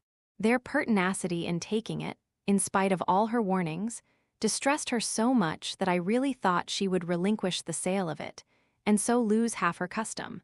And I was driven to my wits' end for instances of longevity entirely attributable to a persevering use of green tea. But the final argument, which settled the question, was a happy reference of mine to the train oil and tallow candles, which the Esquimaux not only enjoy but digest. After that she acknowledged that one man's meat might be another man's poison, and contented herself thenceforward with an occasional remonstrance, when she thought the purchaser was too young and innocent to be acquainted with the evil effects green tea produced on some constitutions, and an habitual sigh when people old enough to choose more wisely would prefer it. I went over from Drumble once a quarter at least to settle the accounts and see after the necessary business letters. And, speaking of letters, I began to be very much ashamed of remembering my letter to the Aga Jenkins, and very glad I had never named my writing to anyone. I only hoped the letter was lost. No answer came, no sign was made. About a year after Miss Matty set up shop, I received one of Martha's hieroglyphics, begging me to come to Cranford very soon. I was afraid that Miss Matty was ill, and went off that very afternoon, and took Martha by surprise when she saw me on opening the door. We went into the kitchen as usual, to have our confidential conference, and then Martha told me she was expecting her confinement very soon, in a week or two. And she did not think Miss Matty was aware of it, and she wanted me to break the news to her. For indeed, miss, continued Martha, crying hysterically, I'm afraid she won't approve of it, and I'm sure I don't know who is to take care of her, as she should be taken care of when I am laid up. I comforted Martha by telling her I would remain till she was about again, and only wished she had told me her reason for this sudden summons, as then I would have brought the requisite stock of clothes. But Martha was so tearful and tender-spirited, and unlike her usual self, that I said as little as possible about myself, and endeavored rather to comfort Martha under all the probable and possible misfortunes which came crowding upon her imagination. I then stole out of the house door, and made my appearance as if I were a customer in the shop, just to take Miss Matty by surprise and gain an idea of how she looked in her new situation. It was warm May weather, so only the little half-door was closed, and Miss Matty sat behind the counter, knitting an elaborate pair of garters. Elaborate they seemed to me, but the difficult stitch was no weight upon her mind, for she was singing in a low voice to herself as her needles went rapidly in and out. I call it singing, but I dare say a musician would not use that word to the tuneless yet sweet humming of the low, worn voice. I found out from the words, far more than from the attempt at the tune, that it was the old hundredth she was crooning to herself. But the quiet, continuous sound told of content, and gave me a pleasant feeling as I stood in the street just outside the door, quite in harmony with that soft May morning. I went in. At first she did not catch who it was, and stood up as if to serve me. But in another minute watchful pussy had clutched her knitting, which was dropped in eager joy at seeing me. I found, after we had had a little conversation, that it was as Martha said, and that Miss Matty had no idea of the approaching household event. So I thought I would let things take their course, secure that when I went to her with the baby in my arms, I should obtain that forgiveness for Martha, which she was needlessly frightening herself into believing that Miss Matty would withhold, under some notion that the new claimant would require attentions from its mother that it would be faithless treason to Miss Matty to render. But I was right. I think that must be an hereditary quality, for my father says he is scarcely ever wrong.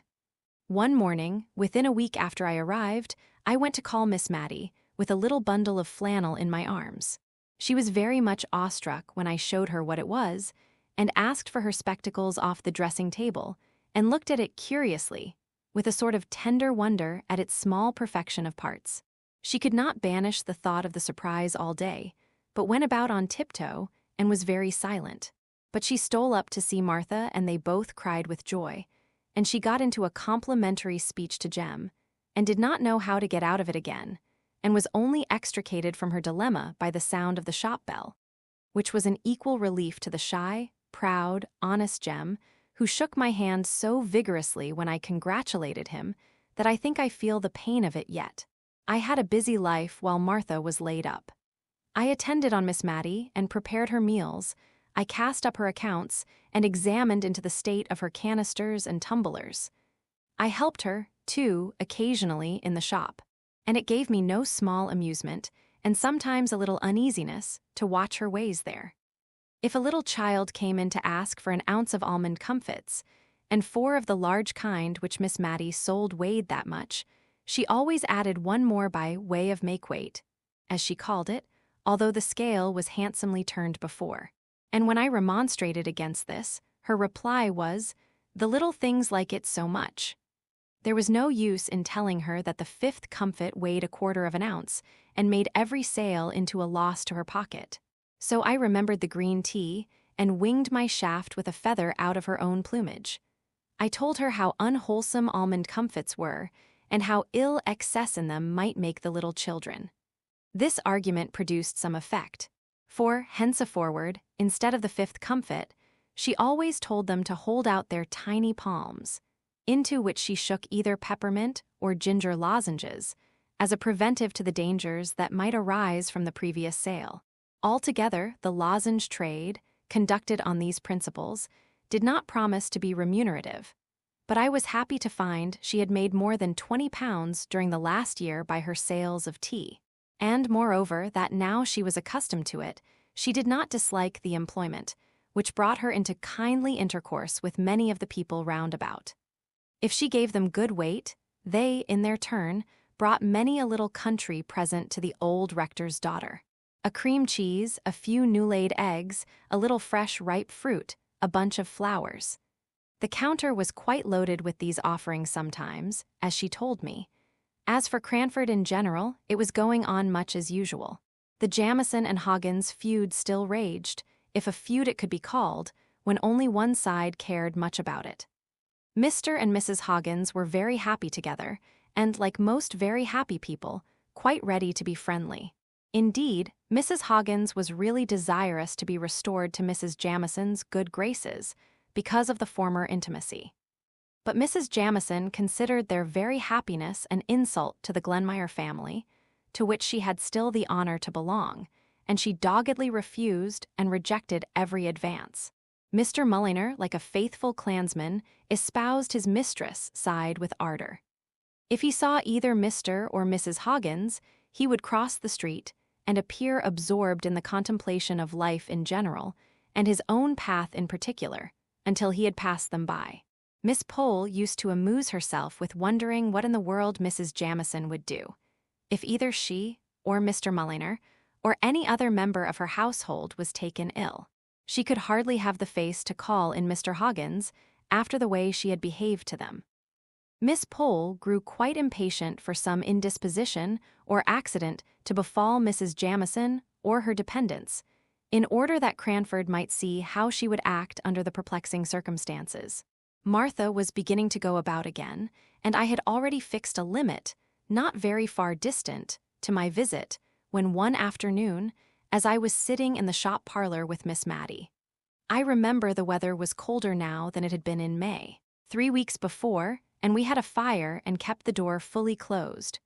We saw a gentleman go slowly past the window, and then stand opposite to the door, as if looking out for the name which we had so carefully hidden. He took out a double eyeglass and peered about for some time before he could discover it.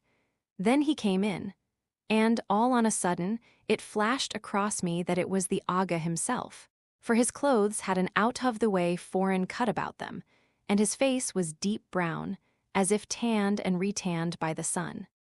His complexion contrasted oddly with his plentiful snow-white hair. His eyes were dark and piercing, and he had an odd way of contracting them and puckering up his cheeks into innumerable wrinkles when he looked earnestly at objects. He did so to Miss Matty when he first came in.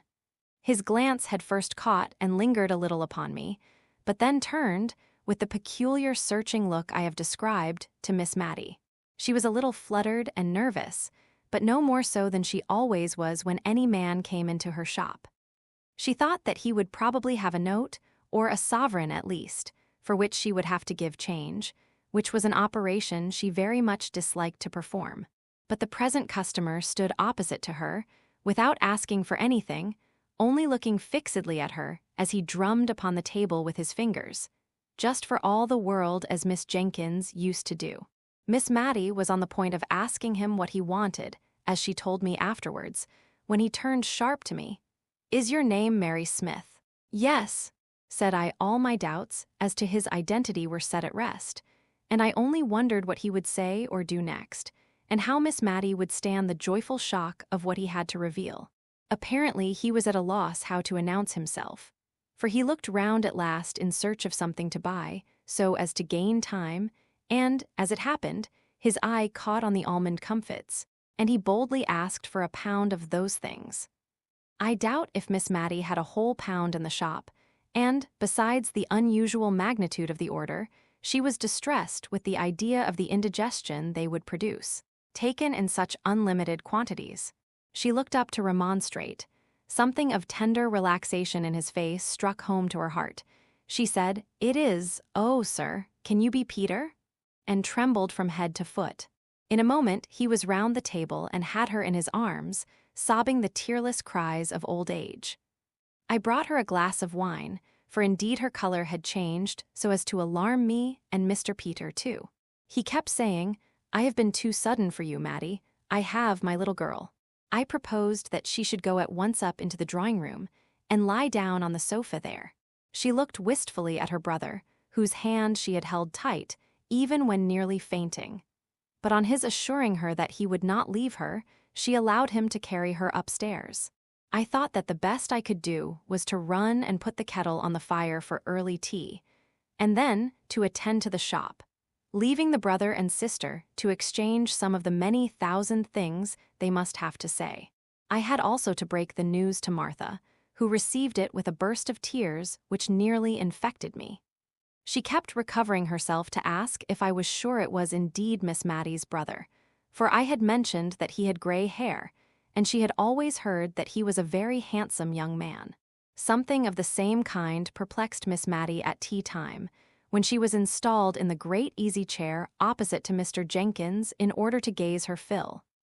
She could hardly drink for looking at him, and as for eating, that was out of the question. "I suppose hot climates age people very quickly," said she, almost to herself. "When you left Cranford, you had not a gray hair in your head. But how many years ago is that?" said Mr. Peter, smiling. "Ah, true. Yes, I suppose you and I are getting old. But still, I did not think we were so very old. But white hair is very becoming to you, Peter," she continued, a little afraid lest she had hurt him by revealing how his appearance had impressed her. "I suppose I forgot dates too, Matty, for what do you think I have brought for you from India? I have an Indian muslin gown and a pearl necklace for you somewhere in my chest at Portsmouth." He smiled as if amused at the idea of the incongruity of his presence with the appearance of his sister. But this did not strike her all at once, while the elegance of the articles did. I could see that, for a moment, her imagination dwelt complacently on the idea of herself thus attired, and instinctively she put her hand up to her throat, that little delicate throat which, as Miss Pole had told me, had been one of her youthful charms. But the hand met the touch of folds of soft muslin in which she was always swathed up to her chin, and the sensation recalled a sense of the unsuitableness of a pearl necklace to her age. She said, "I'm afraid I'm too old, but it was very kind of you to think of it. They are just what I should have liked years ago, when I was young. So I thought, my little Matty, I remembered your tastes. They were so like my dear mother's." At the mention of that name, the brother and sister clasped each other's hands yet more fondly, and, although they were perfectly silent, I fancied they might have something to say if they were unchecked by my presence, and I got up to arrange my room for Mr. Peter's occupation that night, intending myself to share Miss Matty's bed. But at my movement, he started up. "I must go and settle about a room at the George. My carpet-bag is there too." "No," said Miss Matty in great distress. "You must not go, please, dear Peter, pray, Mary, oh. You must not go." She was so much agitated that we both promised everything she wished. Peter sat down again and gave her his hand, which for better security she held in both of hers, and I left the room to accomplish my arrangements.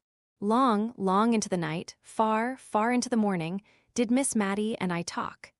She had much to tell me of her brother's life and adventures, which he had communicated to her as they had sat alone. She said all was thoroughly clear to her, but I never quite understood the whole story. And when in after days I lost my awe of Mr. Peter enough to question him myself, he laughed at my curiosity and told me stories that sounded so very much like Baron Munchausen's that I was sure he was making fun of me. What I heard from Miss Matty was that he had been a volunteer at the siege of Rangoon, had been taken prisoner by the Burmese, and somehow obtained favor and eventual freedom from knowing how to bleed the chief of the small tribe in some case of dangerous illness. That on his release from years of captivity, he had had his letters returned from England with the ominous word, dead, marked upon them. And, believing himself to be the last of his race, he had settled down as an indigo planter, and had proposed to spend the remainder of his life in the country to whose inhabitants and modes of life he had become habituated when my letter had reached him.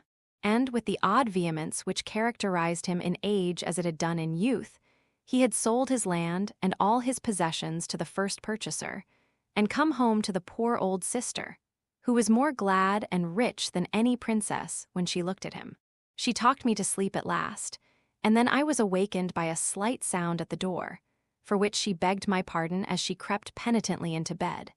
But it seems that when I could no longer confirm her belief that the long-lost was really here, under the same roof, she had begun to fear lest it was only a waking dream of hers, that there never had been a Peter sitting by her all that blessed evening, but that the real Peter lay dead far away beneath some wild sea wave or under some strange eastern tree.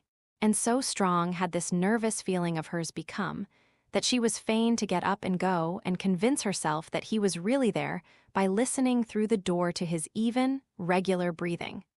I don't like to call it snoring, but I heard it myself through 2 closed doors, and by it soothed Miss Matty to sleep. I don't believe Mr. Peter came home from India as rich as a nabob. He even considered himself poor, but neither he nor Miss Matty cared much about that. At any rate, he had enough to live upon, very genteelly, at Cranford, he and Miss Matty together. And a day or 2 after his arrival, the shop was closed, while troops of little urchins gleefully awaited the shower of comfits and lozenges that came from time to time down upon their faces as they stood up gazing at Miss Matty's drawing-room windows. Occasionally Miss Matty would say to them, half hidden behind the curtains, "My dear children, don't make yourselves ill." But a strong arm pulled her back, and a more rattling shower than ever succeeded. A part of the tea was sent in presents to the Cranford ladies, and some of it was distributed among the old people who remembered Mr. Peter in the days of his frolicsome youth. The Indian muslin gown was reserved for darling Flora Gordon, Miss Jessie Brown's daughter. The Gordons had been on the continent for the last few years, but were now expected to return very soon, and Miss Matty, in her sisterly pride, anticipated great delight in the joy of showing them Mr. Peter. The pearl necklace disappeared, and about that time many handsome and useful presents made their appearance in the households of Miss Pole and Mrs. Forrester, and some rare and delicate Indian ornaments graced the drawing-rooms of Mrs. Jamison and Mrs. Fitzadam. I myself was not forgotten. Among other things, I had the handsomest bound and best edition of Dr. Johnson's works that could be procured, and dear Miss Matty, with tears in her eyes, begged me to consider it as a present from her sister as well as herself. In short, no one was forgotten, and, what was more, everyone, however insignificant, who had shown kindness to Miss Matty at any time, was sure of Mr. Peter's cordial regard. Peace to Ciaranafordi. It was not surprising that Mr. Peter became such a favorite at Cranford. The ladies vied with each other who should admire him most, and no wonder, for their quiet lives were astonishingly stirred up by the arrival from India, especially as the person arrived told more wonderful stories than Sinbad the sailor, and, as Miss Pole said, was quite as good as an Arabian night any evening. For my own part, I had vibrated all my life between Drumble and Cranford, and I thought it was quite possible that all Mr. Peter's stories might be true, although wonderful.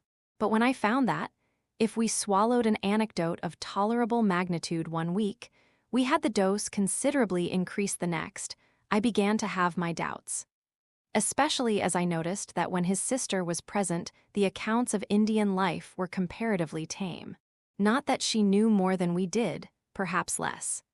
I noticed also that when the rector came to call, Mr. Peter talked in a different way about the countries he had been in. But I don't think the ladies in Cranford would have considered him such a wonderful traveler if they had only heard him talk in the quiet way he did to him. They liked him the better, indeed, for being what they called so very oriental. One day, at a select party in his honor, which Miss Pole gave, and from which, as Mrs. Jamison honored it with her presence, and had even offered to send Mr. Mulliner to wait, Mr. and Mrs. Hoggins and Mrs. Fitzadam were necessarily excluded. One day, at Miss Pole's, Mr. Peter said he was tired of sitting upright against the hard-backed, uneasy chairs, and asked if he might not indulge himself in sitting cross-legged. Miss Pole's consent was eagerly given, and down he went with the utmost gravity.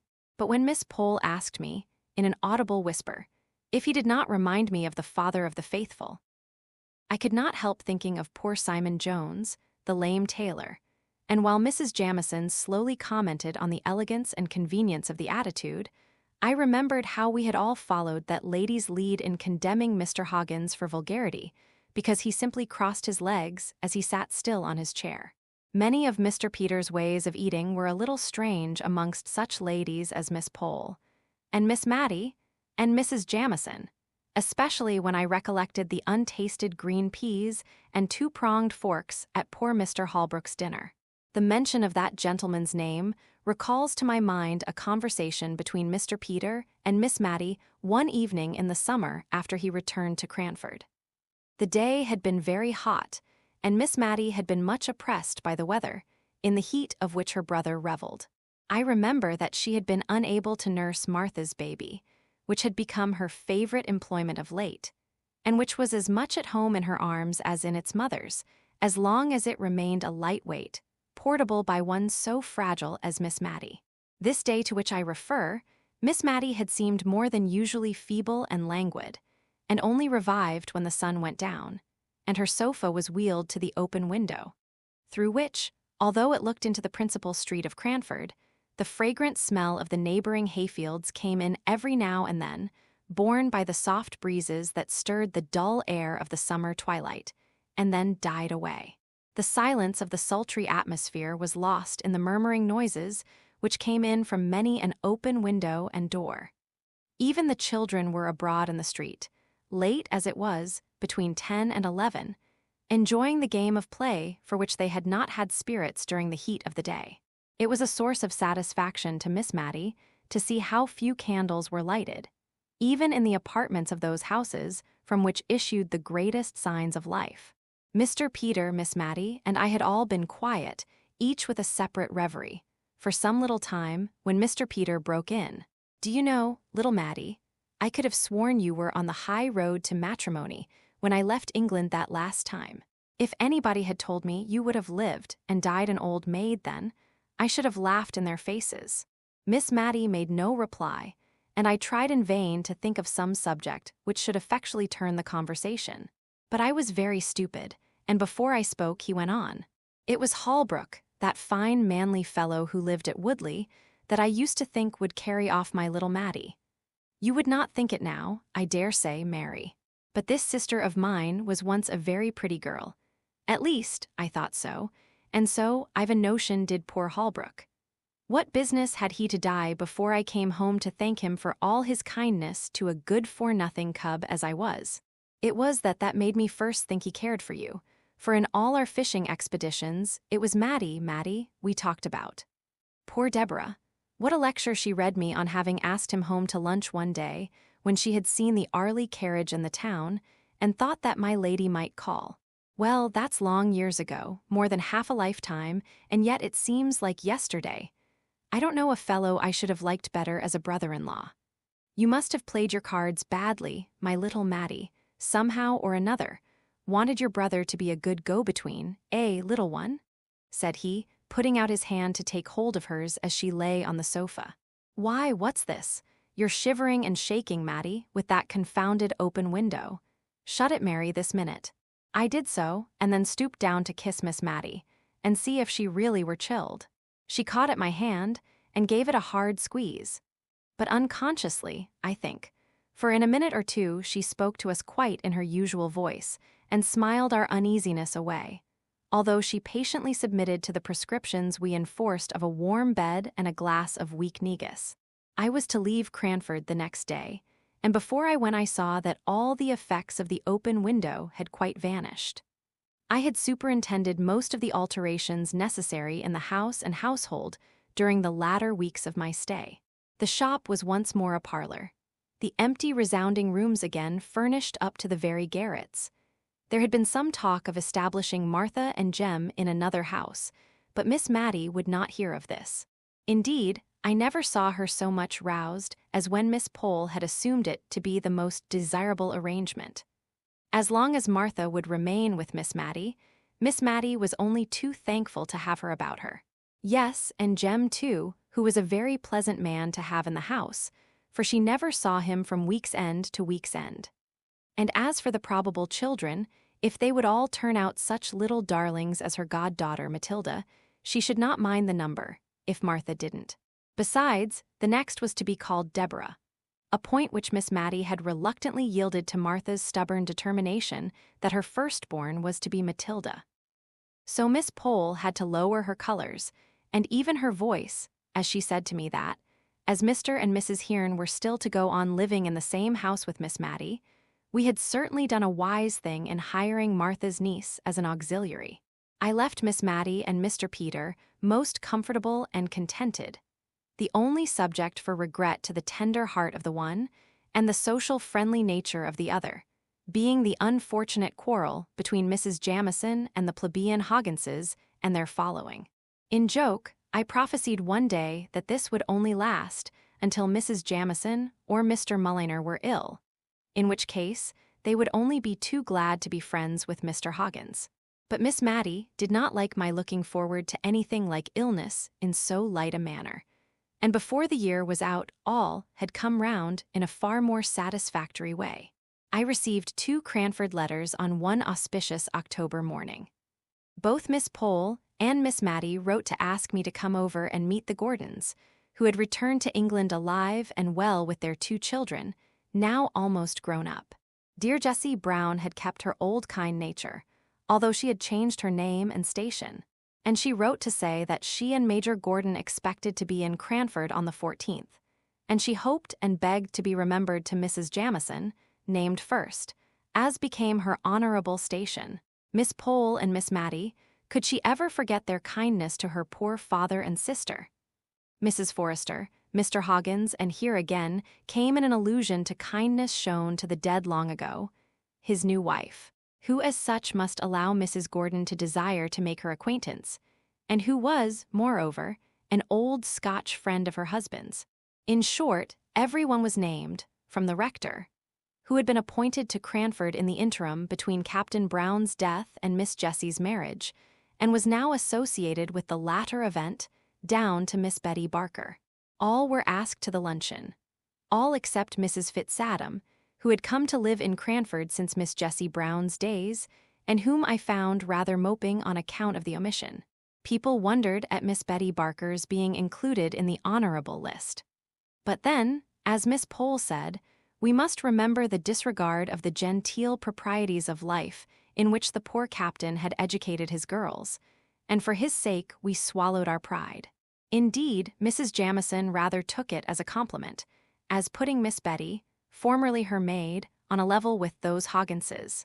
But when I arrived in Cranford, nothing was as yet ascertained of Mrs. Jamison's own intentions. Would the honorable lady go, or would she not?